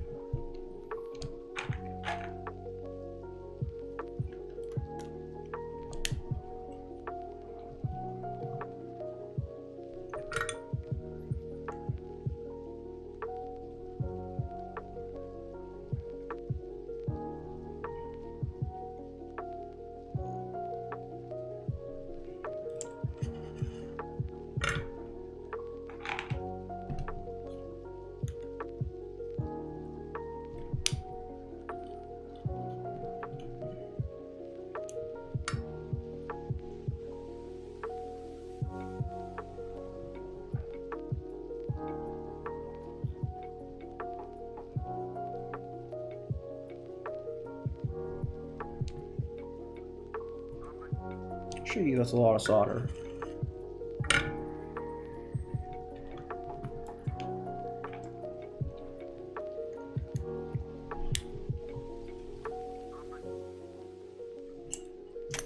Pog with the bot. Look at the bot. Let's go.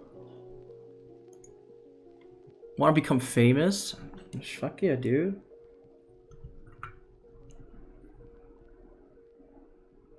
Let's go. Let's buy our followers, boys.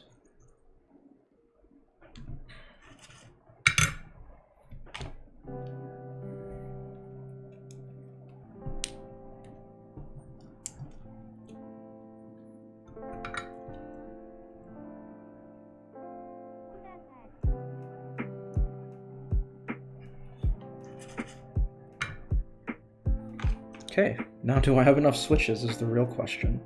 Because I got 1, 2, 3, 4, 5, 6, 7, 8, 9, 10, 11, 12, 13, 14, 15, 16, 17, 18, 19 switches to fill.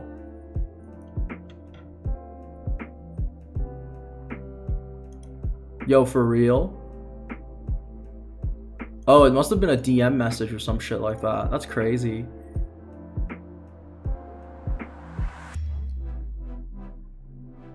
I gotta follow Escalid45. Oh, okay. You're right. No, you're right. This is a rare opportunity from the bot. The Twitch gods are giving me an opportunity.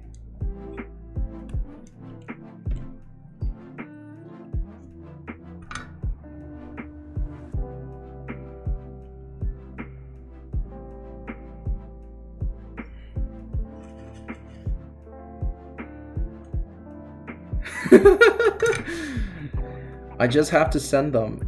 All I have to do is send them my mom's 16 digits of his credit card number, the expiration date, and the 3 wacky digits. That's all you gotta do, bro.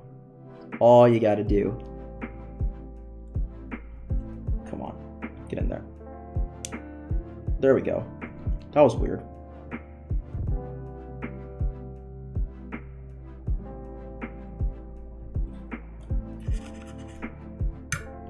Guys, it's John Wick's in danger. Alright, so I'm gonna count up my switches.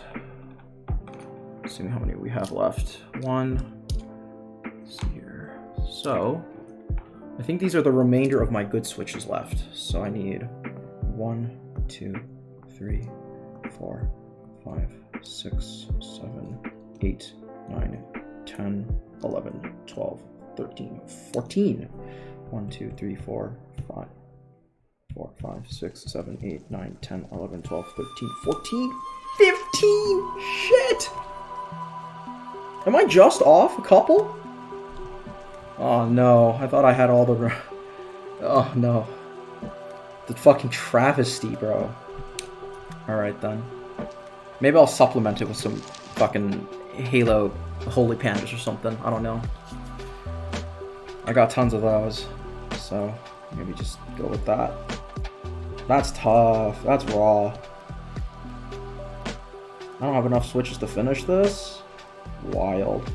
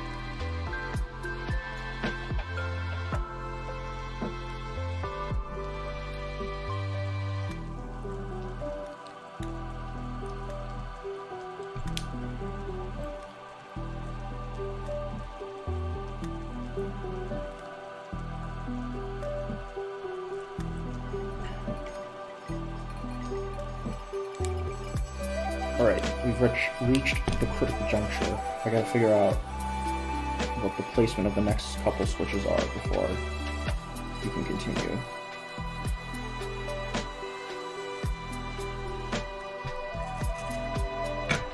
So, remember on this layout, So there's your shift. I think you put like a smaller shift here and then one little guy there. So you have 2 more here. And of course I can knock my camera. You have 4 more here, and I think it's just the 3 more standard, but I think you put this in center. Yeah, so 1, 2, 3, 4, 5, 6, 7, 8, 9. 1, 2, 3, 4, 5, 6, 7, 8. We have 9 boys left. I need 1, 2, 3, 4, 5, 6. I need 3 more good switches. 3 more. Uh-oh. Do I not have enough 5-pin Novelkey Creams? That's a fucking yikes, dog. That ain't it, chief. So, the reason why... Okay, so I'll show this. So normally, on the back of a Novelkey Cream, or in fact most switches, with the exception of some Gatorons, you have 5 pins. You have the 1, 2, 3, sort of in plastic, and then you have your 2 metal contacts. So there's your 5 pins. Some boards don't let you have 5 pins. You sometimes only can have 3, which is okay if you have a plate mount, so it's like whatever. So, for in these case, I snipped a couple of them, so you can see I cut the nubs on those guys where they used to be, and there's only 3 left. So, huge L. That means I have switches that may or may not work right now. 1, 2, 3, 4, 5, 6.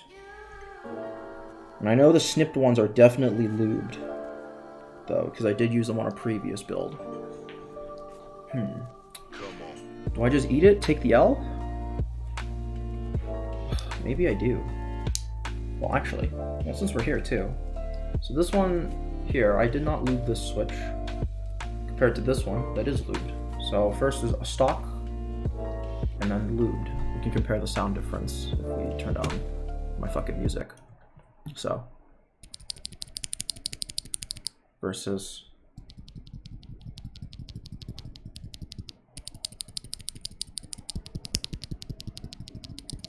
so, may not pick up on the mic, but what you'll generally find is that lubing your switches, especially in the case of the Novelkey Creams, gets rid of some of that scratchy plastic sound that isn't super great. So it helps a little bit to have some of that. So there you go. That's why you lube your switches. And since we're here, I'm gonna lube this guy right here. Lube this guy.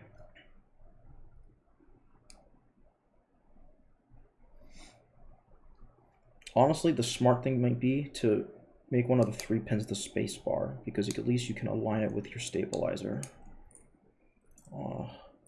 Do I want to do that though? That's the real question.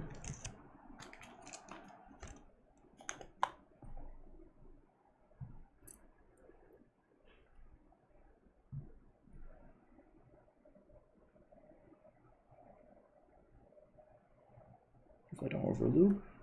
Definitely coming out overlube when we're a little aggressive on the housing, the bottom housing.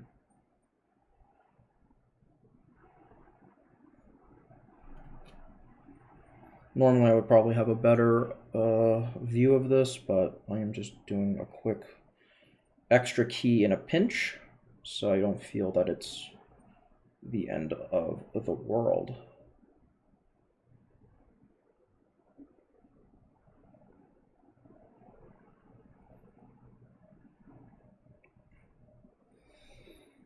I did just have an idea for that extra switch though. So what I could do, because I would like most of my switches to be the same, and I don't want some random extra one. So we got 1, 2, 3, 4, 5, 6, 7 switches here. 1, 2, 3, 4, 5, 6, 7, 8, 9 remaining. What I'm thinking maybe is we desolder this one. So I'll desolder this one and put in a Halo True. If that's somewhere, I must have a Halo True somewhere. Come on. Let's see. But I have extras. I have extra Halo Trues, so maybe I remove this one, give it a nice tactile fuck on the bottom switch, and then for the remainers, I can recycle this to get the 8th switch. But that leaves us with the last one, which is what are we going to do with that one? Is the real question. Do we eat it and just put one of these fucking 3 pins on? I can't believe I snipped so many of these. What is wrong with me? Absolute goblin mentality here. That's Mr. Struggle right there. So, I think... And I don't have any Novelkey Creams left. So it's not like I can just wait on an order to give me a new one. Let's start by desoldering this guy.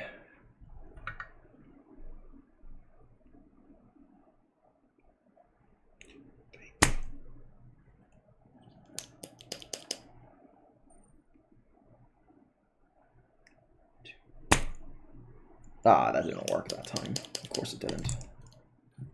Probably didn't heat it up enough.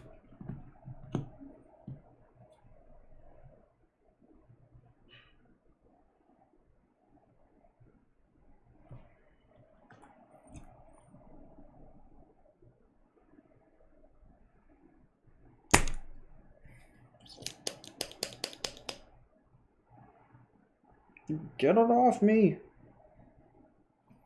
Okay, I'll unclog this later. This is stupid. Cool. Came right out. So I now have 1, 2, 3, 4, 5, 6, 7, 8 extra switches that will actually fit. So let's just start with these guys first. And honestly, if I make another stab here, I could just turn this into a big shift. No, I'm not doing that. Let's go with this guy in the corner.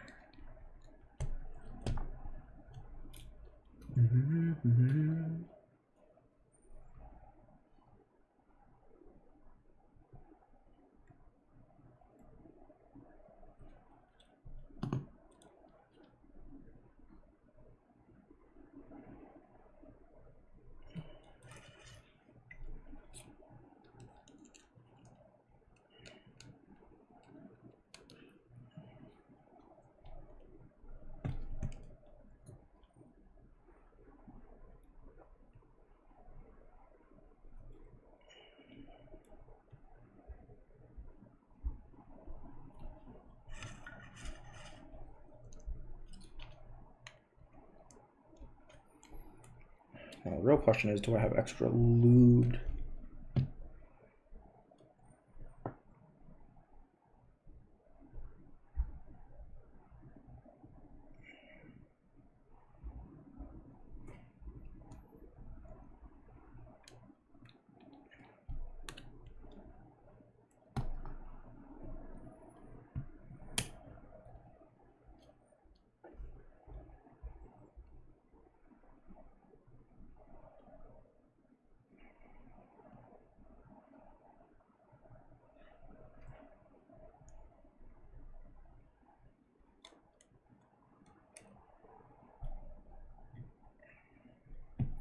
Man, home stretch, baby. We are so close. We are oh so close.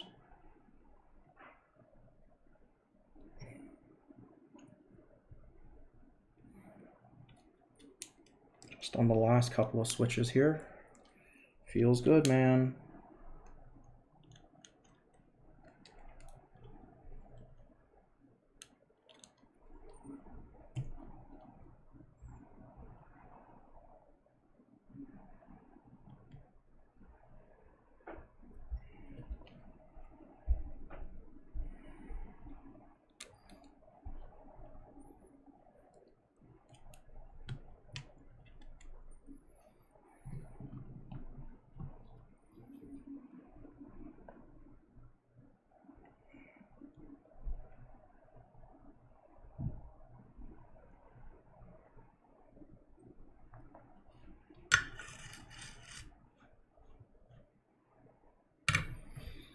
Gamers, almost done. That's crazy. Just the 2 switches left.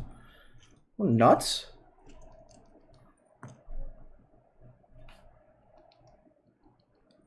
So this is kind of like a bottom row bitch. I don't know. It doesn't really, I guess, matter because I'm probably not even going to be pressing that switch that much. So maybe we can get away with running a 3-pin. And the spacebar, while bad, I do have an actual spacebar to line it up with the stabs. So it should still come out pretty even. So, you know what? The worst case is I'm going to desolder it anyways. So let's just fucking send it, boys. Just fucking send it. Feels pretty good to my ear.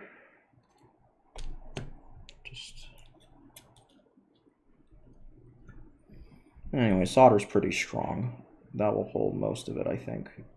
Give it a little extra.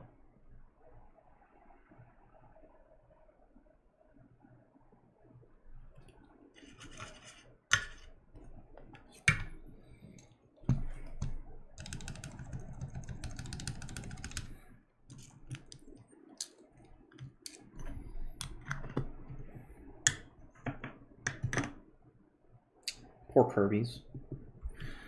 All right, not too many left. Just this one guy. And can we get him straight? That's the real question. Can we get that lined up? That's the real fucking question today. Can we do it? Okay. I think if we hold steady here, we got it. Nope. Never mind. JK.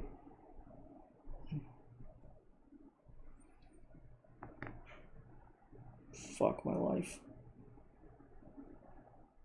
Ah! Stay!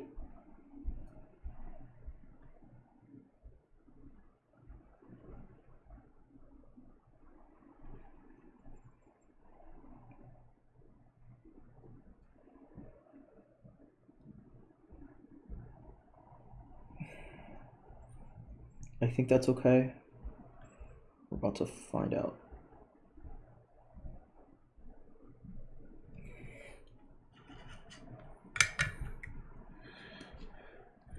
Not perfect, but came out pretty close. Sheesh! We actually did it. I can't believe that fucking worked. Alright then. So all this nasty little solder down here. But can't believe it. We're done. Basically. The rest of it is like screwing some stupid screws in. And we're now done. It's awesome. So I think now, as one does, we got to put in our brand new board to the base. So let me move spacebar up here. So much. Wow, this really turned into a dumpster fire right at the end, didn't it? As it always does. All right. So inside, I believe, the case, or inside the board. So we can find this here. With your case, you'll get a baseboard, just like this. Looks pretty nice, pretty fresh. If you're a filthy weeb and can read this, I believe it says Gingham Through or something like that. It's basically saying Gingham Through Hole, which is just the name of the board. So just use as is, no keycap. Yeah, fuck it, dude. I don't... Honestly, the keycaps are on the floor. I wish I could just show you right now. Keycaps are on the floor. It's just a mess. Maybe I'll just type it as is. Totally fine by me, honestly. Totally fine by me. All right. The next part of this build guide is now very simply solder all the switches according to your desired layout. Add the stabilizers. Screw the 6 M2 screws in H5, 6, 7, 8, 9, 10. Those are just fucking numbers. I don't know what any of those mean. I think the there's only one kind of screws anyways, so what does it even matter?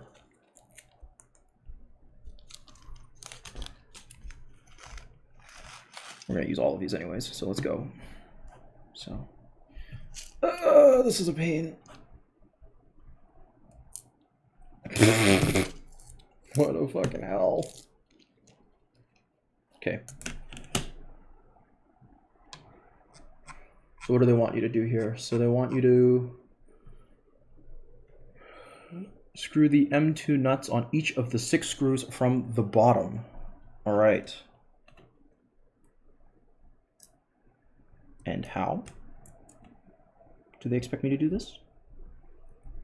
Shouldn't they make you do this after you've, or before you've put your switches in, I feel like? Maybe not.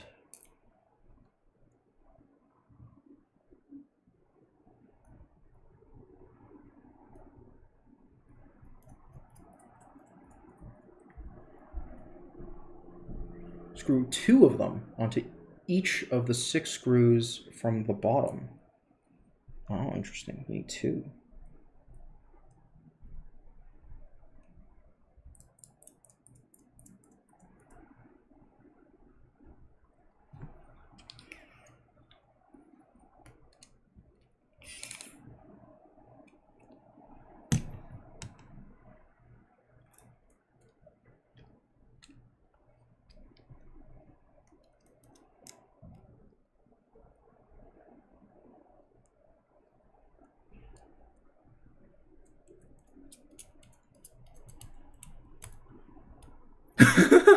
All right, thanks for coming. I really appreciate it. You were here forever, so thanks for coming on the stream. I really, it means a lot.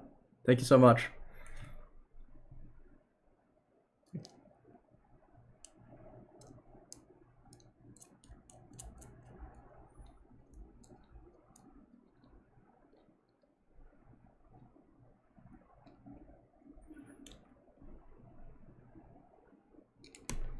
Moving on to the next part. Come on, line it up. There we go. Let's go.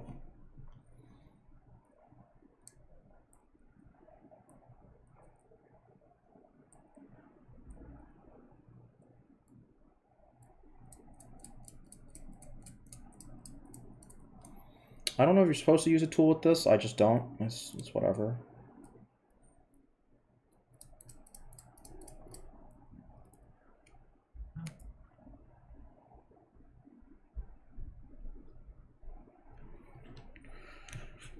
Should be 6 more, or no, 3 more. Sorry, I can't count.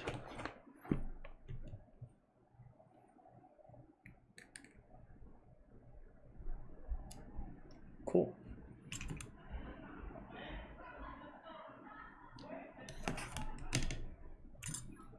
I believe these are magnetic, right? Yeah, let's. Oh no! The fucking tragedy. Shut up! These guys. I swear to God, this screw, man, I swear to God. Please. God, give me strength.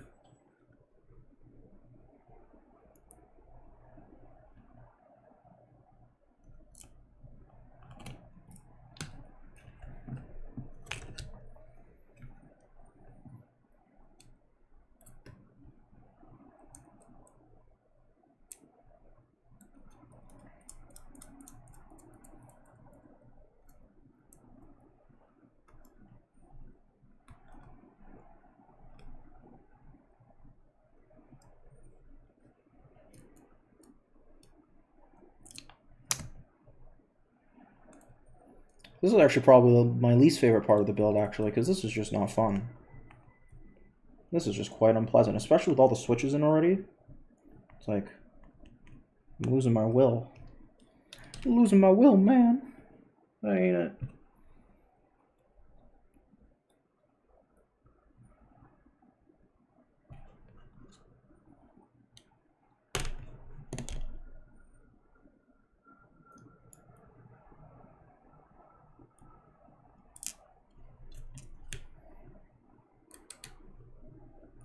absolutely manhandling it now, but we got it. We're so close.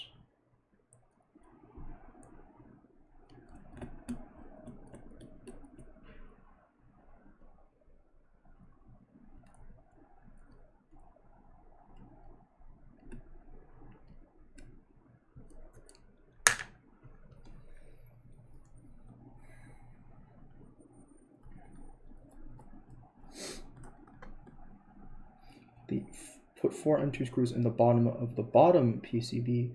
3 screws are for the plexiglass. Okay. One more to go, and then we can keep going. Soon enough.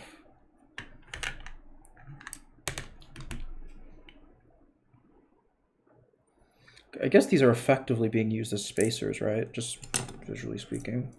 Seems like it.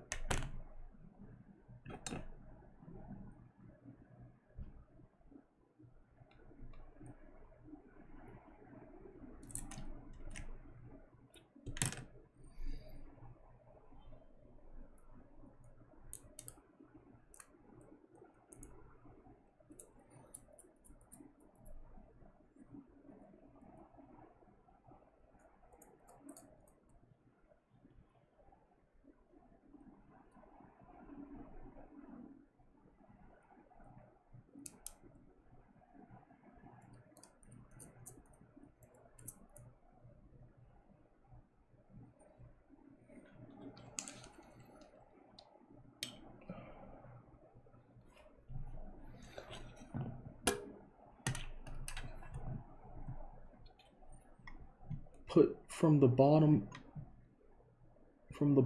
of the, oh, so 2 of the steps just repeat each other. Interesting. Very interesting.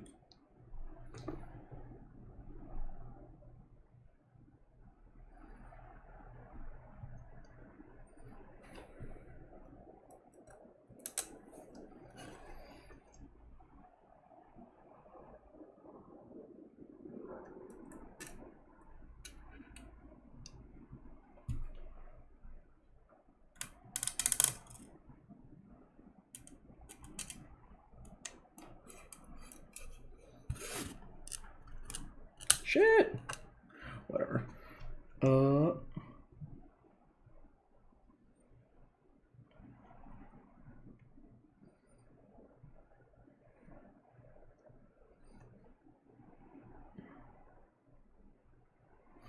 Strange. I'm gonna just kind of ignore those instructions and just keep going with what makes sense. So what makes the most sense here is probably just to go straight down now, like this. Rest it gently here and here.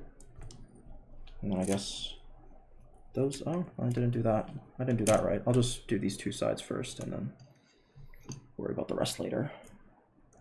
So you need to put the 2 spacers on here, I think. That makes sense.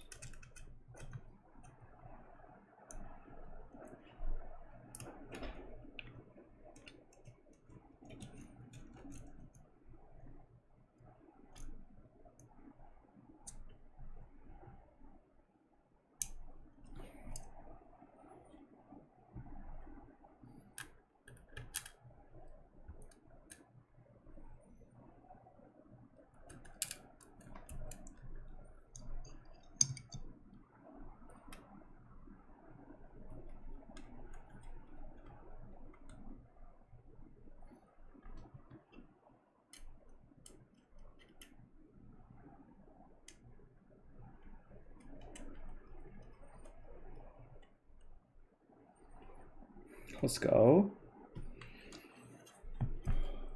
Looks pretty good.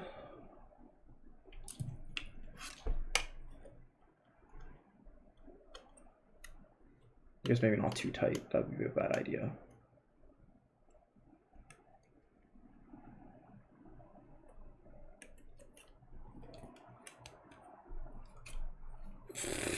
What is wrong with me?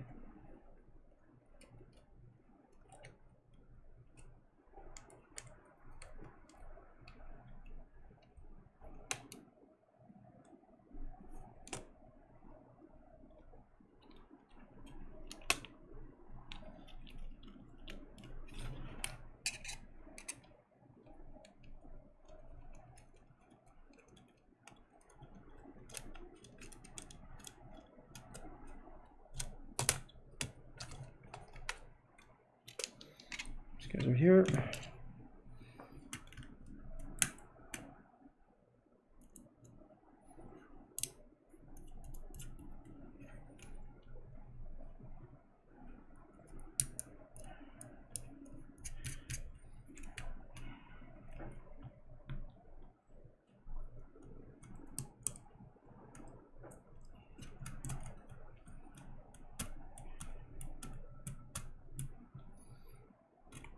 Not the most efficient way, but it works.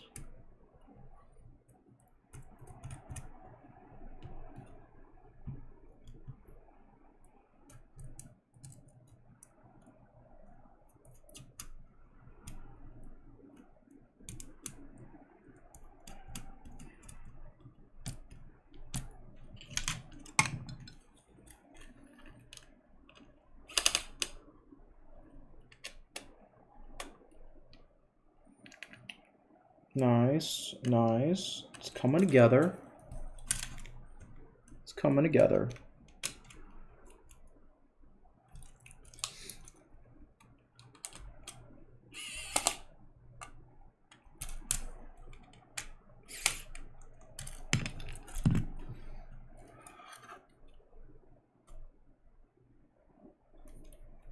See that? It's kind of crunching here. I think it's because it's a little too tight here. I bet. There we go. So just make sure you don't over tighten these, I guess. Otherwise they're gonna start flexing a little bit. There we go. It's not really supposed to be support, I guess. It's just supposed to be nice and just like a nice little visual thing. So don't go nuts with this.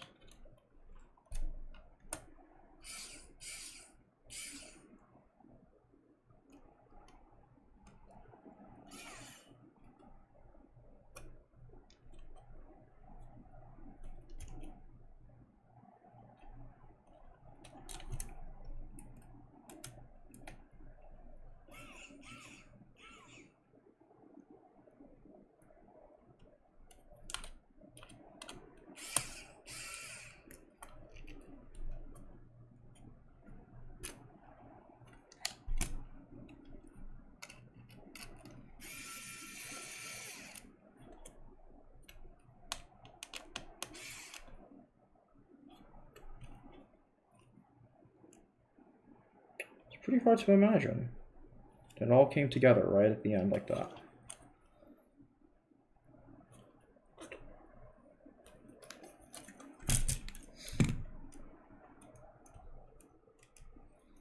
See, I guess you just want this just barely finger tight. Just barely. Just so it doesn't wobble so much.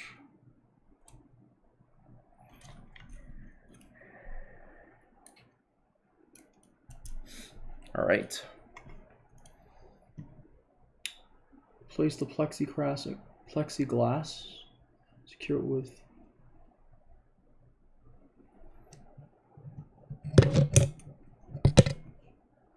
All right. Let's see if I can peel the backing first, and then we'll give it a nice peel.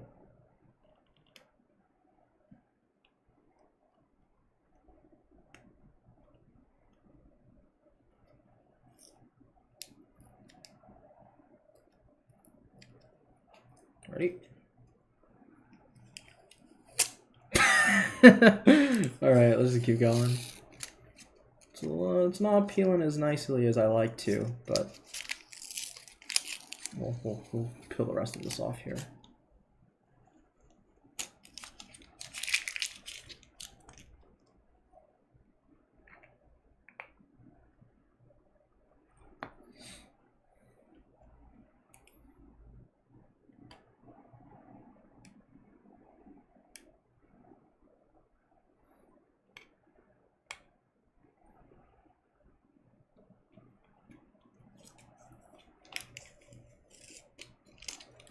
Not again.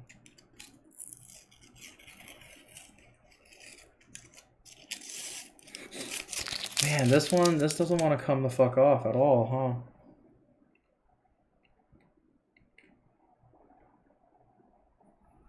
Not super pog, but hey.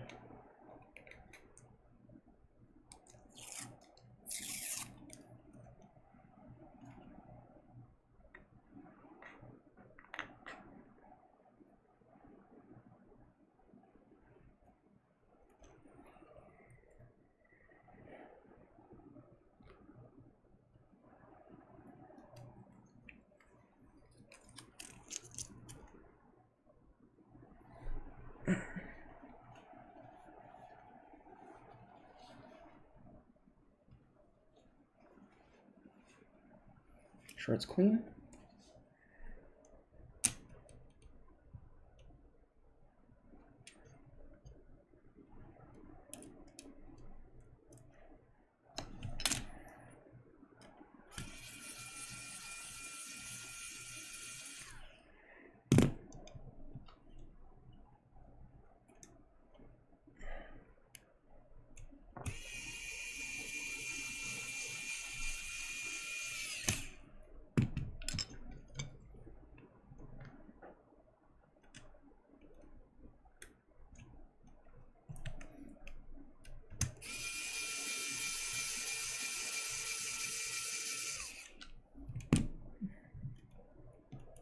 We're approaching very closely to the finish line here.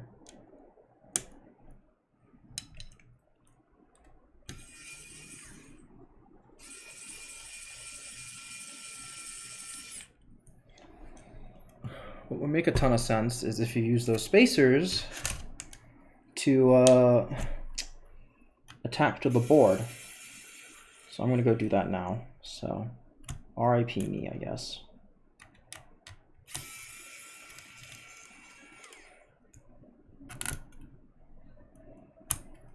That's probably what they were referring to, but just didn't come out quite right. I'm gonna see if we can do this properly now. 1, 2, 3, 4. Yep, that would make sense.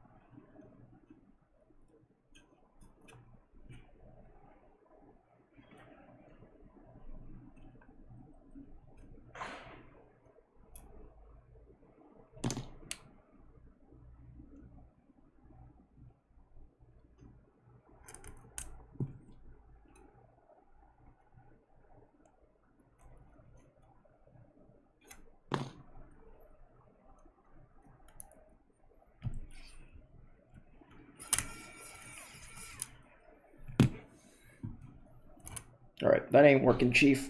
We're gonna scrap it and restart the whole thing again.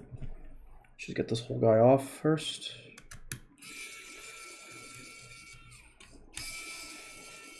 No worries. It's all chill.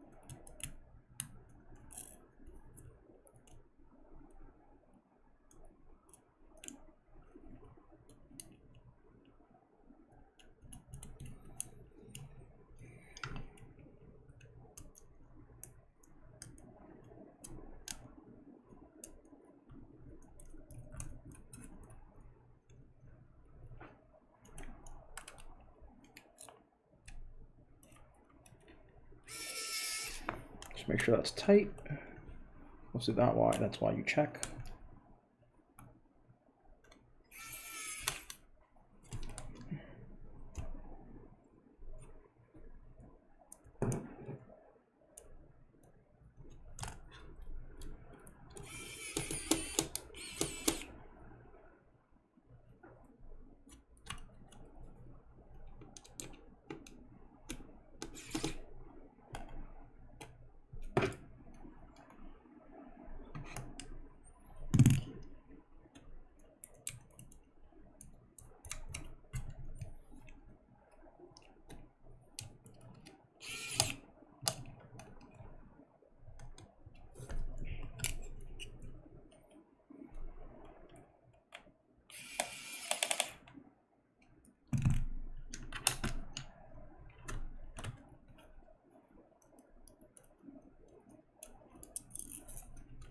Interesting. It has, for whatever reason, decided that it doesn't want to go all the way in. Oh, it's probably because you need to screw it in, you fucking dumb numpty. There we go.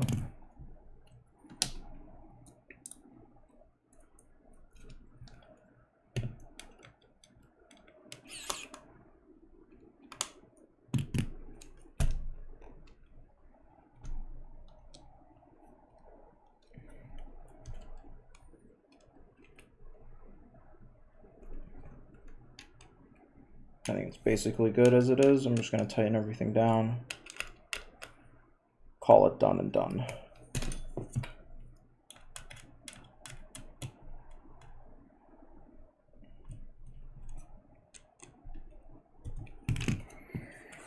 Cool.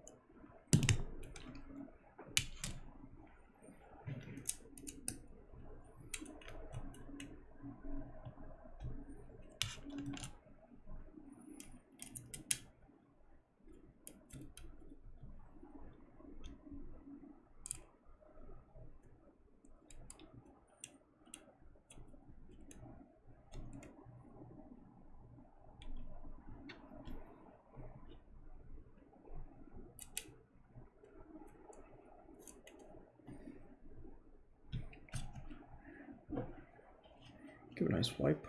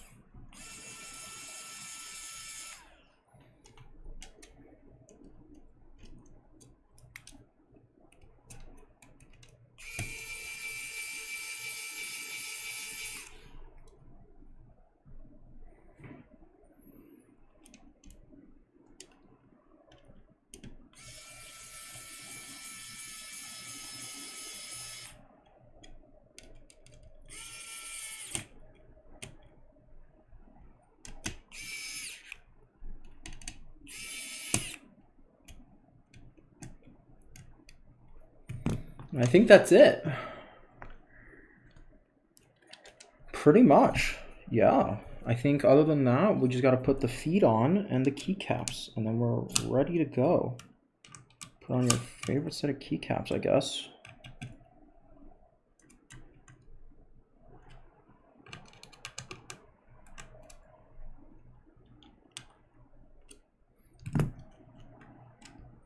Hello, hello, welcome in. We're finishing up Gingham board. Yeah, just honestly, I'm gonna clean this up really quick. So, had some desoldering L's. So, hopefully it's not too dirty later. I don't want to clean this up later. But there you go. Check that out.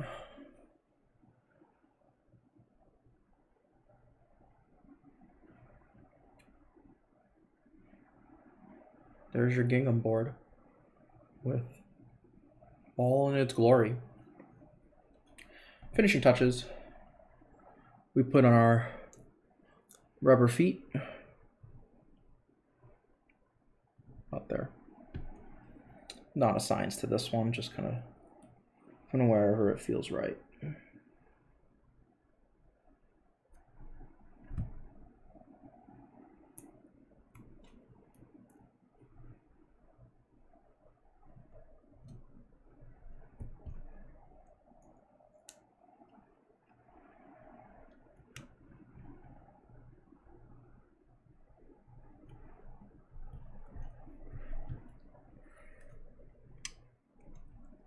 And the middle ones, I don't know where they should go. I guess they just go here. We got here. That looks like that would make sense. Going right here, right underneath the space bar. Fantastic.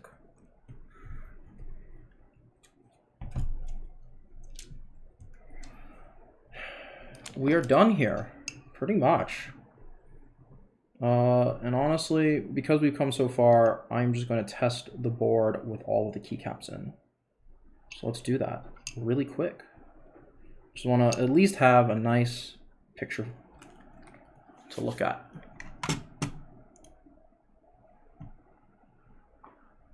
Hello, Jeff Satin. Greetings, greetings, greetings. I don't know how long that was there for. I didn't see the chat come up. So let's see. What is this mysterious L? Oh yeah, there you go. You see in the bottom corner here? So earlier in the stream, dropped a bunch of my goddamn keycaps. So I'm now going to spend the next couple of minutes fixing that. So, if you don't mind. That's so fucking stupid. Here we go.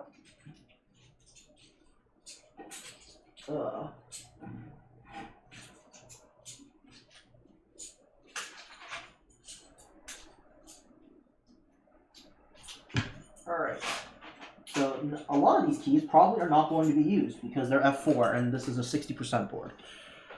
So for now, I am just going to put them all here and whatever works will go in. A, B, C, W, E, S, D, E, so. Ah, yes, our boy Connie, God bless him. How are you doing though? It's been a while. I feel like I haven't seen you in forever. I'm gonna pull up a picture of a keyboard while I'm doing this. Excuse me. Okay, so shift and maybe a function key. So.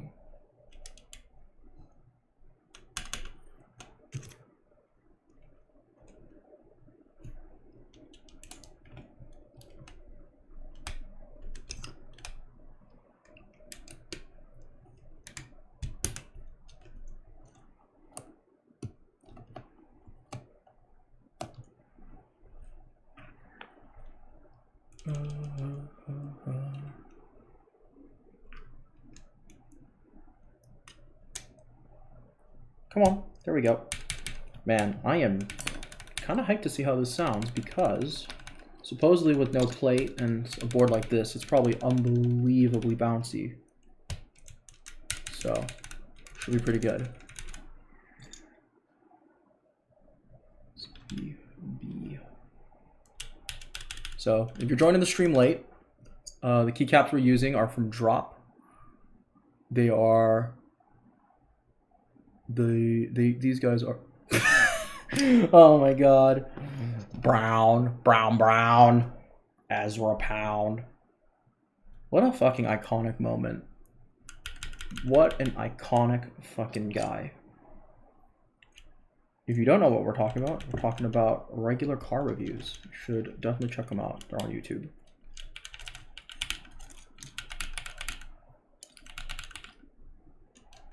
Oh, that's a cute little switch to run. Is that a... Nope, that is not a 1. So that will not work, actually.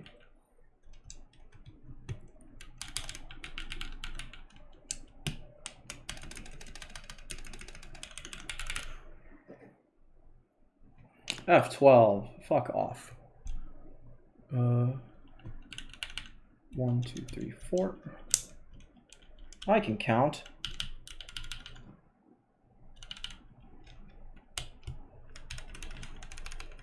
You know, now just off the rip here in this board, it really accentuates switches that are scratchy. I feel like these novel keys are particularly scratchy,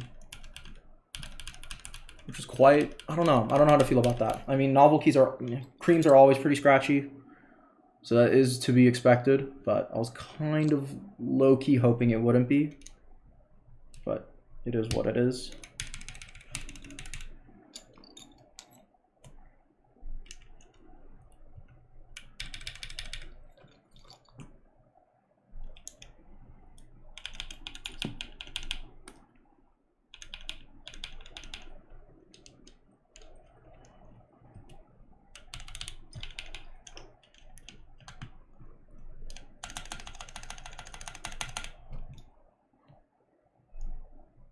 L.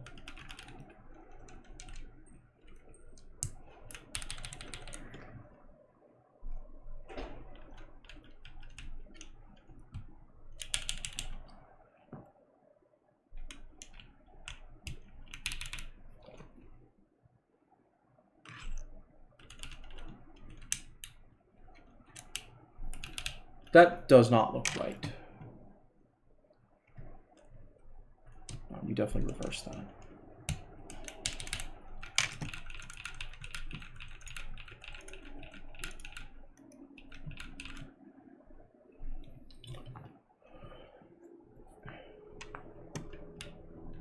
Have a good night, my guy. Have a good one.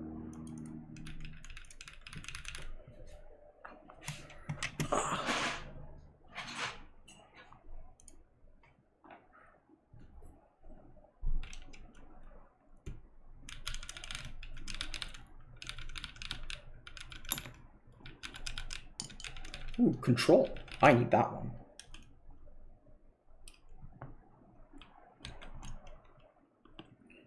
It feels wrong. It like sometimes it doesn't feel like the cap has gone all the way in, but you're kind of scared to push it in fear of ruining your...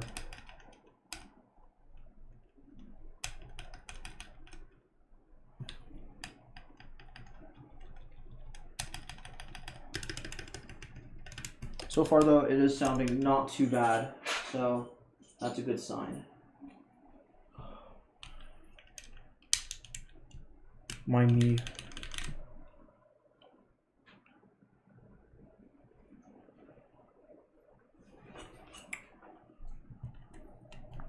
I'll put a little code button there, that's cute.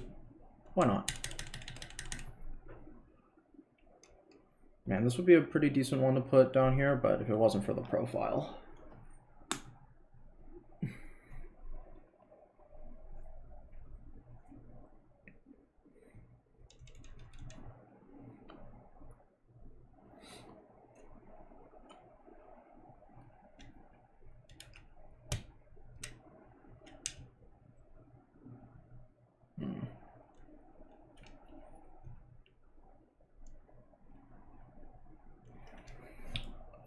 Where is my keycap holder? Here we go.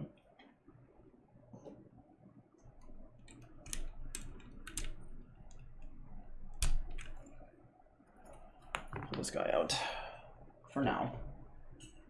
Once again, I'm going into the ether. That is my floor. I'm finding more keycaps. Let's see if we find some more.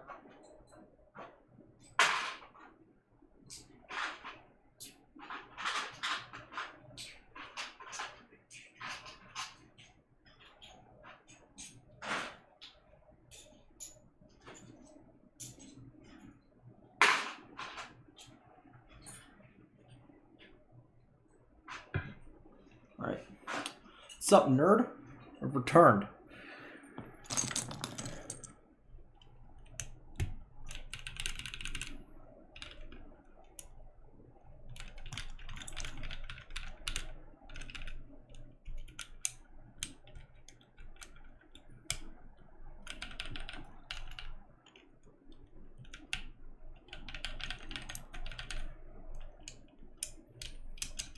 I am very 50-50 on how flexy this board is. I'm sure it'll sound real nice, and I'm also terrified of how long this will last, just from by virtue of pressing keycaps down. And right here, I can already kind of feel the board going, it doesn't like that. So I'm not sure how to feel yet.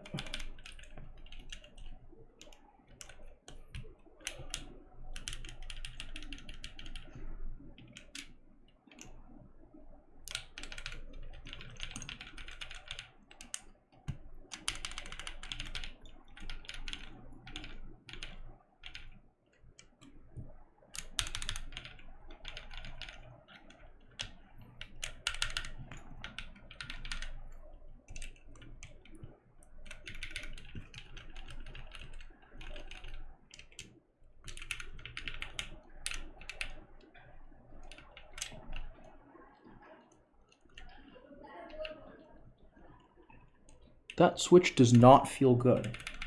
What is going on with the letter Y?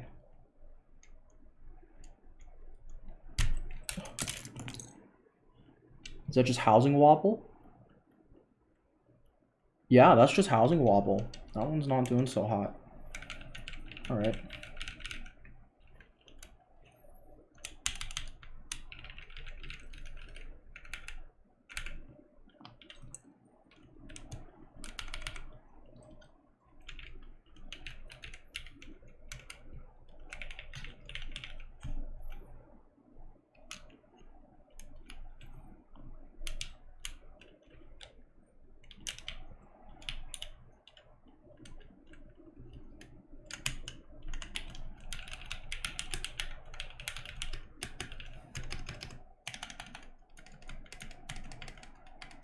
So far, pretty good. Yeah, that one's just got hella housing wobble. Now, why is that? Oh, it's already been soldered on, so I'm not just gonna take off the whole fucking board for this right now. But in the meantime, just to tie it over, I'm just gonna put a little lube on the inner housing wall. See if that improves it at all. In a pinch. Improved it slightly, but that Y is going to be... It's going to be there.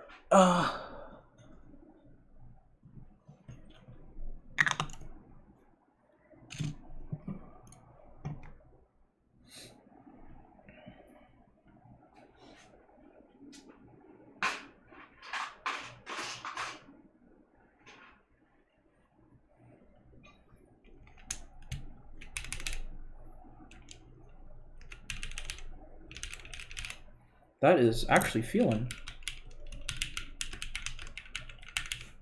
pretty nice, actually. I'm actually liking where this is going now. Now that the more of the switches and more of the keycaps are in, it's feeling good. All right, let's see what we got back here. We got an F7. We got an F8. No, thank you. No, thank you. We got another Alt, which we do need, and menu function button. So that's good.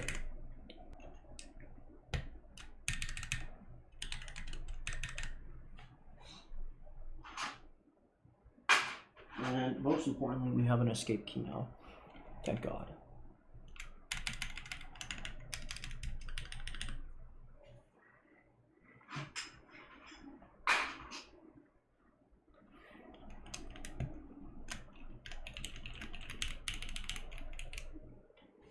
Wow, from afar? Pretty great.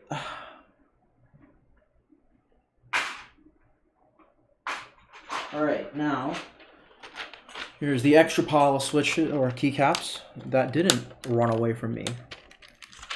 So we shouldn't have to pull too many from here. We're really here for like a function button and I think our Windows buttons. But I'm not seeing a Windows key. So I'm thinking maybe we could use maybe one of the smaller code buttons as our window buttons. So why don't we do that? Yeah, let's do that instead. I think that might make it a little bit easier to do this. Oops. Sheesh.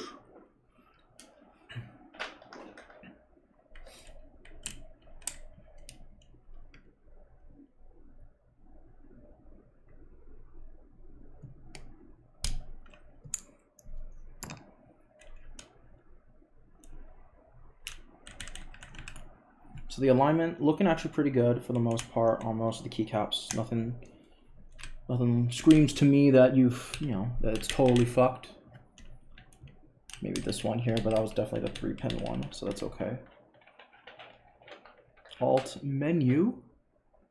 Usually control is in the corner here. I'll put control here for now. That's flush. Yeah, interesting. We'll put control here for now. Just leave it flush, nice and flush. And then we will do, I'll do an FN here, if that doesn't ruin the profile too much. Actually doesn't seem like it, so I'll leave that there. We need a mini shift right here. Fantastic. Right, and a bunch of these are obviously just for regular numpad type shit, so we will not be using those for now. I think the only ones left are some letters. So we should be able to just find those on the floor somewhere. Just a moment. It'll only be a trifle. Yep, found them. All right.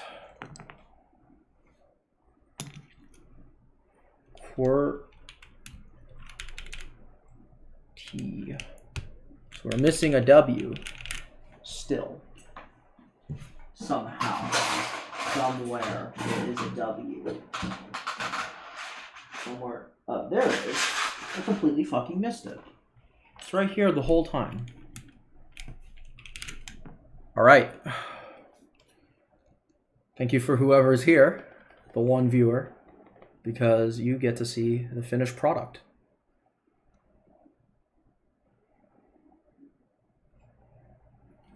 Welcome. So this is a Gingham, as I mentioned before, this is a Gingham board with the PBT keycaps Mango and Matcha that you can get from drop.com. If you're interested in finding where the Novelkey or where this board comes from, I bought it from Novelkeys if you want to get it from the United States. You get it in North America, you can get it there. The Gingham is also pretty readily available at a lot of places, so find your regional equivalent for your Gingham retailer, and they should have some in stock. These are not too uncommon, unlike the Discipline, I think it was called. The Discipline 65 is also a particularly cool one. That's a 65% version rather than a 60% like the Gingham.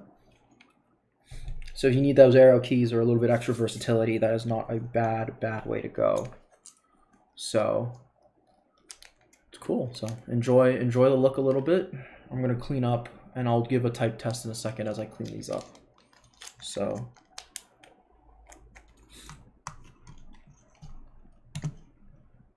bring some music up.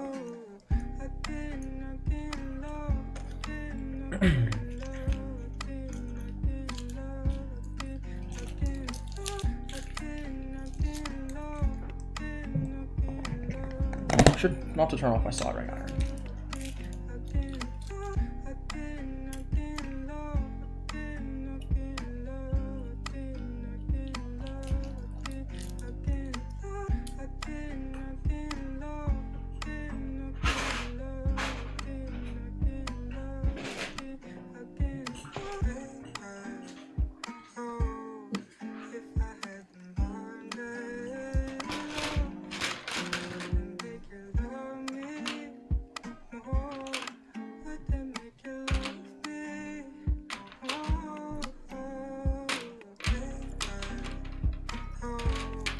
honestly, looking at it from now, honestly a pretty good looking keycap set. Not gonna lie. Could have been a lot worse, honestly. They could have fucked it up way harder on that color scheme. So I think, you know what, good job, drop. They had a nice keycap set on them.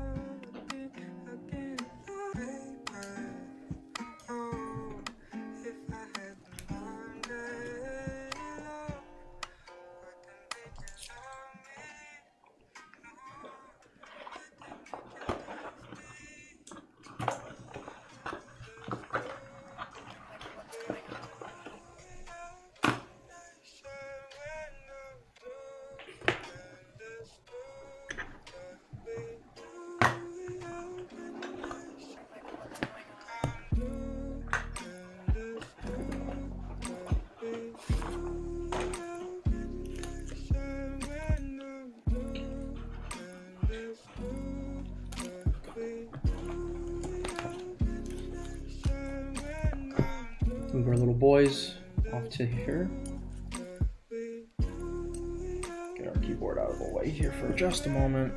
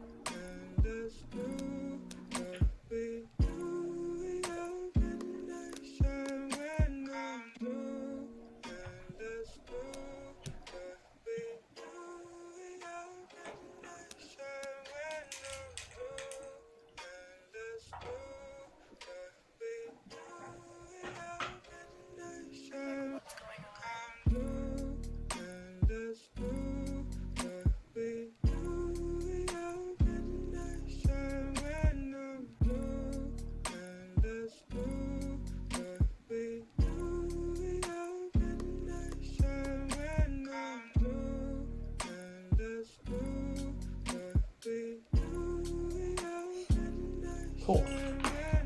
Got those out of the way. Where do I put this? Put that there. Put that there. Off to the side. Straight in the trash. Alright. Now, to observe what we're really here for. A final build. The final build. So this is basically how it looks. So more or less, you know, a big part of your overall impression of this is going to be on the color of your keycaps and your key switches, in fact, because you have no plate and it's exposed. So, you know, lots of opportunities to mix and match a design. If I were to do this again, I would probably build these with Sakurios. I like their color scheme, and I think you can. There's a lot to like on that. But all right, I think now is really the moment of truth. I think we're really gonna have to pray to the gods that we have done this right. So I'll push my other board off to the side, and it's time to give it a good test. Yeah, and hopefully if I stream again next week. If I have a board for next week, I'll give my impressions of the week for the board, for the Gingham. So just talk about what I liked and didn't like about the board, other things like that. All right, now let's get into VIA. Take a look at the software.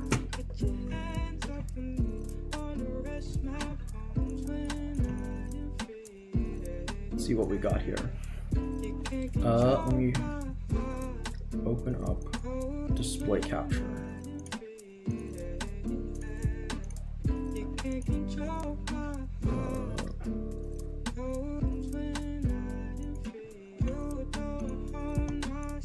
Over here, you can have a look. So first we'll start with the key tester, make sure everything works, and then we'll go from there.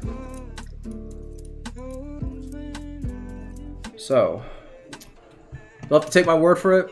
I'm pressing the switches. You'll see the software as it goes. So, peep it out. Oh! First one. Escape.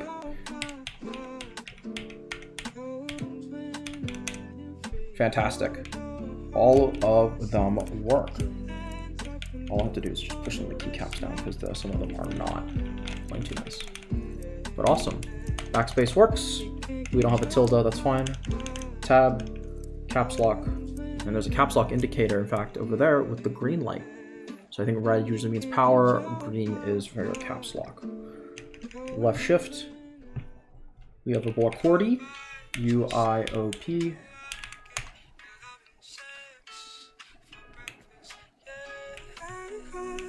Some of these key switches are not even, but no matter. WASD, F, GHJ, KL, colon, and enter. Shift. Right now this should be just binded as a function key. Right control. Currently it's not on anything. This is not on anything. R Alt. Left Windows, left control. Spacebar. ZXCVV, BNM, comma, period, and /. So, off the rip, it works. Let's tune some of this a little bit. So, let's do some settings here.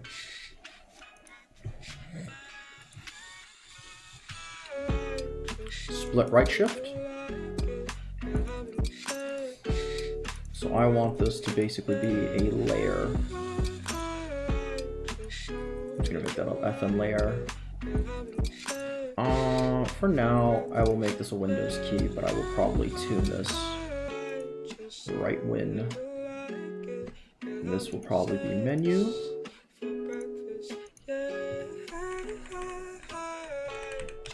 Right control. All right, now let's go to layer.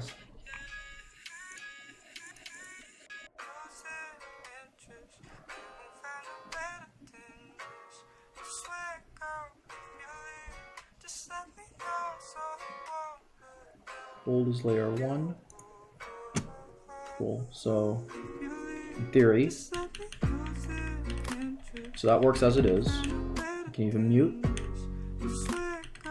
but not an ideal config. I think what I'll probably do. Trying to think of the best way to lay this all out. You can do.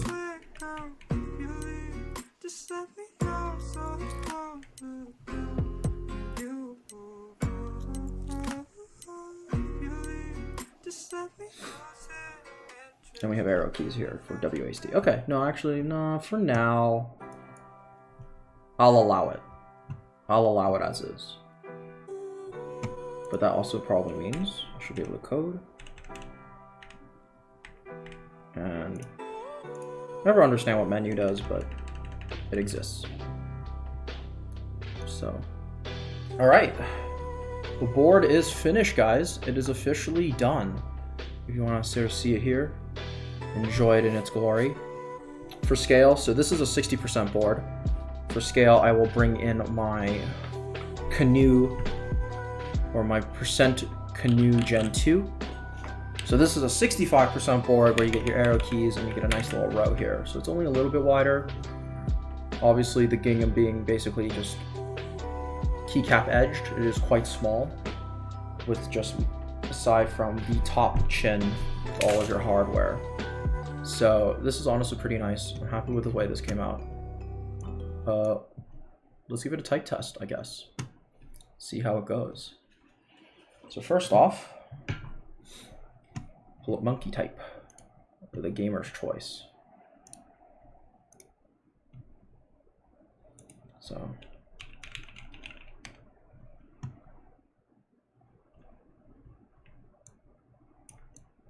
have a look here. Cool. So this is monkey type with the Gingham on Novelkey Creams and PBT keycaps. Shall we have a listen? For reference.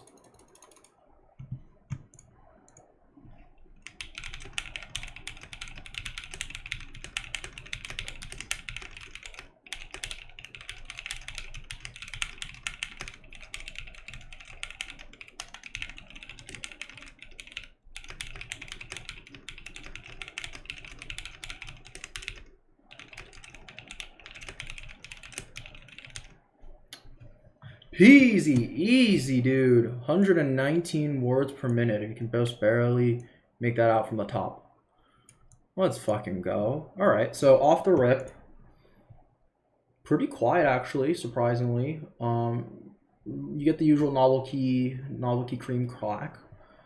I don't like the typing angle, but that's to be expected though. It is a flat board. I think there are cases that bring up the typing angle by about a couple of degrees, but off the rip, just on its own, I'm not a big fan of it. I don't like flat boards. I like keyboards with a little bit of angle. Not much, like 5-6 degrees is fine. But, I mean, to type on, the PBT keycaps feel pretty great. I'm kind of a fan of how this turned out. Let me see, I'll bring it closer to the mic.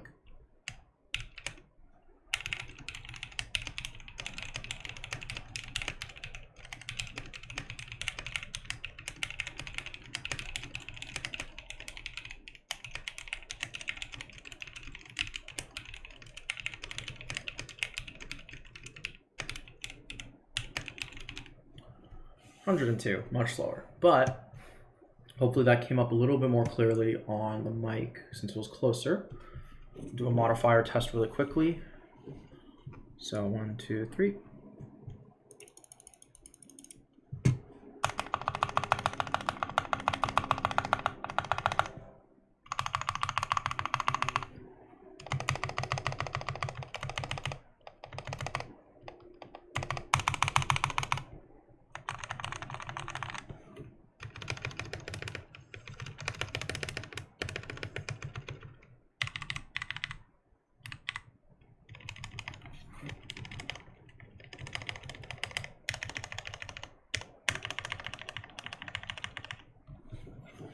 Cool. So, not the ideal setup. Next time I'll have a better microphone setup. But I think for the most part, the overall tuning came out okay.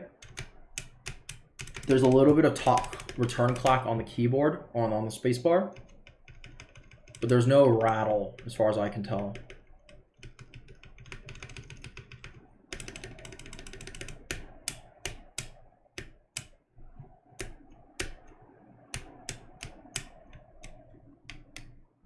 There's return clack. Okay, so I'll have to tune this out a little bit later. But just from the type experience, you don't notice it too much. And honestly, it could have gone way worse than that. I just was sort of expecting an incomplete board entirely. So honestly, big surprise, big ups that it worked at all. That's awesome. Oh man, that's crazy. But yeah, here is the Gingham board. Came out pretty nice, I think, on the whole. I'm quite pleased with it. This is a really cool board to get your hands dirty in if you're comfortable with soldering. Definitely recommend it. I think it was a lot of fun to build. Would I do this again? Probably not, honestly.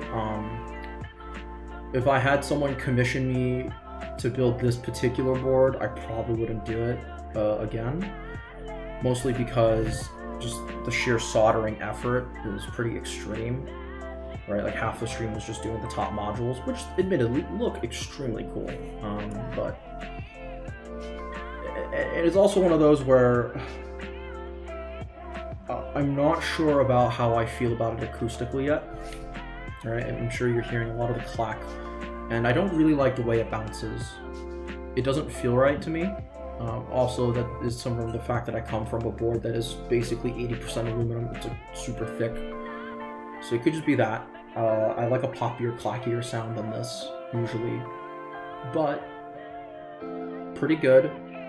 I think a lot of this is also to do with the way Novelkey Creams sound in general, and this simply is accentuating your sound signature on the creams. So mileage may vary. I think if you used Gator black inks, you probably might get pretty different results. Same thing if you used alpacas or holy pandas or all manner of other switches. But I would say if you're gonna do this yourself, consider not using Novelkey Creams. I find it to be way too scratchy. If that's what you're looking for, then that's what you're looking for. But yeah, I think that's it. I mean, I was gonna play some games, but we are now officially at 6:30, so I am now over by a huge amount of time. But this was a lot of fun for the one person. It seems like it's one viewer. For the whoever's remaining on the stream, thank you for watching. I had a lot of fun. I hope that you guys can come back another week as I build more boards or maybe play some games. But once again, thank you everyone for watching. I think I'm gonna probably end the stream here. Well, actually, I'll play a little bit more monkey type, just to get you some sounds. And then I think I will call it there after that. So once again, thank you for coming. I'll just keep typing as I go along. So.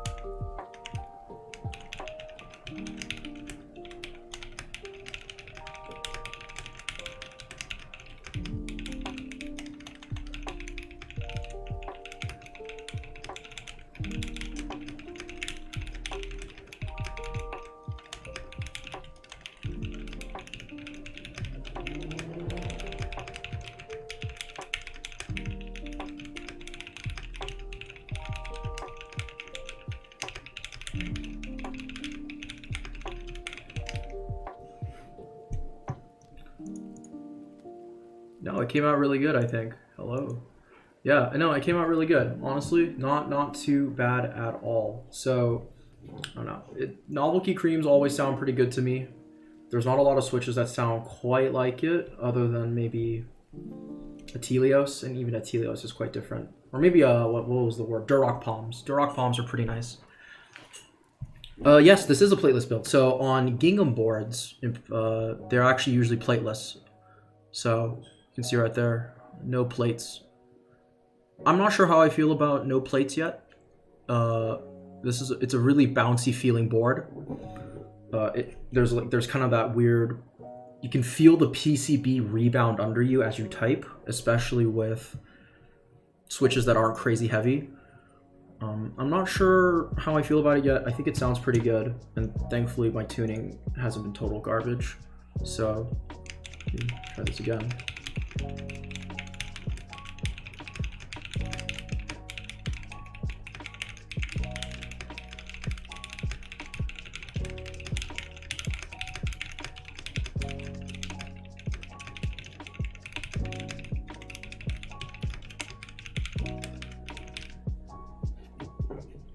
So, bring a little closer to the mic. That's what it sounds like.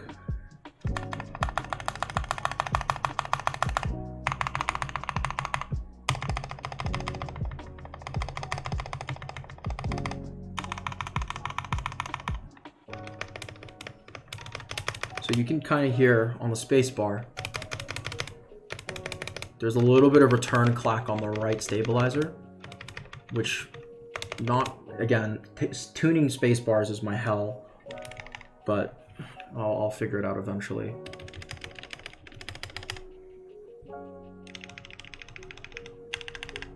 So,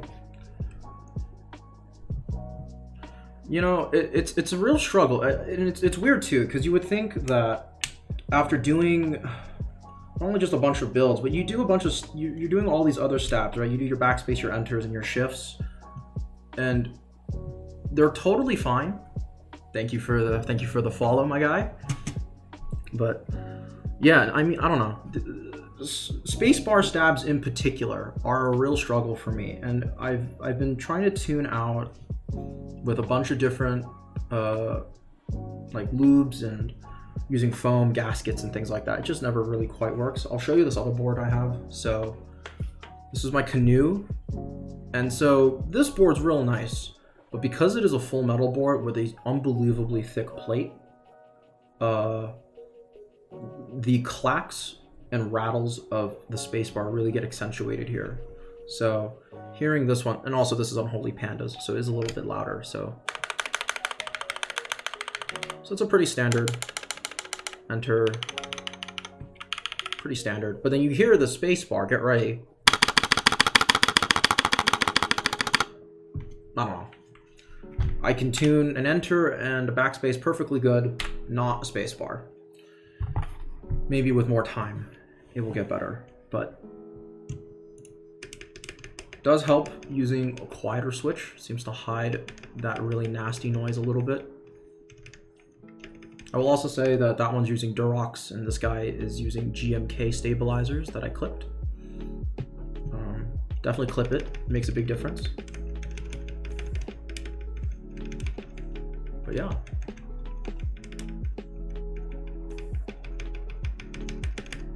If you're holding it on this side and dampening it, no problem.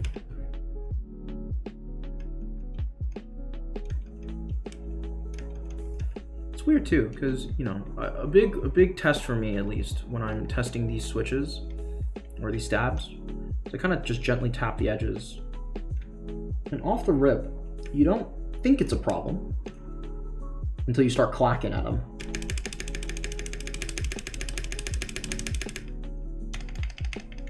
Just inexplicably.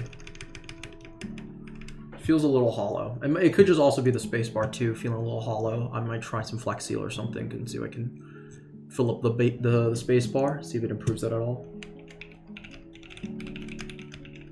But you know, in general typing, you're probably not going to notice. So to me, I don't die over it.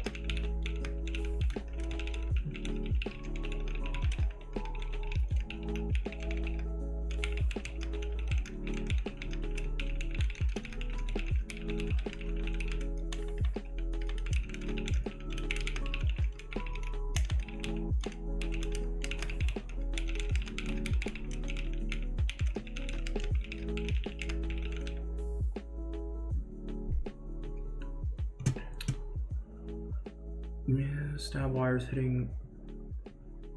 It probably is. Honestly, I can. This is kind of the nice thing with the Gingham board, is that you're actually able to re-lube your stabs even without taking off the keycap. So I'm gonna do that right now. Let's see if that helps. Man, that's that USB-C is terrifying. I do not like that. Let's see.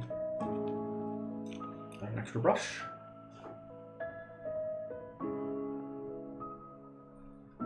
Let's see here. Bring that to a close.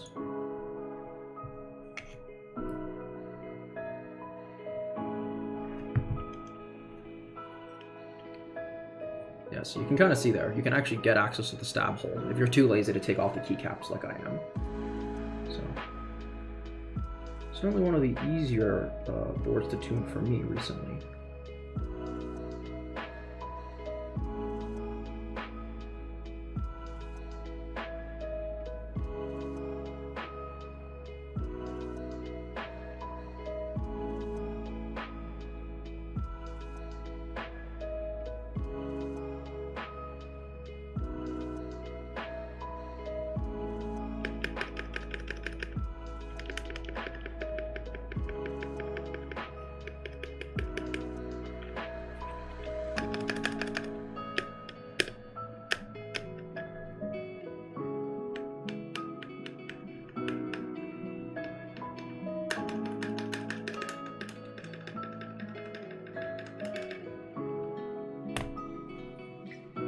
It's getting just a tiny bit on the clack or on the rebound, so nothing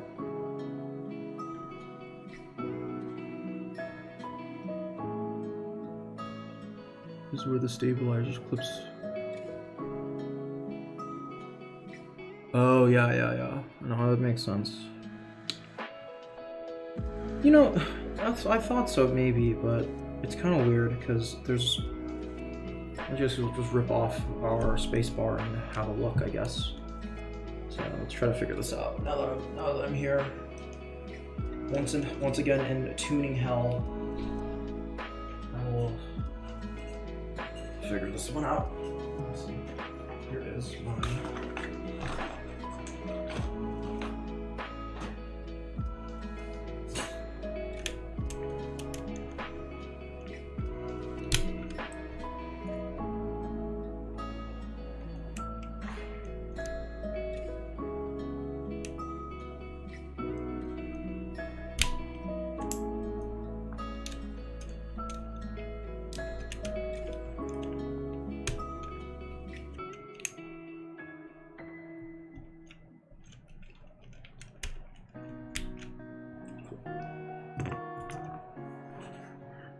So, if you look carefully here, maybe we can get a little bit of info here.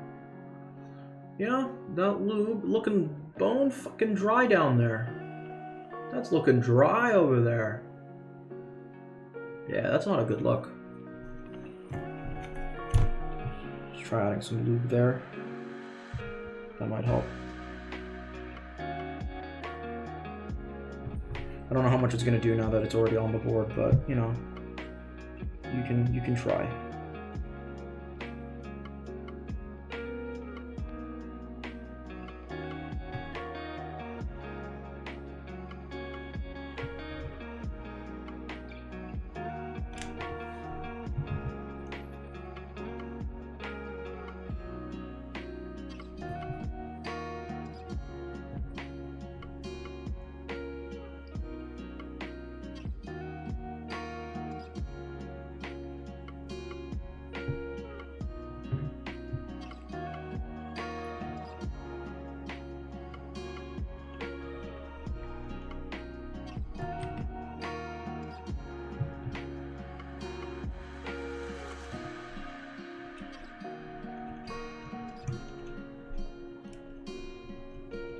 I always wish there was kind of a way to test this rattle before you actually put a keycap on, because the keycaps always, pulling a keycap always terrifies me. It's always like a tiny chance you, especially on a PCB mounted board, there is a always tiny chance you just straight up rip the board off, and I never liked that idea.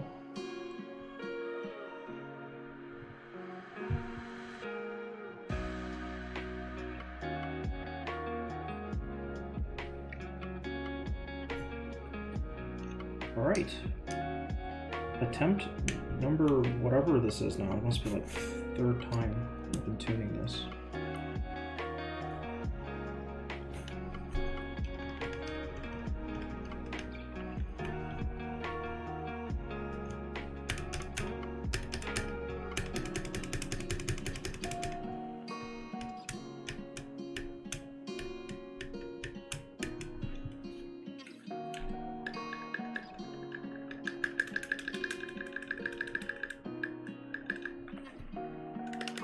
Well, see if you can hear this.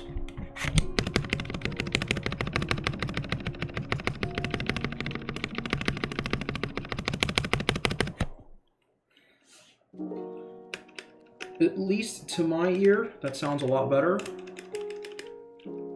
Maybe I'm just hoping it's done.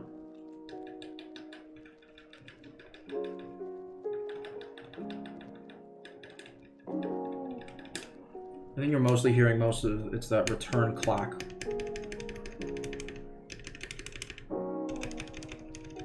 So I think that's actually pretty good as it is.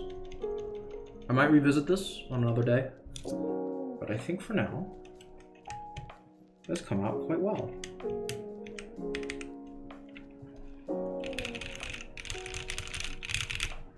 Maybe it's a little closer.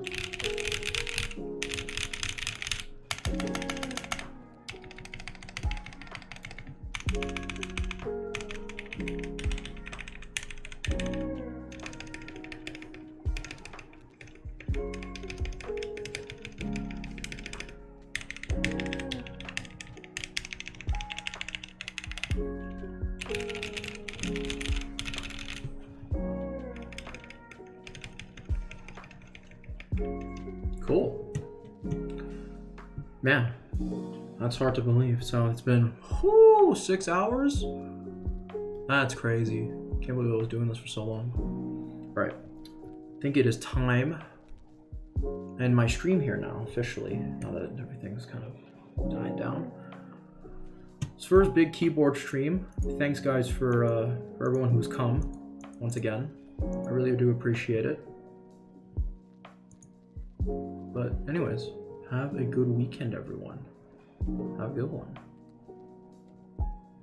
Have a good night, my guy. Thanks for coming on the end of the stream. Try to do this a little bit more regularly, so some more to watch. But thanks again.